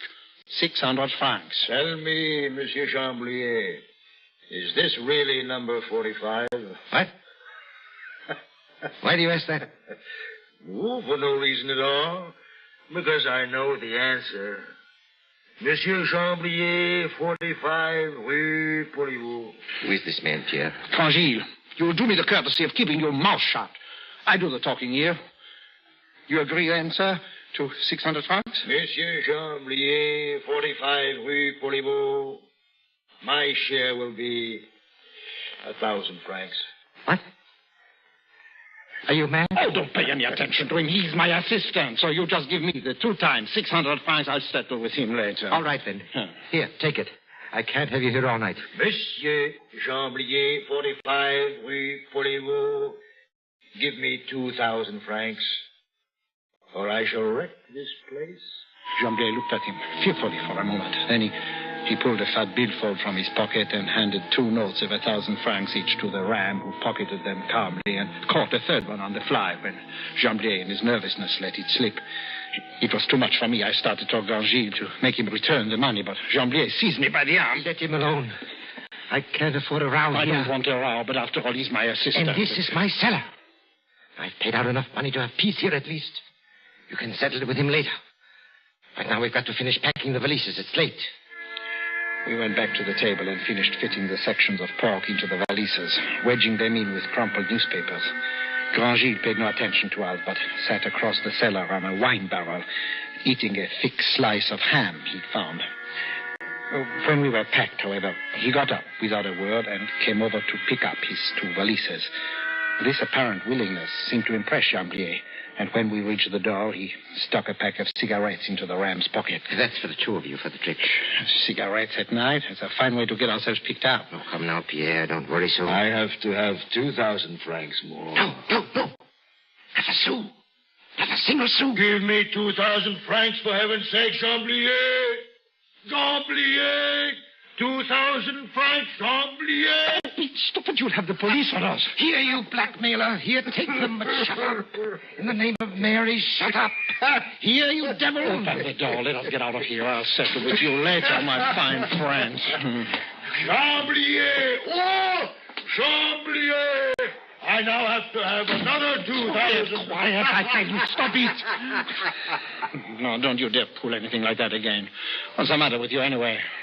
Do you want to go to jail? I'm warning you now. If you Stop chirping at me, or I'll pinch your head off and let you bleed. Well, I don't want any trouble, but after all, I've given you a job. This is my work. You should have some respect for it. Oh, that's for your job. Where do we cross the river? We have to go up to the Ile Saint-Louis, too near the railway station down here. Too many police patrols and German soldiers around. Let's hurry, then. My hands are turning to stone. As we passed by the wine market, deserted and desolate in the night, the wind seemed to blow with less violence, but colder. Our faces were gnawed and burned by it. The oily water in the Seine was cold, black as, and along the banks the bare trees stood bleak and spectral. Finally, we reached the Ile Saint-Louis, and with a cord, turned into the first side street for a moment's respite from the paralyzing north wind. It's a wonder the air doesn't freeze. Why in the name of heaven do you work at this job? I make my living this way. Every man to his trade. Now tell me, how much can you get for pork in the black market, huh? Forget it. What, 75 francs a pound? Forget it, I tell you. In that cafe where they thought we were police? I'm sure we could sell Chamblier's pig at 75 francs a pound. That would give us 30,000 francs. 15,000 apiece of easy money to... Instead of killing ourselves in this wind... You think if I want to do that, I'd have brought you along? No. And if I were to decide to do it now, I'd begin by getting rid of you. What makes you think you... Quiet. Listen. A patrol. Back here in the shadows. Quick.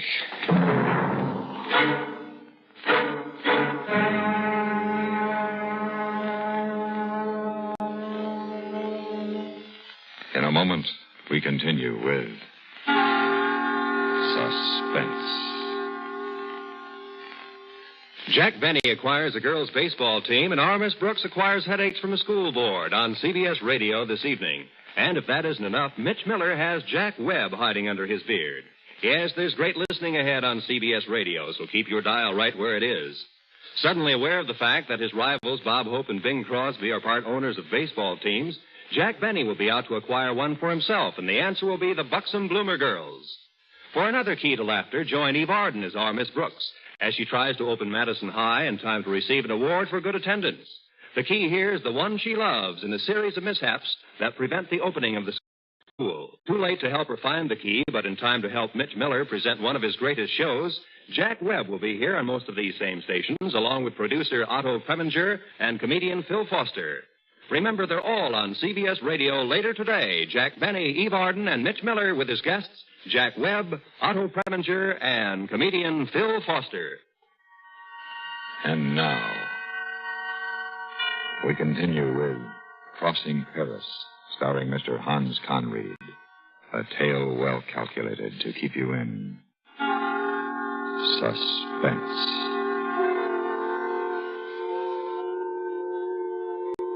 We froze against the doorway, and the patrol passed without seeing us. Ahead of us were still 2 solid hours of terror crossing Paris. The moon was still hidden, but the night had grown lighter and consequently more dangerous for us. After a block or two, I suddenly sensed that Grangil was no longer behind me, and turning, I saw him halfway across the street, headed toward a line of blue light that framed the doorway of a cafe. I'm going to get a shot of liquor. Come back here, you fool. You can't carry that stuff in there. I won't be long. He was already opening the door, pushing his valises past the blackout curtain which masked the lighted interior. Cursing, not telling what he was up to now. But in any event, I couldn't leave him there with Jamblier's pork, and I didn't dare stand around in the street waiting for him, so I crossed over and followed him inside. Several men who looked like clerks were playing cards at a table, and the floor was covered with sawdust and the lights were dingy. The proprietor's wife sat knitting a sock behind the cash register and looking suspiciously at Grangil, who was already standing at the bar, 1 foot resting on his valises. 2 cognacs, patron. This is my closing. Cognac. What is all that luggage? You're not running into my place with the police at your heels, are you? Give us some cognac. No. Do not cause a row. With me, these rows... Cognac, patron, Rémy Martin. Shut up, Grangil. Shut up, I tell you. If you quiet down, I will get it for you. Thank you, monsieur. The proprietor searched for a bottle of Rémy Martin, and Grangil turned and stared at the 4 clerks who had stopped their card game. They were obviously avoiding so much as a glance in our direction. All right. You. There are 4 of you sitting there. You're half starved on rotten carrots and sawdust pudding. You're smoking corn silk. All of you. And there's enough good fat pork in these valises to make you rich. Huh? What's to keep you from making off with it? You know well enough we're in no position to report it. In the name of heaven, Grangil, come to your senses. Get out of here, you filthy paupers. Get out. And howl against the black market. Rebel! Scum! What good does it do to make laws if they're not respected? Blackguards! Anarchists! Disloyal Frenchmen! Stop it, Grangil. Have you lost your mind? Perhaps you don't care what happens to you, but I care what happens to me. You don't say so, eh? You there, patron. I can't wait all night. Give us some cognac. Give us some cognac, I said. Here is your cognac. But please, no more. It is past closing time already. Here. Here's to you, little Pierre. You who are as timid as a girl, but whose charm I cannot resist. Your valises full of pork that these cowards refuse to take, I will carry as far as Le Havre, on foot, on my knees, for you. And then, without warning, the ram reached out, seized the cognac bottle, and heaved it with all his strength against the mirror behind the bar. Excellent. Now, my valises. Come, little Pierre. I never wish to see these wretched people again. Baboons, I ignore you. I erase you from my memory forever. I followed him out, wondering how in the world I could keep this monstrous madman from getting us picked up by the police. The moon had come out now, and the center of the street looked like an arrow of brightness, while the shadows along the sidewalk offered dangerous possibilities of surprise. At the first street crossing, the black shadow in which we were walking was broken by a streak of moonlight. We just reached the opposite curve when, from the dark, only 3 yards in front of us, a man's voice rang out. Stand where you are. No tricks now. What are you carrying in those valises? Before taking that tone, you do well to identify yourself. It's the police. You saw me well enough. Oh, the police? Well, I'm certainly glad we ran into you. I've been looking for somebody to show us how to get to the Rue Sévigné. You're going away from it, and I think that You don't tell me. Did you hear that, my friend? The Rue Sévigné is behind us. Well, then we just have to turn back. Later, perhaps. Right now, you're going with me to the station. May we rest a moment first? We've walked a long way looking for the Rue Sévigné. Perhaps I can explain. No need for that. Come along now. Come on. There was nothing he could do if I put my valises down anyway, in spite of him. So I did, thinking he would give me a chance to talk him out of this. And the ram, bending his knees slightly, put his down also, and then, suddenly straightening up, smashed the policeman's jaw with his fist. The poor man doubled to his knees, fell flat without making a sound. Grandgilles bent over him for a moment and then grabbed his hat and threw it into the middle of the street. The visor shone there in the moonlight. Well, let's go. Well, that was clever. As soon as he comes to, he'll grab his whistle. In 5 minutes, all the police in the arrondissement will be after us. That would surprise me. I still in my pocket. Have his Air raid alert. Now what will we do? We don't dare go into a shelter with his meat, and we certainly can't stay in the streets. I live only 2 blocks from here. Come on. Come. In spite of carrying 100 pounds apiece of that cursed pig, we ran all the way. But at last, with bursting lungs, we made it. I stopped a moment inside the door to catch my breath before climbing to the top floor where he said he lived. The ram went on ahead, and the door was open when I finally arrived. Come in. I'll have a fire going in the stove in a moment. It was a large, comfortable studio. In the bluish light that filtered in from the street, I could see a huge mirror covered with gauze, hanging directly opposite the entrance, over a baby carriage filled with what appeared to be framed paintings. I set down my valises near the door and stood there until Grandgilles drew a blackout curtain over the window and turned on the light. There were several easels in the room, and on a table near the window were spread out a number of drawings and paintings. Surprise? You're a painter? Yes. I said I was. You did all those? I sell most of them around Montmartre. But since the German occupation, amusingly enough, not always for money. I barter. Well, only last week, for a pin wearing nothing but a picture of a woman, high-heeled shoes and an opera hat, I got a ham. But here's one I've been commissioned for that'll bring 100,000 francs. You like it? No. Because it's the portrait of a Nazi? Perhaps. And because it's no good. You're still angry with me, aren't you? Oh, I don't know what to think of you. Think what you like, then. I'm going to eat something. The stove had commenced to glow, so I sat down in a big, easy chair next to it and soon became drowsy in its pleasant warmth. And then suddenly a bell went off and woke me out of a sound sleep. Grandgilles speaking. Ah, Suzy. Oh, I'm sorry I couldn't make it. Pierre Martin, Huh? No, you don't know him. Well, Pierre Martin is a little gutter snipe who works in the black market. He gave me a job, the poor idiot. Oh, like great fun. Wore dirty clothes, played the role of a tough, a Satanist, a thief. No. It was very easy. After all, it's the weak ones who act tough. Very amusing, I assure you. What? No, I'm still an amateur. So that's it. I'm not telling you about it all. He was slamming, mocking me, making fun of my work, laughing to himself all the... I'll show him. Pierre, such temper, little one. You dog. And I thought you were hard up. I want to help you. And you, gentleman, treating himself to a taste of what I suppose you call the underworld, like a stinking tourist. Is there a reward out for you, Pierre? It's stealing, that's what it is. You should have left the work to a man who needed it. You have no honor, no respect for work, you filthy rat. Oh, but I have. Come over here. Look, I drew a portrait of you while you slept. Huh? Perhaps you will like this picture. I don't even want to look at it. What do you think I am? Me, I earn my keep. I work hard.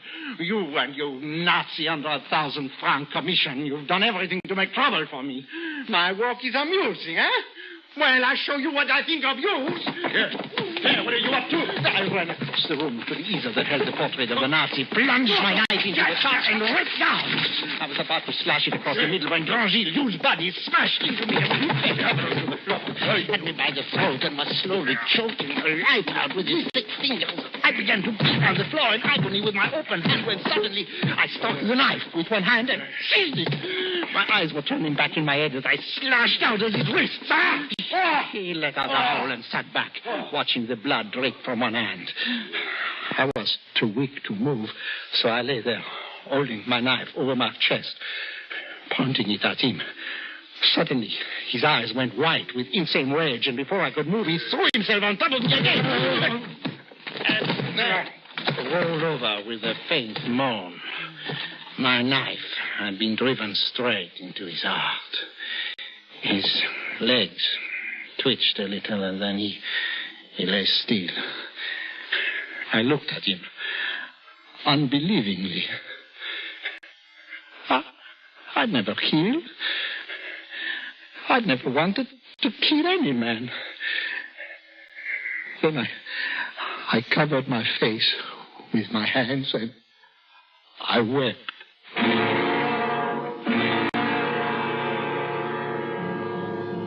2 hours later, faint with exhaustion, I delivered all 4 valises to the butcher shop in Montmartre.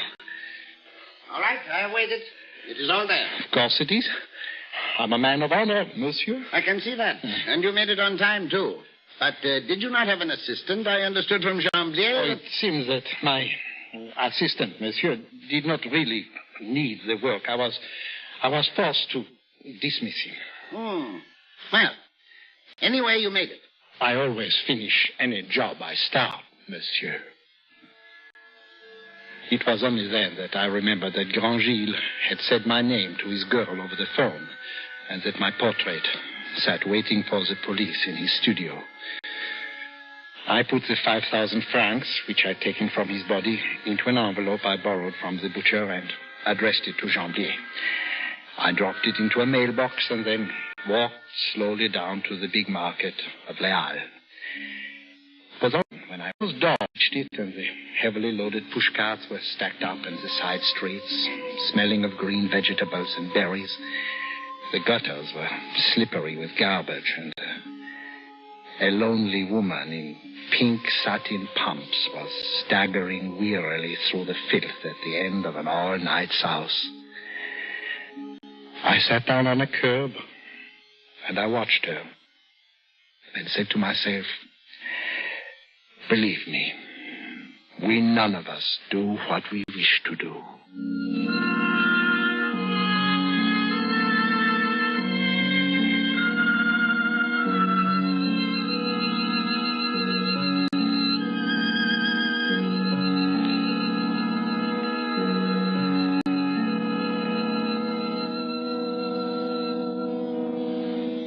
Suspense, in which Hans Conried starred in Crossing Paris, adapted by John Meston from the story by Marcel Aimé, and produced and directed by William N. Robeson. Listen. Listen again next week when we return with Mr. Vincent Price in The Green and Gold String, another tale well calculated to keep you in suspense. Supporting Mr. Conried in Crossing Paris were John Daner, Joe DeSantis, Ted DeCorsia, and Paul Dubov.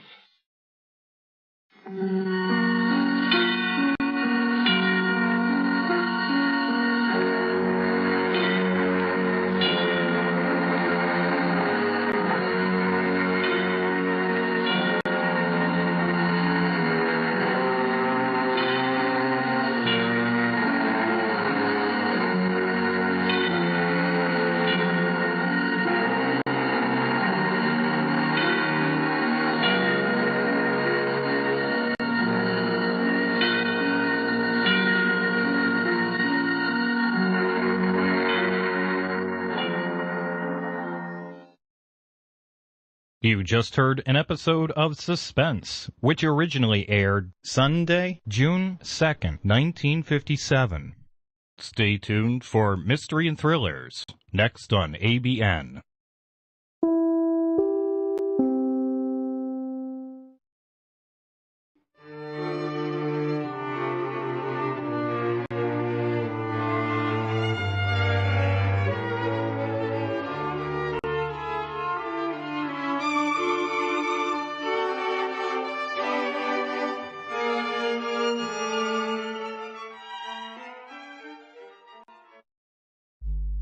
You're listening to Kpnl Radio, Portland, Oregon. Brought to you by Mac and Mind Software and your donations. You're listening to ABN, the Antioch Network, serving listeners on the internet and community broadcast radio stations with a variety of old-time radio. Visit radio.macandmind.com for more information. We now present Mystery and Thrillers on ABN, the Antioch Broadcasting Network. This episode of Escape originally aired Sunday, March 28th, 1948, 73 years ago. Did you have too many Easter eggs today? Dreaming about that vacation you can't take yet? Want to get away from it all? We offer you Escape.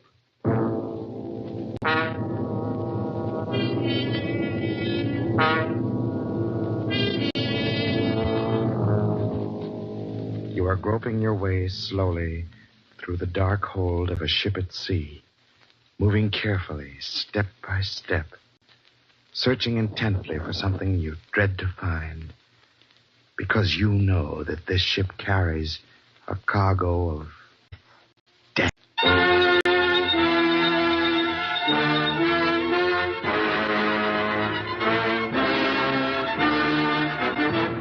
Escape, designed to free you from the four walls of today for a half hour of high adventure.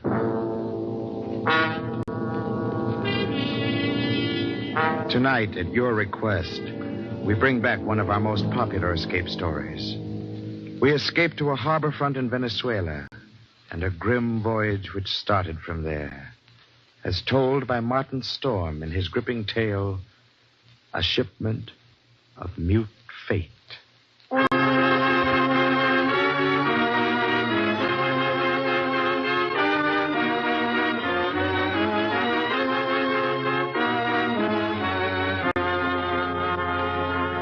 I stopped on the wharf at La Guaira, looked up the gangplank toward the liner Chankay, standing there quietly at a moorings. The day was warm under a bright tropic sun. The harbor beyond the ship lay drowsy and silent. But all at once, in the midst of those peaceful surroundings, a cold chill gripped me, and I shivered with sudden dread. Dread of the thing I was doing and was about to do.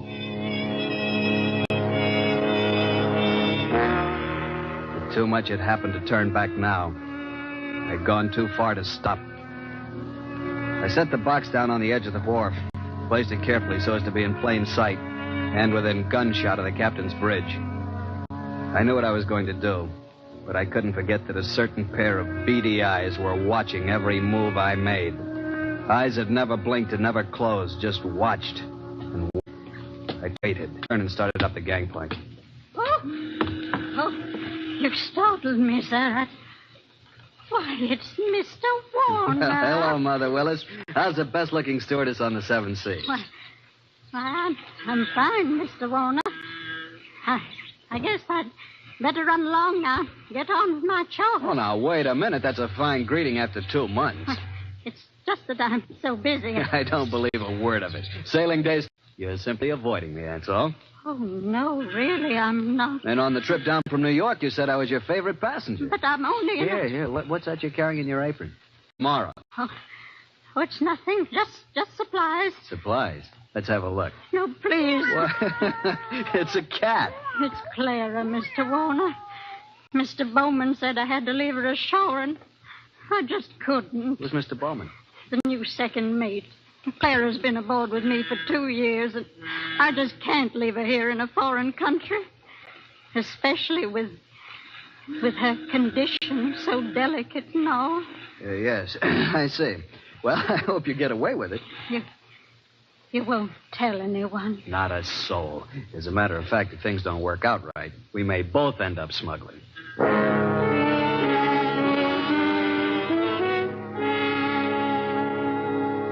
Most happy to have you aboard on the trip down 2 months ago, Christopher, and I'm very glad you're coming along with us on the run back to New York. Well, thanks, Captain Wood. There is one thing, though.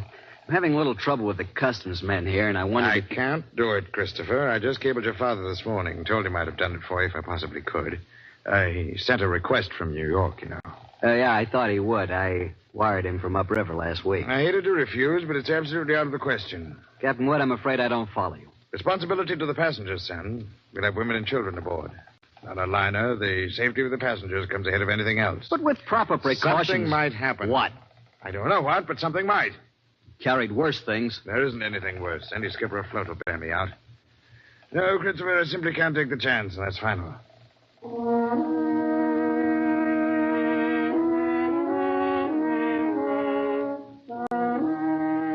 Final. Wasn't final if I could do anything about it. I hadn't come down here to spend 2 months in that stinking backcountry and then be stopped on the edge of the wharf. 2 months of it. Heat, rain, insects, malaria. I'd gone clear in past the headwaters of the Orinoco. Traveled through country where every step along the jungle trail might be the last one. Sanchez! Si, Senor Warner. Better start looking for a place to camp. Be dark in a little while. Si, senor. Very soon we turn to river. Camp on rocks by water. This very bad country. This very bad country. We've been saying that for 10 days now. Very bad country. Si, Senor Warner. This very bad country. Yeah, skip it. For all the luck we've had so far, it might as well be Central Park. Central Park? I don't understand. Never mind. Yeah, what's the matter? Quiet now. Sanchez, what's wrong? We're in the park. See, Bushmaster. Bushmaster. The deadliest snake in the world. Bushmaster. Its Latin name was Lachesis muta. Mute fate. It lay there in the center of the path, a 10-foot length of silent death, coiled loosely in an undulant loop, ready to strike violently at the least movement. Here was the one snake that would go after any animal that walked, or any man. It lay there and watched us, not moving, not afraid, ready for anything. The splotch of its color stood out like some horrible, gaudy floor mat lying there on the brown background of the jungle, waiting for someone to step on it. Here was what I'd come 2,000 miles for, a bushmaster. The natives captured the snake, and Sanchez brought it to me in a rubber bag. He was shaking so hard I thought for a moment the thing had struck him. One thing you make sure, Senor Warner.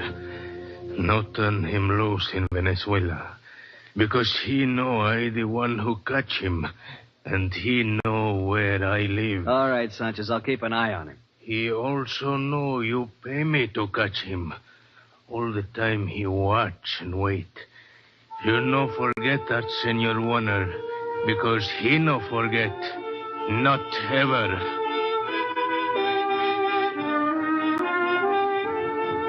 Well, after going through all that trouble and danger and laying out $1,500, I wasn't going to let a pig-headed ship captain stop me at the last minute. At least not as long as the cables were still in operation between La Guaira and New York. Good morning, Captain Wood. The boy at the hotel said you wanted to see me. That's right, Christopher. Sit down. Thanks. Seems you weren't willing to let matters stand the way we left him yesterday. I'm sorry to go over your head, Captain Wood, but I had to. The museum sent me a long way to get that snake. I'm not going to be stopped by red tape. This will be the only live bushmaster ever brought to the United States. Yes, if I had my way. But... Orders are orders. From the head office. Got a cable this morning.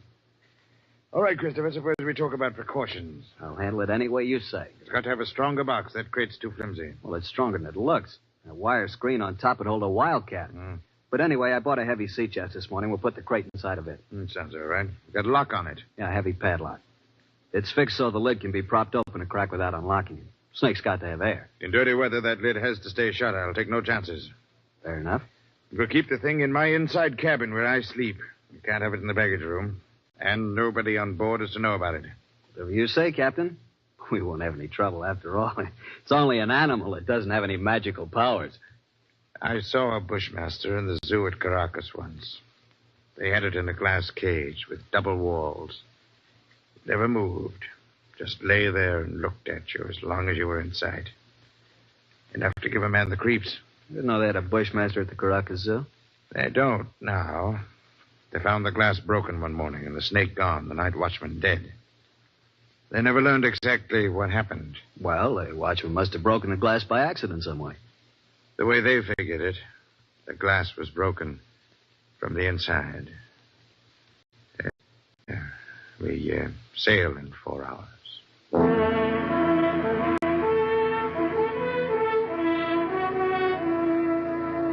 Into the Caribbean with perfect weather and a sea as smooth as an inland lake. The barometer dropped a little on the third day, but cleared up overnight, left nothing worse than a heavy swell. But in spite of the calm seas and pleasant weather, I found myself feeling more and more often an ominous foreboding. I was developing an almost unnatural fear of that snake. Stayed clear of the passengers pretty much, got the habit of dropping into Captain Wood's quarters several times a day. Kept the heavy box underneath his berth.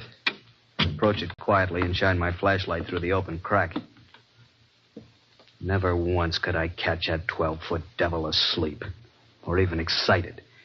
He'd be lying there half-coiled, his head raised a little, staring out of those beady black eyes, waiting. It'd still be like that when I turned away to leave. Maybe that's what bothered me. That horrible and constant watchful waiting. In the name of heaven was he waiting for? Well, hello there, Mr. Warner. Oh, how are you, Mother Willis?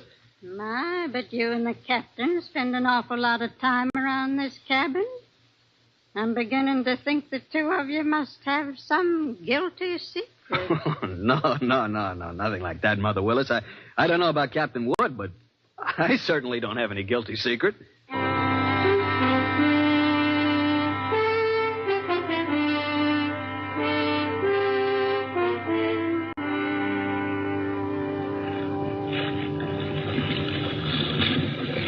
Well, she's running quite a swell out there, Mr. Bowman. Yeah, it's a little heavy, all right, Mr. Warner. Guess the storm passed through to the west of us yesterday when the glass dropped. You think it missed us then, huh? Yeah, that's what the mate figures. Sure stirred up some water, though. This'll put half the passengers in their bunks. They'll keep Mother Willis so busy Hey, look at the size of that wave. Huh? Great Jehoshaphat, we're going to take it on the port bow. Hang on!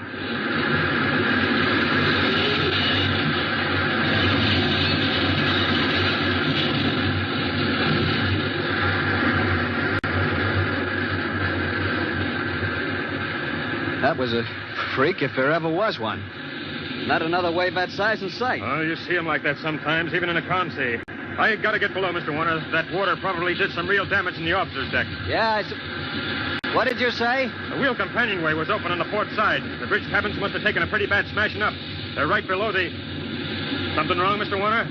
No, nothing at all, Mr. Bowman. At least I hope not.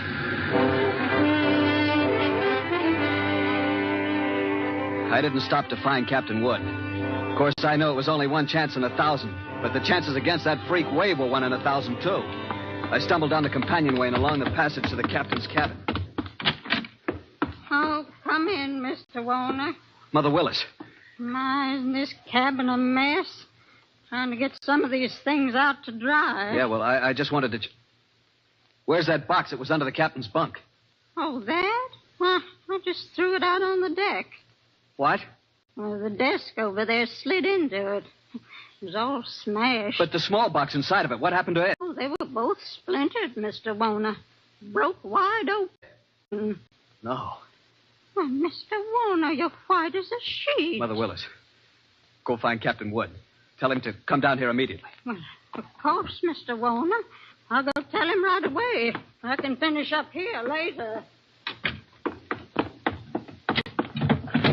Pulled open the top drawer of the bureau inside. Took out the captain's flashlight and loaded pistol. Mother Willis had left a mop standing by the door. I put my foot on the head of it and snapped on the handle. Every move I made turned into slow motion. I could hear my own heart beating.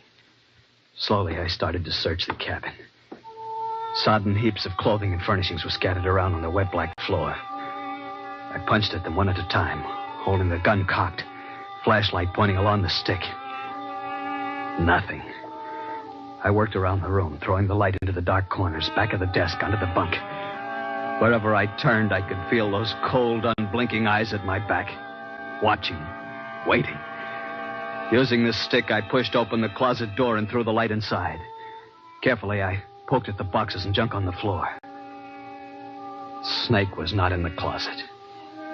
Inch by inch, I covered the entire cabin. And only then a horrible realization began to dawn on me. Captain Wood. Mother Willis just told me. Well, Christopher, it's happened. That's right, it's happened. I see you found the gun. We better start searching the cabin here. Captain Wood, I just finished searching it. Oh, then. Women, kids, and that thing loose on board. 1,000 places for it to hide. Heaven help us, Christopher.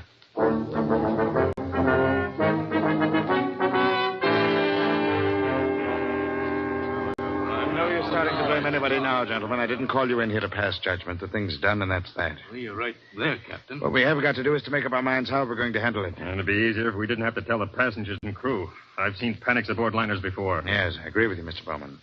But I don't quite see how we can avoid it. They got a right to know. As long as that snake's loose, everybody on board's in the same danger, and they all ought to know about it. Captain Wood, that thing is 12 feet long. It can't simply crawl into a crack. Why don't we make a quick search of the whole ship before we spread any alarm? I've thought of that, Christopher. As far as I can see, the only place it couldn't be is in the boilers or on top of the galley stove. Well, it might have crawled overboard. We can't count on that. We've got to assume it's on the ship somewhere. Yeah, and that could be anywhere. In a coil of rope, on a deck chair. A fire bucket, or in a pile of clothes. Yes, or under some woman's berth or a baby's crib. You've already said it. The Bushmaster could be anywhere. We've got to do something. We've got to do it fast. All right. I think the best idea is to follow Mr. Warner's suggestion and make a quick search first. You agree to that? Right. And if we don't find it, we'll have to warn the passengers. We've got to find it.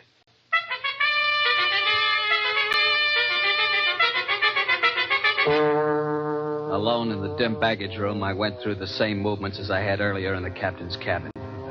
Gun in one hand, flashlight in the other, poking into every dark corner, behind every trunk and box.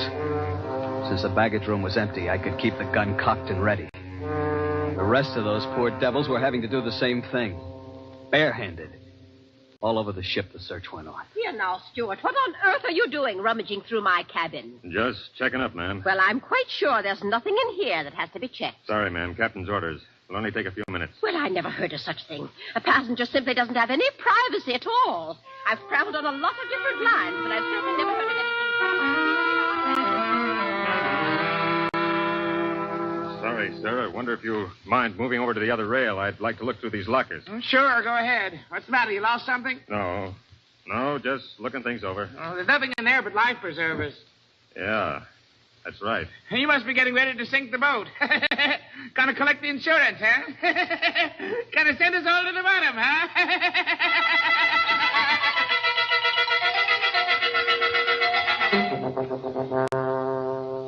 But not one of us could find that deadly shape, coiled in some dark corner or outstretched along a window seat. Not one of us caught a glimpse of that horrid head with its beady, black, watchful eyes. The thing lay waiting out there somewhere along the decks, shaded in the gathering dusk. But where? We didn't know. It was nearly dark when we met together again in the chart room. Well, gentlemen, there's no other way around it. We've risked all the time we can. We've got to warn the passengers. How'll we do it, Captain? Call them all together in the lounge? No, if we did anything like that, we'd be asking for a panic. We'll get one, whether we ask for it or not. And we pick a few men and go through the cabin decks. Tell them individually, inside the cabins. Watch for any that act like they might cause trouble. We'll keep an eye on them. Handle crew the same way. Right, Captain. As soon as you're finished, arm all the deck officers and start searching again. Our only chance of preventing a riot is to find that damnable snake.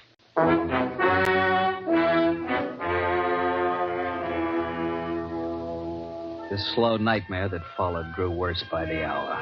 None of us slept. All the ship's officers not on duty kept on with that endless search. Passengers locked themselves in their cabins or huddled together in the lounges, knowing all the time that no spot on board could be called safe. Fear was a heavy fog in the lungs of all of us, and every light on the vessel burned throughout the night. Morning came, brought no relief. Terror and tension mounted by the hour. There now, Mrs. Crane. Stop getting yourself all worked up and go back to your cabin. Oh. The horrid thing's probably crawled overboard anyway. You're just saying that. You're paid to say that. You don't know. Nobody knows. Now, everything's going to be all right. If only we can do something. If all of us could only get off the ship, they could fumigate it. Yes, that's it. We've got to get off the ship. We've got to get off the ship. Wait. Mr. Bowman, she's going to jump. Grab her. No, you don't, lady. Let me go. Nice work, Mr. Bowman. Get her down to her cabin. And whatever you do, don't turn her loose.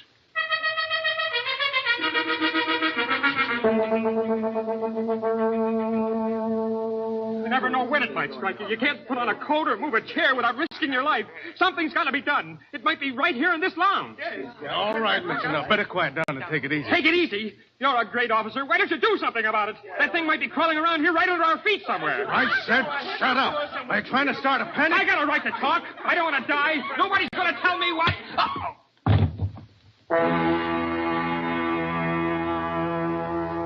The second night passed. Morning came round again. A gray and rainy day that dragged past. And then night came down again. Third night of the terror. Again, every light burned. The whole ship seethed in the throes of incipient panic. Faced by a horror they'd never met on the sea before, crew and officers alike were on the verge of revolt. Passengers sat huddled in a trance-like stupor, ready to scream at the slightest unknown sound. 7 bells, I made my way forward to the chart room, found Captain Wood bent over a desk. Oh, hello, Christopher. Come on in. Sit down. It's got to be somewhere, Captain Wood. It's got to be. I don't know. You could search the ship for 6 months and never touch all the places aboard. If we can only hold out for 2 more days, we'll be in. What's the Home Office say? Use the latest wireless from them. Keep quiet and keep coming. What else can we do? How is it on the decks? Pretty bad. Anything could happen. Yes, that's why I took the guns away from the men.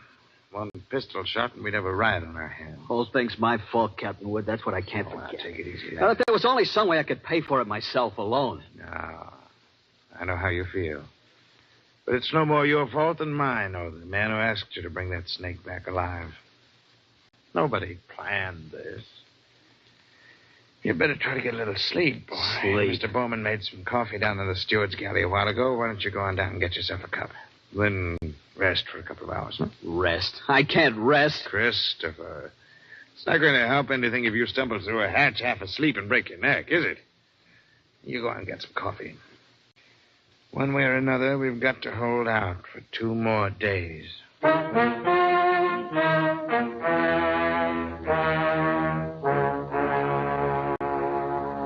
Light was on the steward's galley. Coffee pot was standing on the stove. Still warm, so I didn't bother to heat it. Poured out a cup, carried it over, and set it on the porcelain tabletop in the center of the room. I started to light a cigarette. The door of the pan cupboard beneath the sink was standing slightly ajar. I happened to glance toward it. I dropped the cigarette, moved slowly backward. I'd found the Bushmaster.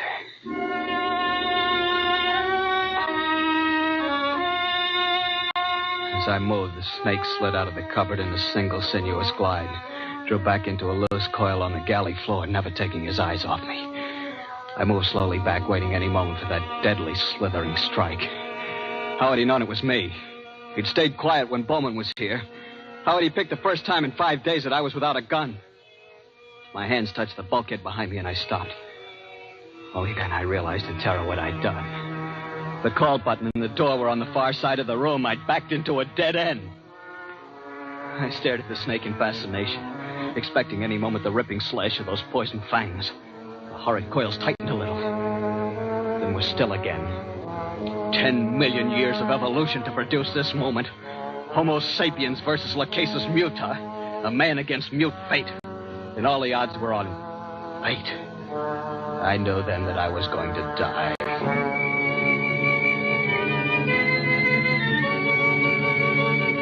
I could feel the sweat run down between the painted walls and the palms of my hands pressing against it. My skin crawled and twitched, and the pit of my stomach was as cold as ice. There was no sound but the rush of blood in my ears. The snake shifted again, drawing into a tighter coil, always tighter. Why didn't the devil get it over with? Then, just for an instant, his head veered away. Something moved over by the stove. I didn't dare turn to look at it. Slowly, it moved out into my line of vision. It was a cat. That scrawny cat Clara that Mother Willis had sneaked aboard in La Guaira. Its back was arched and every hair stood on end. It moved stiff-legged now, walking in a half circle around the snake. The bushmaster slowly moved, kept watching the cat. He tightened. He was going to strike at any second. He struck and missed. The cat was barely out of reach. Now she was walking back and forth again. She was asking to die. Missed again. By a fraction of an inch. He was striking now without even going to a full coil. Missed. Again and again, always missing by the barest margin. Each time the cat danced barely out of reach, and each time she countered with one precise spat of a dainty paw, bracing her skinny frame on three stiff legs. And then suddenly I realized what she was doing. The bushmaster was tiring.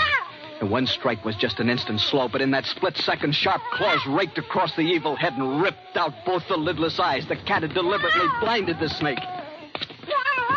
He didn't bother to coil now, but slid after her in a fury, striking wildly and rapidly, always missing. And every strike was a little slower than the last one, until finally...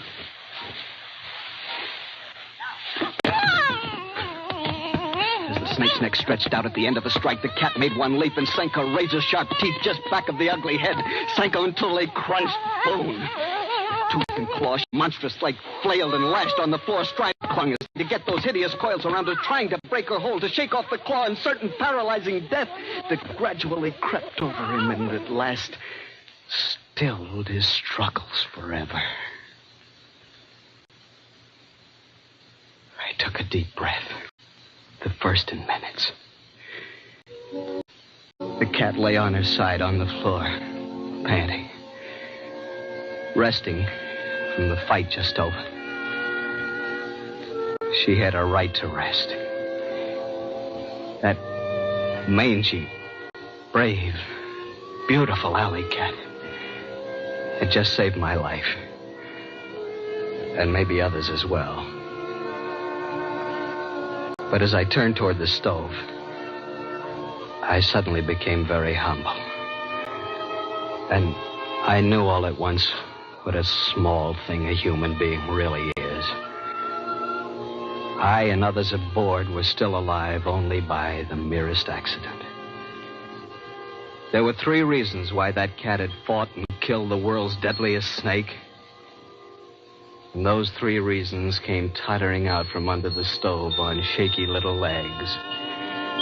3 kittens with their eyes bright with wonder and their tails stiff as pokers. Up on the decks, hundreds of passengers were waiting for the news that the days and nights of terror were ended. They could wait a little longer.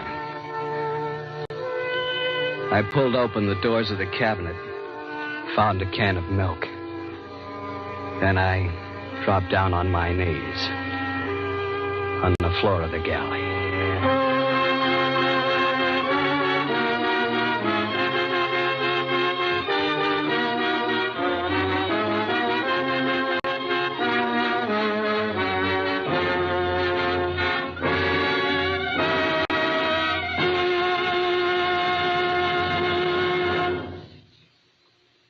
Escape is produced and directed by Norman MacDonald, and tonight brought you A Shipment of Mute Fate by Martin Storm, adapted for radio by Les Crutchfield, featuring Harry Bartell as Chris Warner, Barry Kroger as Captain Wood, and Peggy Weber as Mother Willis, with Don Diamond, Sarah Selby, and Frank Gerstle.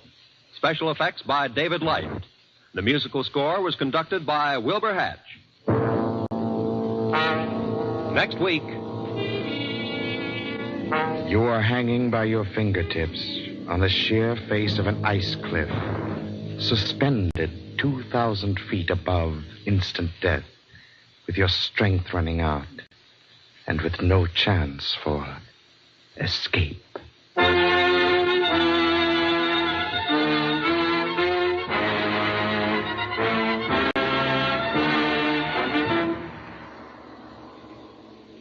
Next week, escape with C.E. Montague's exciting story, Action. Good night, then, until this same time next week, when CBS again offers you Escape. This is CBS, the Columbia Broadcasting System.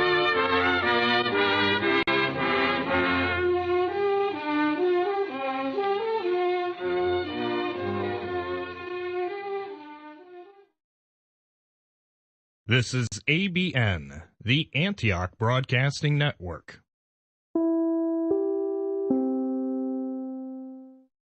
You just heard an episode of Escape, which originally aired Sunday, March 28th, 1948, 73 years ago today. This episode of Inner Sanctum first aired Monday, March 28th, 1949, 72 years ago today.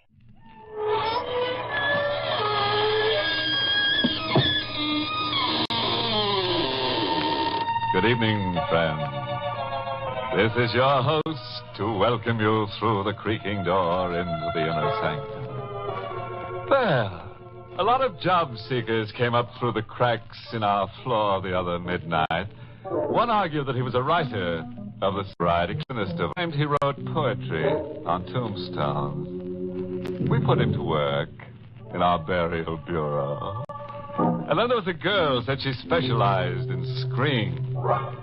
We told her to meet our gang and demonstrate. One look and our young miss never got her voice up off the floor. We all chipped in to blow the girl to a 20-week course in sign language.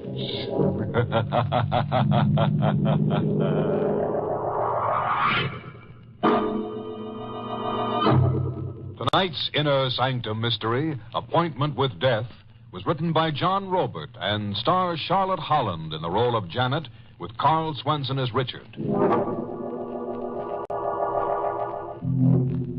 Tonight's story is custom tailored for the timid. We guarantee a fit. Manhattan's East River Harbor. Cold gray granite, an architectural eyesore imported from the old world. A high wall and iron fence hide its secrets from the city's teeming millions. Inside the high wall, a woman in black walks slowly toward a man. The man is silhouetted under the moon, bending over a lilac bush. Richard. Oh, I'm sorry I startled you, ma'am. I am trespassing, I know, but I couldn't resist your garden. I'll go. No, wait. You are not Richard. You're staring as if you don't see. My eyes are old. Turn your face to the moon so I can see you. All right. I've forgotten. So many faces have been Richard's. So many, many faces everywhere. Everywhere? What does your Richard do when he isn't roaming about? He sleeps. Right where you stand, there is a grave. And in it, Richard sleeps. How did you get in here? I walked in through that open gate, the rear of the garden. The Florentine gate, you found it unlocked. Yes. You're trembling. There's something wrong? The open gate means the last Lowell is about to die. I am the last Lowell. I am about to die. There were 5 of us. My brother Tom, my sister Melanie, and me. We lived silently and sullenly in this house, which Father had bought in Italy, and then had shipped, stone by stone, to be restored here. It was as if a dark plague hidden in the ancient granite had infected us all. As if we were born to destroy each other. Mother was first. She roamed the great halls and hide. We never knew where she slept or how she managed food. All we knew of her was a laugh. It was the only way she spoke to us. One day she just disappeared, never to be heard or seen again. Father was next. He was sick and grew worse, but refused to allow a doctor to enter the house. On his last night, we were gathered around his bedside, Tom, Melanie, and me. Water. Melanie brought a tumbler of water, but Tom struck it from her hand. No tenderness, Melanie. It doesn't become you. He's calling for water. You'll get all the water he wants soon. His casket will be brimming over. Father passed on during the night, a shrunken figure, just skin and bone. We buried him in a simple, mocking ceremony during a rainstorm. You see, my sisters, it rains water for Father. Father was gone, but he lived on in Tom, with the same dark, brooding obsessions we had known in Father. Melanie and I were there in Tom. We'll go on rotting away exactly as we have. Nothing's changed. Tom, we don't have to go on like this. Don't we, Melanie? No, with Father's death, we're free. And this new freedom, Melanie, what would you do with it? I asked, what would you do with it? Just live, Tom. I see. And you, Janet? Are you full of new purpose? We have a right to womanhood, Tom. Nice word, womanhood. I give you another word. Manhood. I turned the word over in my mind 1,000 times before I gave it up. Womanhood. Give it up. It's an impossible word. Your whole life's against it. An impossible word. Womanhood. I tried to forget my whole life was against its realization. When Richard came. I met Richard here in the garden. I was in mourner's clothes, listening to the foghorns and staring out into the river one night. Hello. Oh, did I frighten you? Yes. I'm sorry. I'm Richard Dunn. I'm a lawyer. Oh, you're here to read Father's will? Yes, but that isn't until 10 o'clock. Shall we stroll a bit? You mean pace, from wall to wall? Well, a drive, then, if the garden's too confining. We can leave through that rear gate. The Florentine gate, no. What, did I say something wrong? That gate must never be unlocked. Hey. Oh, I'm sorry. Are you kind of in the dumps over your father's death, huh? Richard. He had come into my life like a gust of clean wind. Shut away here in a granite tomb like a dead woman. Come alive, Janet. How, Richard, how? Just get up and leave. There's nothing here to hold you. But there is. What? Well, Father, Mother, the past. That's imaginary rot. You've all cast a spell over yourselves. Why, forget the past. Think of the future. Can there be a future for me? Give me half a chance and I'll show you. Show me, Richard. Show me. But Richard never got that half a chance. My life was against it, and my fears, and Tom, my brother. One night, Tom saw to it that Richard or I would never get that half a chance. I was asleep in the grip of an old nightmare, an old fear that haunted my sleep. In my dream, there was a knife, a cold, cruel steel blade, moving across my face, marking me, and I screamed. I awoke with my face aflame, and Tom standing over me in the pale morning light. You have no beauty anymore, Janet. No beauty? Oh, Tom, I dreamed of a knife branding me. An old dream with you, Janet. Tom, my face. The scar will heal, and you'll wear a black veil. No one will look upon your face. The scar healed. I wore a black veil, and no one looked upon my face. I hid as my mother hid. I hid and spied and eavesdropped. I hid from Richard, too. In time, Richard stopped asking about me as his infatuation for Melanie grew. I eavesdropped on 100 intimate talks they had, Melanie and Richard. But I remember one. They were in the music room. Melanie, come away with me. You're just speaking to Janet through me. No, I've forgotten Janet. She disappeared. She's gone. It's you that I want. Why, Richard? Why do you want Janet or me? I don't know. Sometimes I feel compelled, as if somehow I was fated to come here. I feel that I must pull one of you from this contamination. Melanie, say yes. Well, at least I need time to think. But I'm going away. Well, when you come back, if you come back. I'll come back. You write to me? Yes. Yes, Richard, I will write to you. Melanie and Richard. I had lost him. And I was lost. I had lost him, but Melanie would too. Melanie must lose him too. I stole Melanie's letters to Richard before the postman could pick them up. Finally, I intercepted a letter from Richard to Melanie, steamed the envelope open, and substituted a typewritten letter I had written. And then I watched Melanie tear the envelope open. It's a letter at last from Richard. I watched her read it eagerly, then silently. I could hear the words I'd put into Richard's mouth whisper in my brain. Melanie, if you can ever forgive me.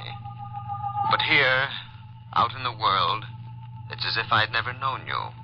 I see men at play and I hear women laugh, and I remember that these are the things that are really me. If you can ever forgive me. Oh, no. Bad news, Melanie? Oh, bad news? Oh, no, it's good news. The best for Richard. He's escaped. He almost became one of us, but he escaped. Melanie. It's a wonderful world he's escaped into. A world of laughing women. Laughing women, Janet. When did you laugh last? Laughter isn't for us. Nor marriage, Melanie. Nor escape? Nor escape. Oh, but you're wrong, Janet. There is escape for both of us. Your escape is the Florentine Gate. The gate opens and you escape into death. Melanie, stop. Your heart cannot stand the strain. Oh, but that's my escape. My heart. My poor, wonderful, unpredictable heart. We worried about it as children, you remember? You used to put your hand on it and count. Well, Janet, put your hand on it. Now. Melanie, now. You're deliberately provoking an attack. Put your hand on my heart, Janet. Just one last time. Melanie, now stop it, please. The storm in my heart dies, and the lights go out. Goodbye, Janet. Melanie! She had fallen, as if she had willed her own death. Poor Melanie. It was all too much for her. Tom, she dropped dead right before me. Melanie dropped dead. If you feel more comfortable thinking of it that way. What do you mean? That Melanie's collapse was a bow to your talent for writing letters. Or to put it crudely, that you murdered her.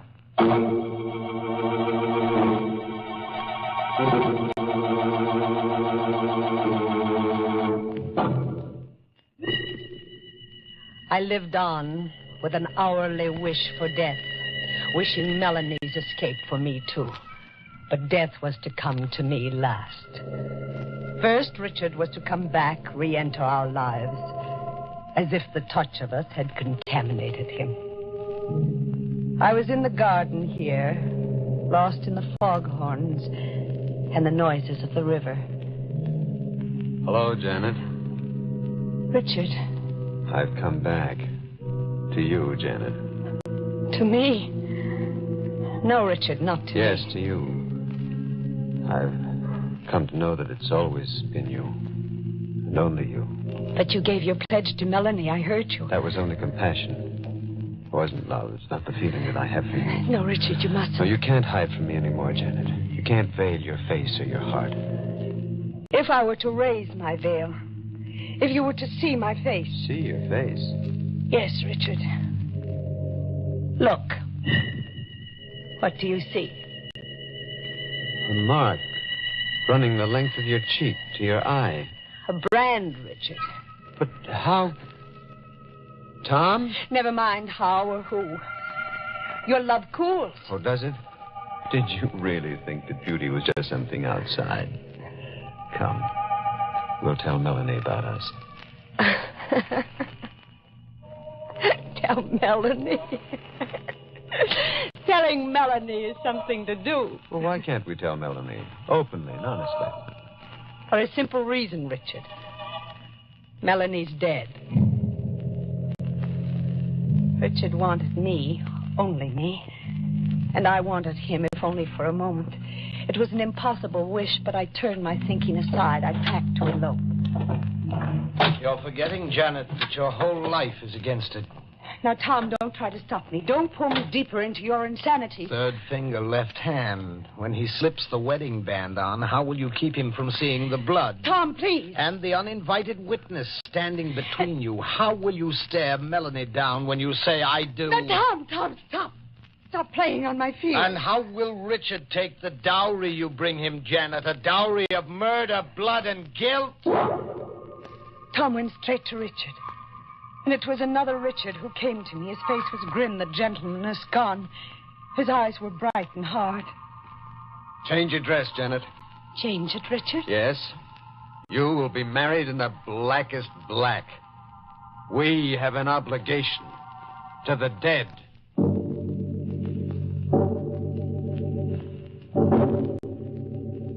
We were married. A macabre ceremony with the principals dressed in mourners' clothes. I couldn't stare Melanie down. The I do caught in my throat. Motoring back, I knew I'd never know that moment of life. We'll go back to your house, Janet. No, not my house. Yes. Only to your house. Then, Richard, you don't mean to be really married to me. Could I really be married to you? You signed my name to a letter that killed Melanie. Yes, I wrote the letter that broke her heart. And Melanie will always be there between us, making any happiness impossible. We'll live in your father's house. Dark, malignant, hate punishing each other. Marriage was a new nightmare.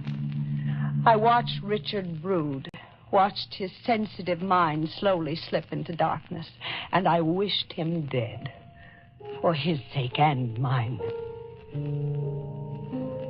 The ghost of Melanie sits beside me. You see her, Janet? Richard, go away. If there's a shred of reason left, please go away. Come. Here, sit on the bench with Melanie between us. I insist that you sit. My arm. Oh, I clawed your arm. Another brand scars your lovely white flesh. Richard, you can't stay here anymore. You can't live in this house anymore. I don't want to, but I must. He grew worse steadily.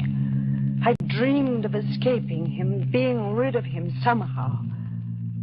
It was a nightly dream. Every night in my sleep, an old dream mixed with the new. The knife. The same knife that had lived in my nightmares for so many years. But this time, the knife was in my hand. This time, I was hovering over a victim. This time, I was the attacker. Janet! You won't torture me anymore. No, Richard. Janet, no. I won't live with your eyes on me anymore. No, don't. I'm dissolving our marriage. No, Janet, this die. Dawn came in a sick gray haze. I awakened, huddled on the floor. Tom was in the room with me. I could feel his presence. Good morning, Janet. Oh, Tom, I had a terrible dream. A dream, Janet? Oh, in my dream, I was in Richard's room, and I must see Richard. You mean the remains of Richard? No. Yes, Janet. You murdered Richard quite thoroughly. No, it's a lie. I couldn't do murder. Is it a lie, Janet? I don't know. I don't know. Come. We'll bury Richard in the garden. You used to meet in the garden. Coming, Janet? No, I can't. Very well. If I must play solitary gravedigger. My dream hadn't been a dream, Tom said. I stayed in my room until Tom came back. The stains of digging were on his hands and clothes. You know, I'm wondering, Janet, since you're averse to burying your victims, who'll bury me? Will you be my victim, Tom? Yes. One day when my strength is at its lowest, you'll kill me. Why must I kill you, Tom? Why? Because we were born to destroy each other. Years crept by. Years and ghosts. In time, Tom's strength failed. He took to bed a shrunken figure, like father before him. It's come, Janet. My turn has come. Yes, Tom, you're dying. But that's not the way it's to be. I must die by your hand. You must kill me. No. You're insanely obsessed, and you've tied me to your insanity. But you can't push me into murdering you. Janet, kill me, please. If only for hate. I'm too tired to hate, Tom. Then if only to settle your score with me. I turned Richard against you. Because of me, you were married in black to a bridegroom of death. Because of me, your honeymoon was a crimson knife. Remember, Janet? I'm dead to memory. And if I could hate, this is your punishment. This is a payment of my score with you. You'll die by just dying. Janet, kill me. You must. Janet, come back. I turned away and never came back. Tom died, but not by my hand. But Tom was right about our dark family destiny. How was Tom right, Janet? The Florentine gate is open, you say? Yes. Then Tom and Father were right. The gate opened of itself, as they said it would. And now it's my turn to die. Richard sleeps under the lilacs. Soon I'll sleep beside him. Maybe, Janet. And maybe not. Did you say maybe not? What if your dream of murdering Richard were only a dream? What if Richard merely came to his senses and went away that morning long ago? If? But Tom buried him right where you're standing. Yes, but what if Tom deceived you into thinking so? What if it were a trick to keep you imprisoned here forever? What if this grave is empty? Tom deceived me about Richard's death. Yes, a ruse to make you insane and as hopeless as he was. I'm more confused. Janet, look at me again. This time, really open your eyes. You're not. Yes, I am Richard. A bit older, but much, much wiser. Shall we stroll a bit?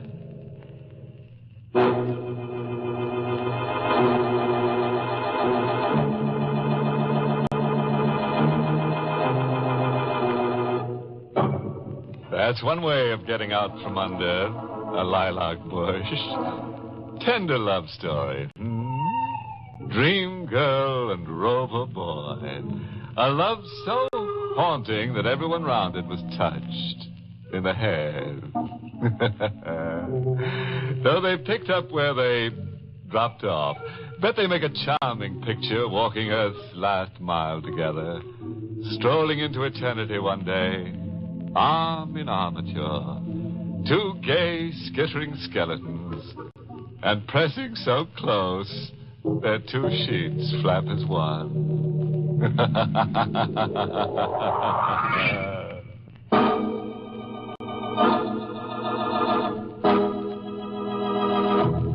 Good night.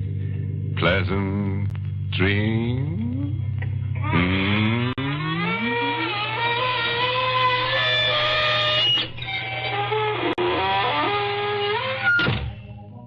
Inner Sanctum was heard in the United States over CBS, the Columbia Broadcasting System, and rebroadcast and has been cast for servicemen and women overseas through the facilities and states of the United Armed Forces Radio Service, the voice of information and education.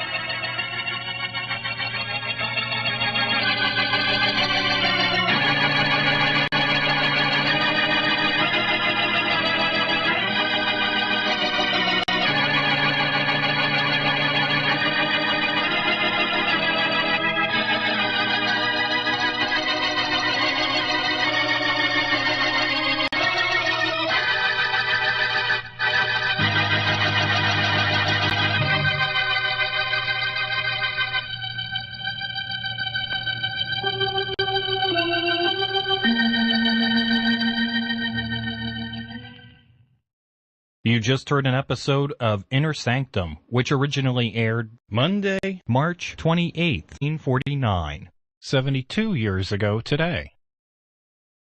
Stay tuned for Shandu the Magician, next on ABN.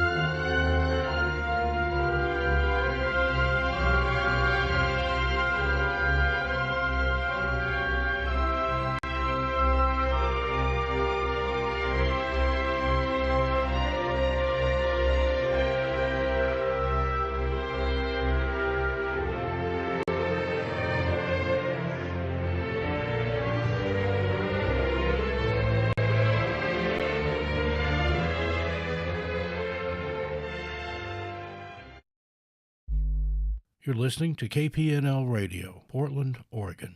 Brought to you by Mac and Mind Software and your donations. You're listening to ABN, the Antioch Broadcasting Network, playing a daily schedule of vintage radio genres and matching today's date in history when available. Visit radio.macandmind.com for a schedule. We now present Chandu the Magician on ABN, the Antioch Broadcasting Network. This episode of Chandu the Magician first aired Tuesday, November 30th, 1948. Chandu the Magician.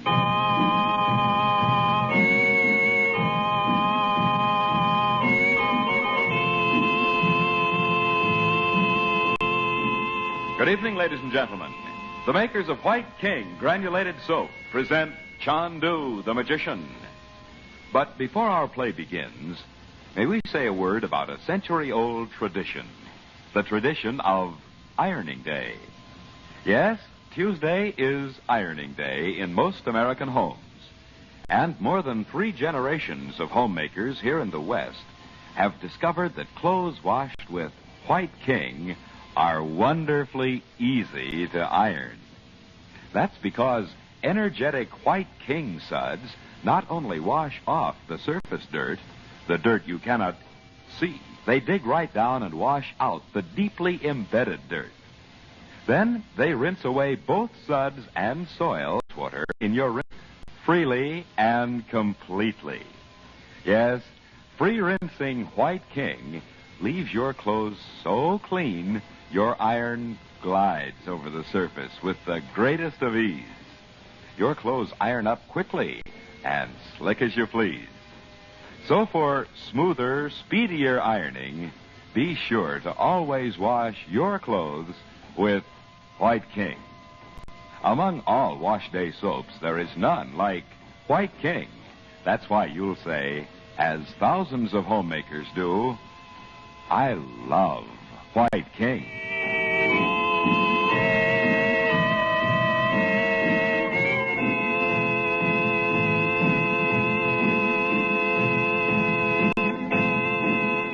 The feudal Balkan castle in which Frank Chandler and the regents were living has been gutted by fire started by the malicious dwarf Arenye.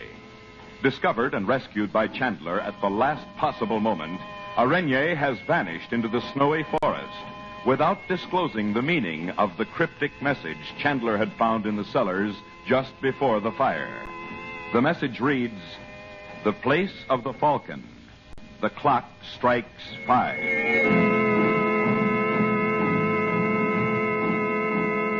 Having lost all their personal belongings, Chandler and the regents, with Princess Nadji, are temporarily guests of Carter Mason, the American consul. The present scene opens in an upstairs sitting room, an hour after their arrival. Chandu, the magician. Come in, Bob. You know what I was just thinking, Mom? I'd better go down to the post office and get the mail. There might be a letter from Dad. Well, Uncle Frank will surely bring it when he comes. Are your clothes dry, son? Sure. You and Betty look like a couple of refugees. Well, aren't we? You should have heard Mr. Mason apologizing for giving us these flannel robes. Brother, he should. Well, Mrs. Mason and Lucy took everything else they had when they went to London. Our own clothes will be ready pretty soon.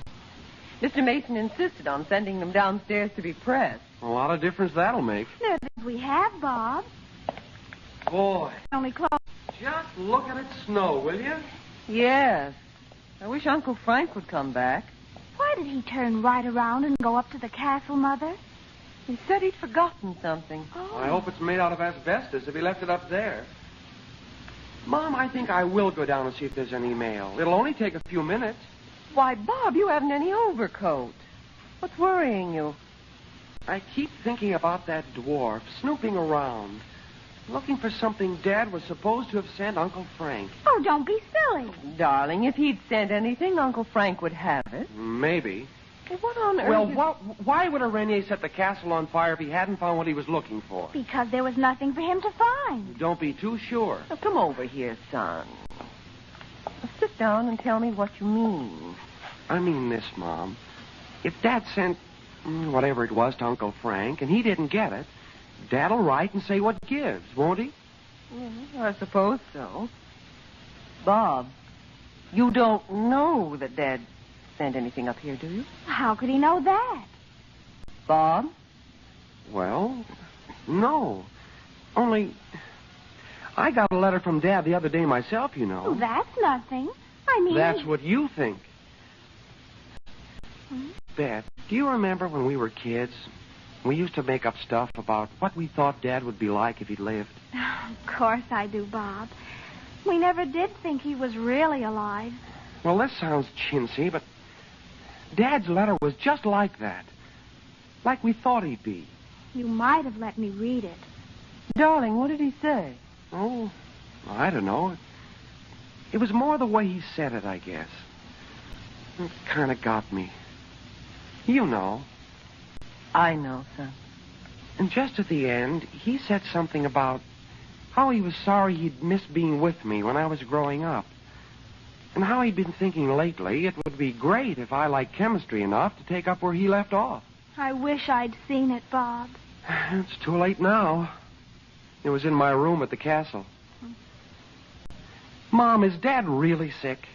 Did he say he was? No, but he sounded kind of, well, final somehow. I wish you'd told me before, Bob. Look, can't we go back to Paris and see him? Oh, we certainly can. He doesn't need to know we're worried about him. We'll just say we had to come to Paris to get some clothes. We do, too. I tell you what we can do. Well, you all look very cozy. A little informal, perhaps, but... Oh, now, Uncle Frank. Mrs. Mason's kind of tall, I guess. A bit bigger around than you and your mother, I'd say. Here, let me take your coat and hang it by the fire. No, I'll do it, Dot. Where's Najee? Drying her hair. It's so long, and it was soaking wet. I guess she didn't want you to see her all dripping. Oh. Listen, Uncle Frank. I went around by the police station, Dot. The police station? Oh, to report Araignée. Not that there's much chance of their finding him, but they might just happen to. Did you tell them Araignée killed the king? Yes, I did. They weren't interested. Oh, what? These people. They said they knew who'd killed Pavel, and the man would be under arrest very soon. Did you get the mail? Oh, yes, just one letter. It's here in my coat. From Robert. Here you are, Don. Thank you. I want to talk to you about Robert. Bob's just been telling me... Is he okay, Mom? Now, wait until I read it, son. Now. Well, read it to us. Oh, I will now. My dear Dorothy. What? Oh, no. Dot. Well, what's the matter with him? Frank, look at it. This isn't his writing. It's not from Robert at all. What do you mean? You're right, Dot. It's a good imitation, but it's not his handwriting. Well, who'd know his writing well enough for that? Roxor would. He and Robert corresponded for years. Oh, that old Roxor. The quickest way to find out whether anything's happened to Robert is to put in a telephone call for him. Well, something must have happened to him. Not necessarily. But what? He got a telegram supposedly signed by you, remember? It's maybe another trick of the same kind. Oh, I hope that's all it is. I'll get on to the station right away. I'll get my coat. Oh, I'll go with you, Uncle Frank. No, there's no reason for both of us to go out in this storm, Bub. Frank, where are our passports? They're right here at the consulate. If you need to go to Paris, you can. Oh, wait, Frank. You don't even know if Robert has a phone in his laboratory. There's one in the chemist's shop on the first floor, though. Gee, I forgot you went there to see Daddy. Oh, that's secrecy. The laboratory upstairs over a chemist's shop, so it would seem plausible to order chemicals. Needles sent in so he needn't be seen, and all for nothing. Now, don't sit here imagining things, Dot. It may take a couple of hours to get a call through. Well, if you do get him, tell him we're coming to Paris tomorrow. What? Oh, all right, Dot. I see. You need not announce me. Good afternoon, Mr. Chandler. I thought we'd seen the last of you, Dmitri. It is most urgent that I speak to you at once. I'm just going out. In such a storm? I will not detain you more than 5 minutes. I'm in a hurry. What is it? Please, not here in the hall. The servants from Mr. Mason. This is a matter connected with your work. Well, it's kind of you to be so interested in it. I am not speaking of your duties at the consulate. I wish to make you a A bargain. Well, all right, we'll go in here. Come in. And be brief. I have no time to waste. What is this bargain? First, you will be interested to hear that the man you know as Roxor is not dead. I know. You know? Yes. What's the bargain? You know I have been associated with Roxor for some time. Yes, get on with it. This is not a matter to be hurried, Mr. Chandler. What is it you want? I'm sorry. Roxor is ill. He is not the strong man he once was. I'm glad to hear it. I propose to suborn certain of his important agents. I can persuade them, I assure you. If your country would agree to an alliance, the mere announcement in the press of such an alliance would force Roxor to postpone his coup d'etat, perhaps abandon it entirely. I see now why you're so worried. You've had trouble with Roxor, too, as Metzos did. Metzos was a clod. He should never have been sent here with so much authority. And you should have known Roxor will never share power with anyone. He promised me that I would... But, well, that is past. I had discovered Metzos' complete plan. His gypsy guerrillas were to be the nucleus of a nationalist army against Roxor. Now, if your country will promise a certain amount of help... Dmitri, you've come to the wrong man. I have no authority to make such a commitment. But, I thought you might be a member of the Inner Council. Oh? At least you must know who those men are. Present my plan to them. Roxor must have frightened you badly. Consider what disaster will come to the world if Roxor extends his power so far. You're not thinking of that. Come on. You're only trying to protect yourself. I will have earned protection. Mr. Chandler, you must think it over before you refuse. I must go now, Dmitri. You will at least report my offer to Washington. I'll speak to my superior, Mr. Mason. I know he is not your superior. If you do not take action, and Roxor sends an army through these mountains to the Mediterranean... I am making no bargain with you, Dmitri. Well, this is almost a blizzard. Do you want to be responsible for another war? Indeed, I don't. You will be if you do not listen to me. I have listened.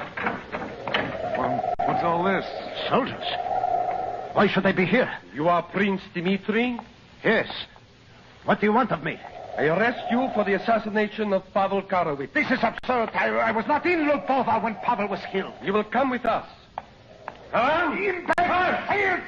This is a mistake! No, sir, I will have you shot!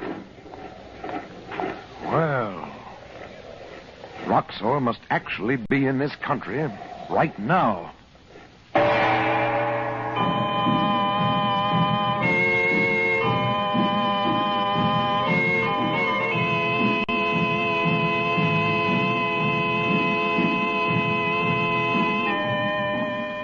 Before we ring down the curtain on Chandu the Magician for tonight, may we ask you ladies an important question.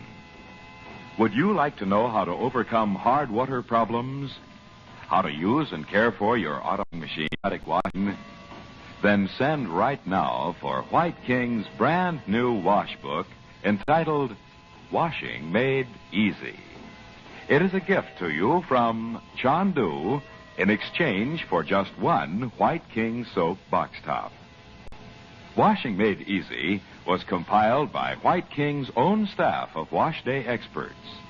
They made thousands and thousands of calls on you homemakers throughout the West to discover just what your washing problems really were.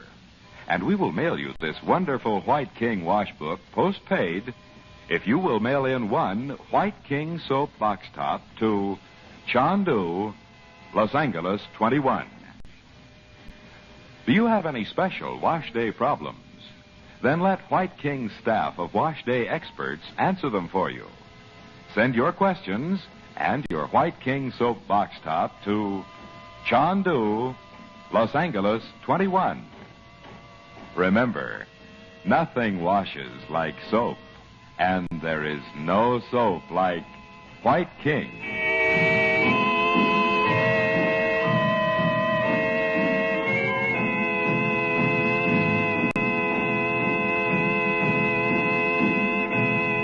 Chandu the Magician is presented for your enjoyment every weekday evening. Frank Chandler is played by Tom Collins. The makers of White King invite you to listen tomorrow at this time when the story resumes. Chandu the Magician.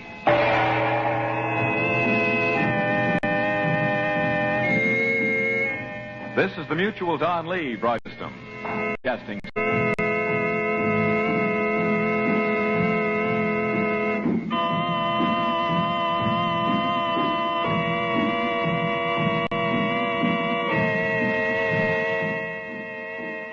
This is ABN, the Antioch Broadcasting Network. You just heard an episode of Chandu the Magician, which originally aired Tuesday, November 30th, 1948. This episode of Chandu the Magician first aired Wednesday, December 1st, 1948. Chandu the Magician.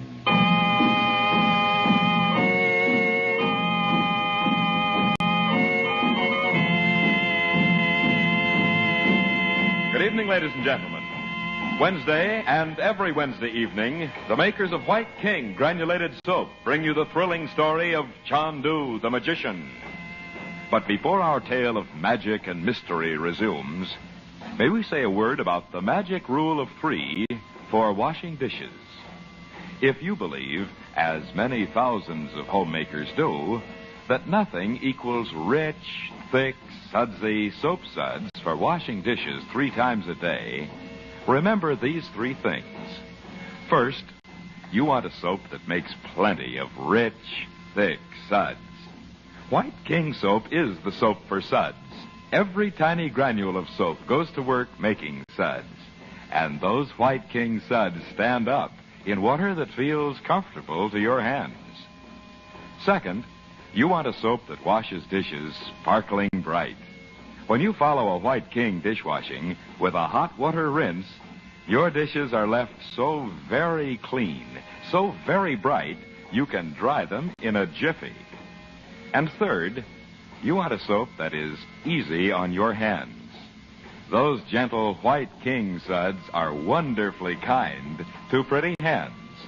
For washing clothes or dishes, we know you'll love the soap we make. Yes, you'll love White King.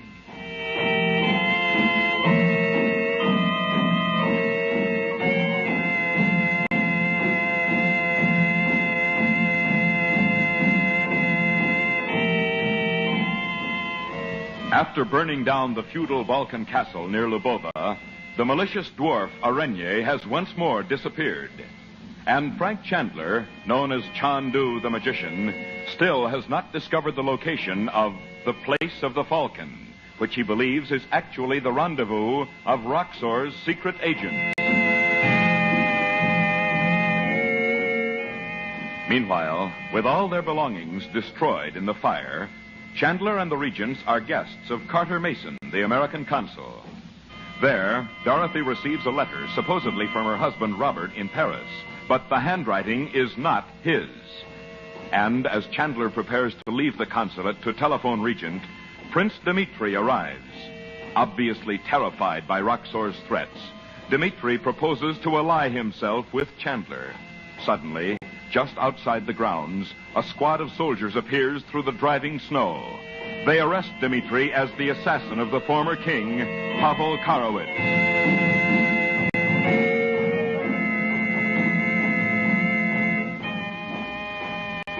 The present scene, dingy little railway, is the station at Lubova 10 minutes later. Chandu the Magician.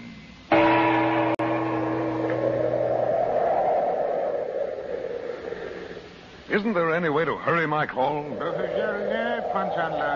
But it's an emergency. Officer, these things are not done quickly, Pan. I would say go home. I will send a man when the telephone rings for you. But you see, I am alone here. No, I'd rather wait than go back to the consulate in this blizzard. I know, Pan. But it may be 2 hours. Oh, all right. I'd like to ask you something. So you thought, Pan? You know we were burned out at the castle this afternoon. I know. Yes, Goda. It's great loss to all of us, the ancient castle. Yes, I'm sure it is. You see, rather than impose on Mr. Mason, we're planning to take our meals out. Can you tell me about some good cafes? Oh, I know, Pan. The Cafe of the Princess Aurelia is very good. Yes, we've been there. Also, in the gypsy cafes, the food is good, but you will not wish to take the ladies with you. Oh, I see. Well... If you and the young Pan go alone, you understand it is not a place for ladies? Yes. The small cafe of Kashpar at the edge of Lubova. But it is not everyone Kashpar will serve. Well, just tell me, where is this place? Down this very street at the bottom of the hill. Yes? You will see the sign if you look carefully. There is a dim picture of the flying Sokol. What is your word? The falcon. No. But do not say I have said you. Kashpar chooses his guests as he wishes. Well, he can't do very well if he turns away more people than he serves. Oh, it is said Kashpar has saved many dinari. He amuses himself with the cafe now, nothing more. See if that's my goal. Yeah, he's much too quick, Pan. I know, Pan. But I have made one call now. To Paris. Hey, as you say, Pan. Gel, Pan Chanta. What's the matter? It is not permitted to telephone Paris. What? Who was that on the phone? How do you say the assistant to Pan Metzos. What's this? Mr. Metzos is dead. I must obey my orders, Pan. No calls are to be made beyond the frontier. Nonsense. Where was the man calling from? Well, I thought this was the only telephone in Lubova. No, except the telephone of Pan Metzos. But what reason did he give? I have learned not to question an order given from that telephone, Pan. All right, then. I'll send a telegram. No. Is forbidden also. I see. Tell me, when does the next train leave? In 1 hour, Pan. But you will not travel to Paris to speak to a man for one moment. Well, I'm not going. I want 3 tickets to Paris for my family. I do not understand Americans. Because you cannot telephone, you wish to leave the country. Just let me have the tickets. Yes. See, it will only be a few days until you can telephone. Oh, is that all? I know. But if you wish, here are the tickets. Panchanda, so you thought. Well, seems I've forgotten the fire.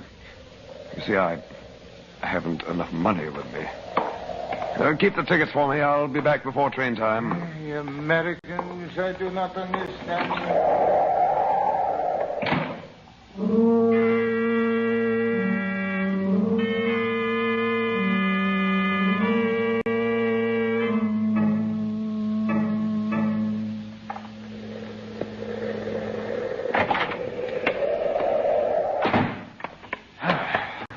Here he is.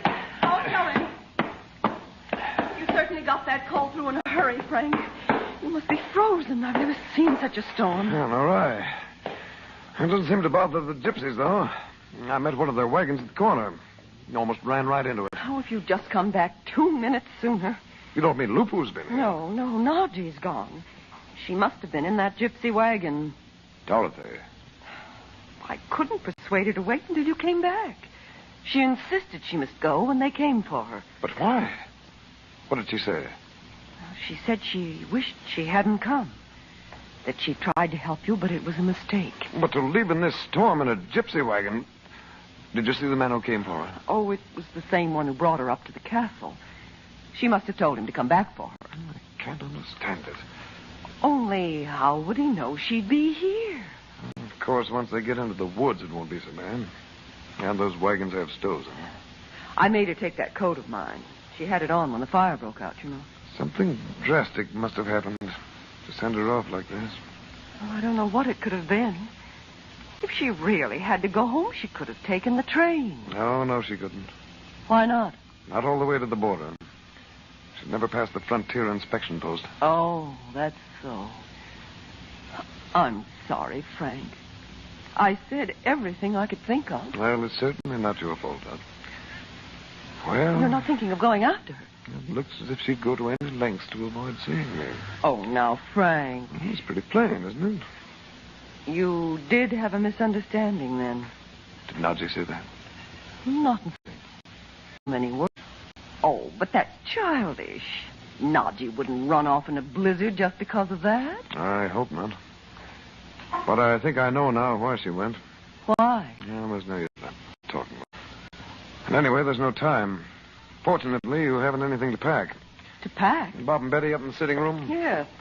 Frank, you did get Robert, didn't you? No, I couldn't get the call through. I'm not accepting phone calls and telegrams out of the country. What does that mean? It means you and the kids are going to Paris. What? Things are coming to a head, Dot. I'm sure Roxo's here in the Boba. Oh, Frank. What did Dad say about that letter? I didn't get him, Bob. Uncle Frank, did you know that... Now, listen, both of you. We haven't much time. It's only a couple of blocks to the station, but we'll be fighting the wind and snow all the way. But what about Nadji, Uncle Frank? She'll be all right, I hope. Oh, come with us, Frank. If Robert isn't at the laboratory, I won't know what to do. Well, let me sit down there, Bob. I'll give you Chaudet's address, Dot. Is that the Mr. Chaudet we met in Algiers? Yeah, that's it, Betty. He was transferred to Paris just after we left Algiers. Here you are, Dot. All right. But I wish you'd come with us. I'm sorry, but I can't. Until I find out what that message about the place of the Falcon means. How are you going to find out? Luckily, I got a line on it from the station agent by asking about the cafes in Leboeuf. Well, why cafes, for Pete's sake? Well, I have to start somewhere, Bob. And a cafe is a place where men can come and go with no questions asked. We'll go to that same hotel in Paris. Oh, that reminds me, Dot. I'll have to borrow some money from Mason for your tickets. Unless you have... Even my traveler's checks were in my room when the fire broke out. But I can get some money from home. I'll send you some, too. Oh, don't try to telegraph it. Send it to me in a letter addressed to Mason. And let me know about Robert the minute you arrive in Paris. Of course I will. Your French visas are still good. Don't worry about that. Well, we'd better get started. Golly, I feel like an honest-to-goodness spy. Secret letters. You won't think it's so funny if something's happened to Dad. I don't think it's funny. Button up your jacket, Betty. Frank, be able to get letters out, won't you? I'll send them with the government mail if I have to. And don't be surprised if this situation here explodes. You don't think it will before you can get out of the country? Cutting off communications doesn't look too good. I wish Lupu hadn't lost his head and killed Metzos. And I wish you didn't have to work here all alone. You need somebody like Abdallah, Uncle Frank. I certainly do. But it's too late to think about that now. The next day or so, we'll... Well, who on earth can that be? Oh, I'll see.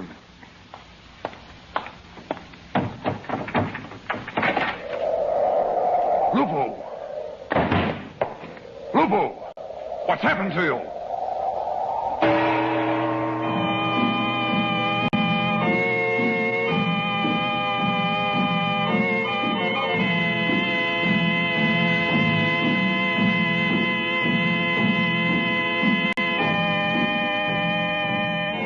And now, before we say goodnight, Chandu the Magician has an exciting gift for all you ladies listening.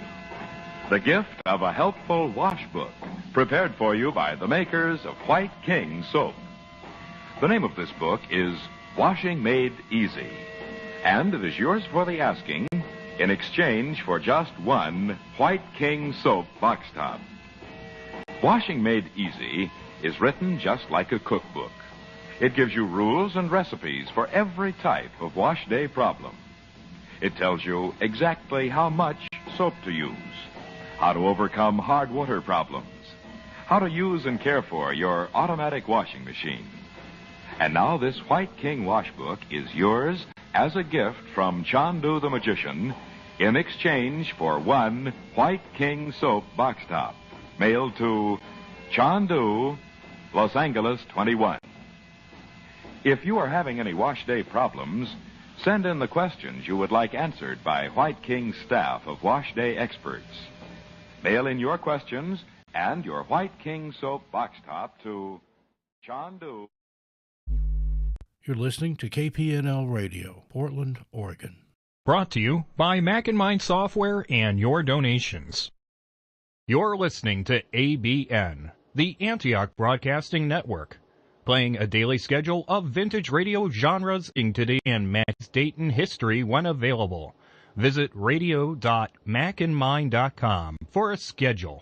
We now present Spy Stories on ABN, the Antioch Broadcasting Network. Here's an episode of The Man Called X, which originally aired Sunday, March 28th, 1948, 73 years ago today. You're twice as sure with two great names, Frigidaire and General Motors.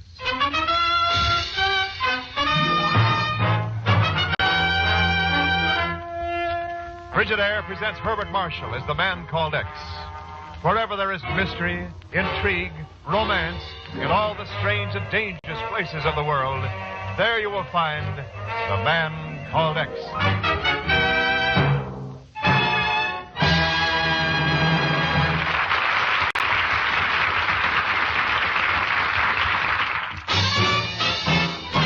More Frigidaires serve in more American homes than any other make.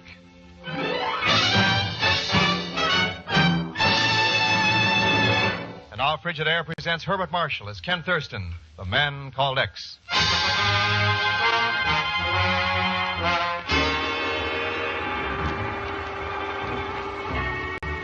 There was nothing unusual in the way it started.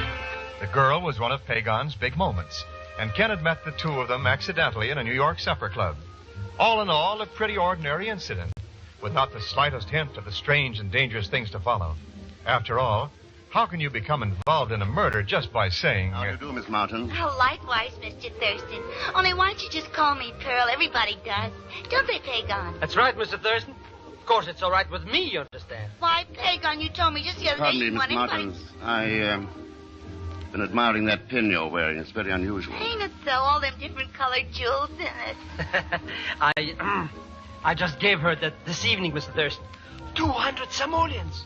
Nothing but best for Pearl. Oh, Pagon. $200, eh? Miss Martins, I'll give you $250 right now. Do you want to sell it? Mr. Thurston. Gee whiz. I mean, well, gosh, it's got a kind of sentimental value and all. Well, I just couldn't possibly. Gosh, let me get it unpinned. Pearl. Here you are. 550s. Thanks. Pagon told me about you and him going on secret missions, but he didn't say nothing about your being such a heavy expense. Yeah, well, as a matter of fact, I came in here to look for Pagon. We've got to leave right away on a secret mission. Oh, ain't that the way it is? Just when the party gets started. But, Mr. Thurston... Come on, Pagon. Happy to meet you, Miss Martins. Likewise. If you're ever around this way again, well... Mr. Thurston, in all my life, I've never saw anybody pull such a Pagon, there wasn't any other way around it. I'll explain later. But I was trying to tell you. I was just kidding, Harry. I only paid $10 for that pin. I can get you 100 like that. Then you better buy 'em, Pagon. You'll never get a real ruby any cheaper. A ruby? Now, offhand, I'd say it's worth about $100,000. But then you bought. Then I gave. And then you... Oh.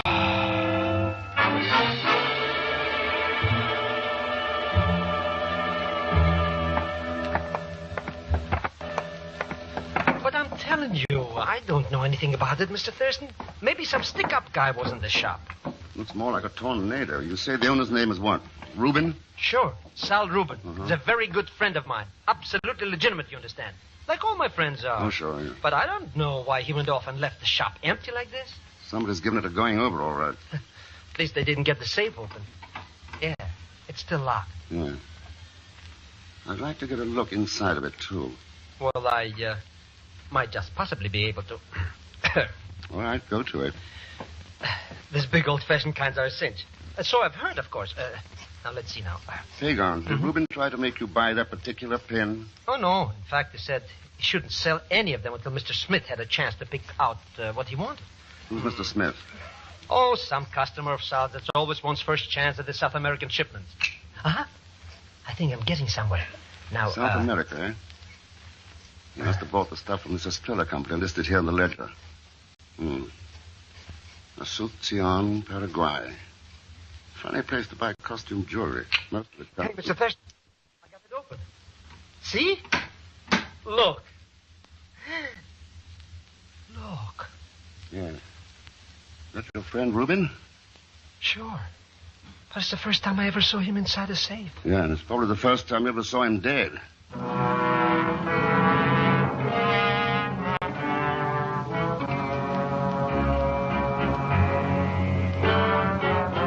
Well, there's not much question about it, Ken. Dr. Soderlin says the ruby is pretty well known to gem experts.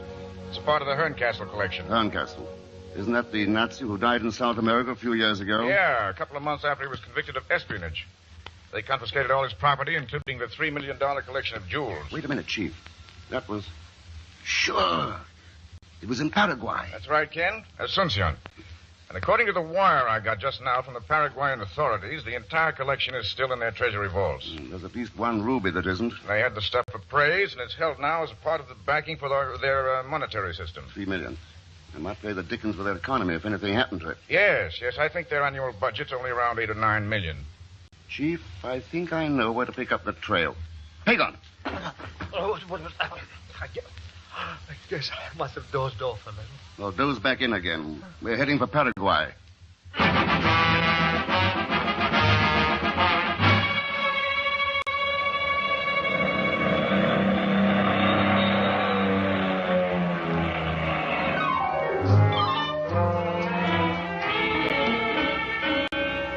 It's not possible, Senor Thurston. I'm aware that Dr. Sutherland here is a recognized authority, but it is simply not possible that these jewels are imitations. Gentlemen, please. I don't think Dr. Soderlin has made any statement like that yet, Mr. Hernandez. Oh, but he is going to. I can tell it by his face. See, he has placed them on the table and looked at them one by one.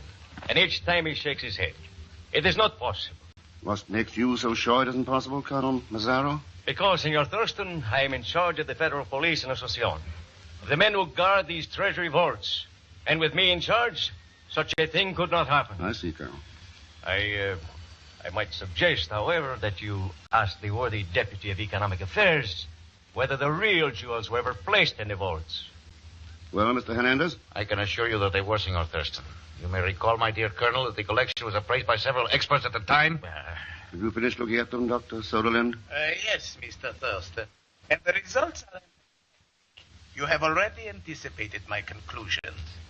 These gems are imitations. Sacre Santos et Diablos. Senor Thurston, information when this gets to the public, the exchange value of the Guarani will drop to 10 cents. It's your job to see it doesn't get to the public, Mr. Hernandez.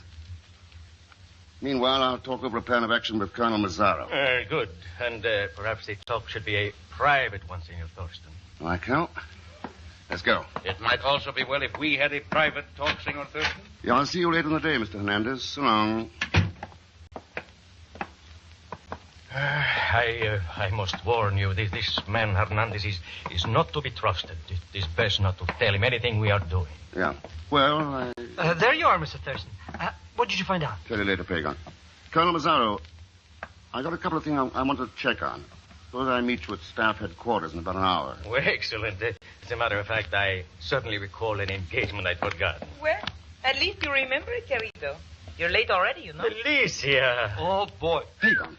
Felicia, may I present Senor Thurston from the United States. This is Senorita Ruiz. How do you do? I was in a very important conference, my dear. Well, in that case, I forgive you. I beg your... I'm sorry, I was admiring that pin you're wearing. It's quite unusual. Mr. Thurston? Thank you. It was made for me by a rather close friend. Mm-hmm. Set with onyx. From Paris, isn't it? No. It's a local product. Oh.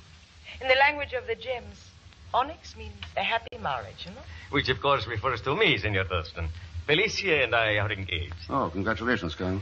Well, I shall be in my office in about an hour. Come, querida mia. Hasta la vista, Senor Thurston. Goodbye, senorita. I thought you were going to give her $250 for it. What for? It was a phony. Come on, Pagon, let's go.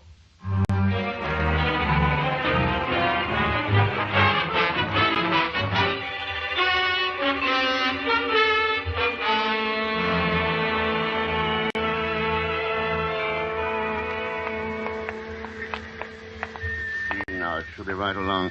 Oh, yeah, there's a sign over the door. Estrella Company. Dumpy little joint, eh? What's the rest of the time mean, Mr. X? Manufacturing jewelers. Come on, let's go in.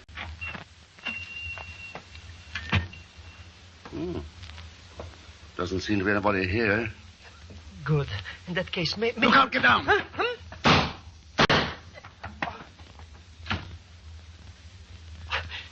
If I get out of this alive, I swear by the father of my father, You're all right. You got away from the back door. Who got away? I don't know who, but he had on a police uniform. What was he trying to do anyhow? He was crouched down there in front of the safe, trying to open it. Oh, no. Not another safe. I guess I better go and get some lunch. Pagan? Yeah, but maybe inside... I mean, after all, who knows? Could be. Nobody in the shop. Come on, Jimmy Valentine, get to work.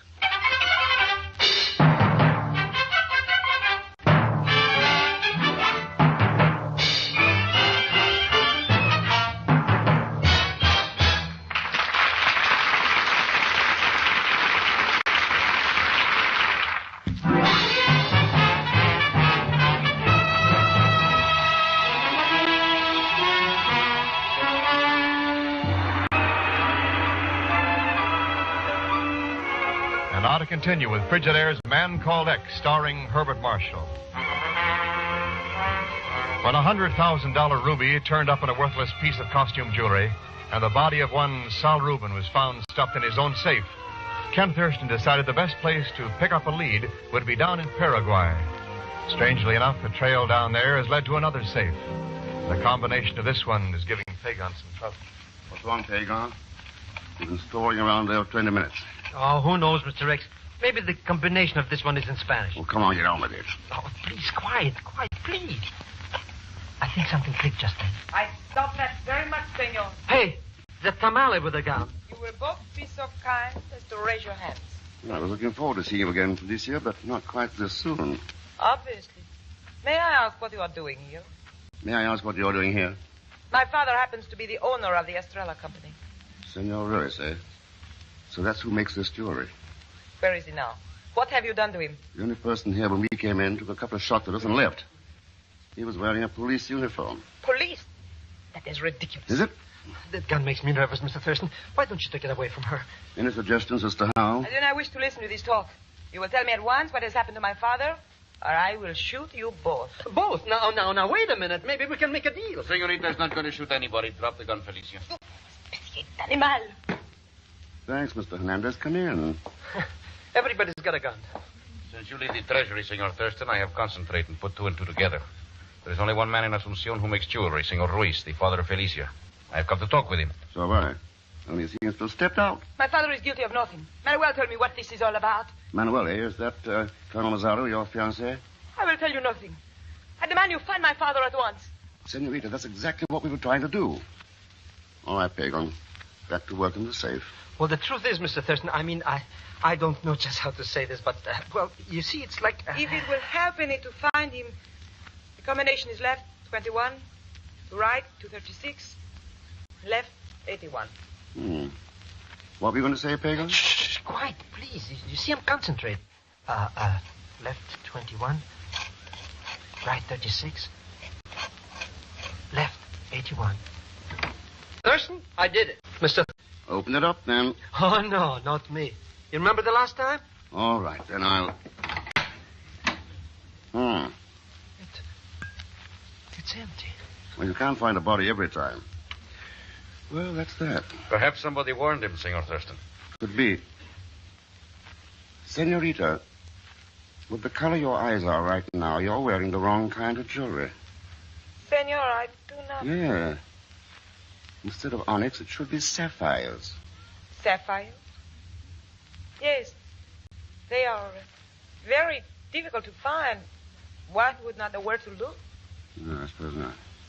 By the way, seen this before?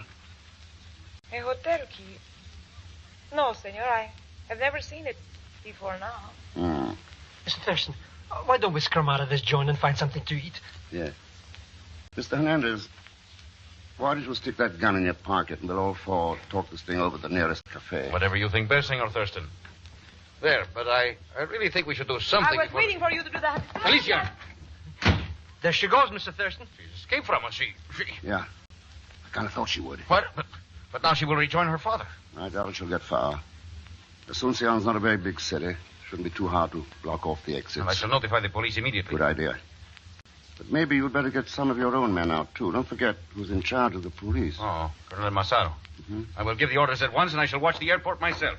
Good, and you may as well limit the search to Felicia. Never mind Senor Ruiz. But why not, senor? Because he's lying dead over there behind that corner. Benjamin.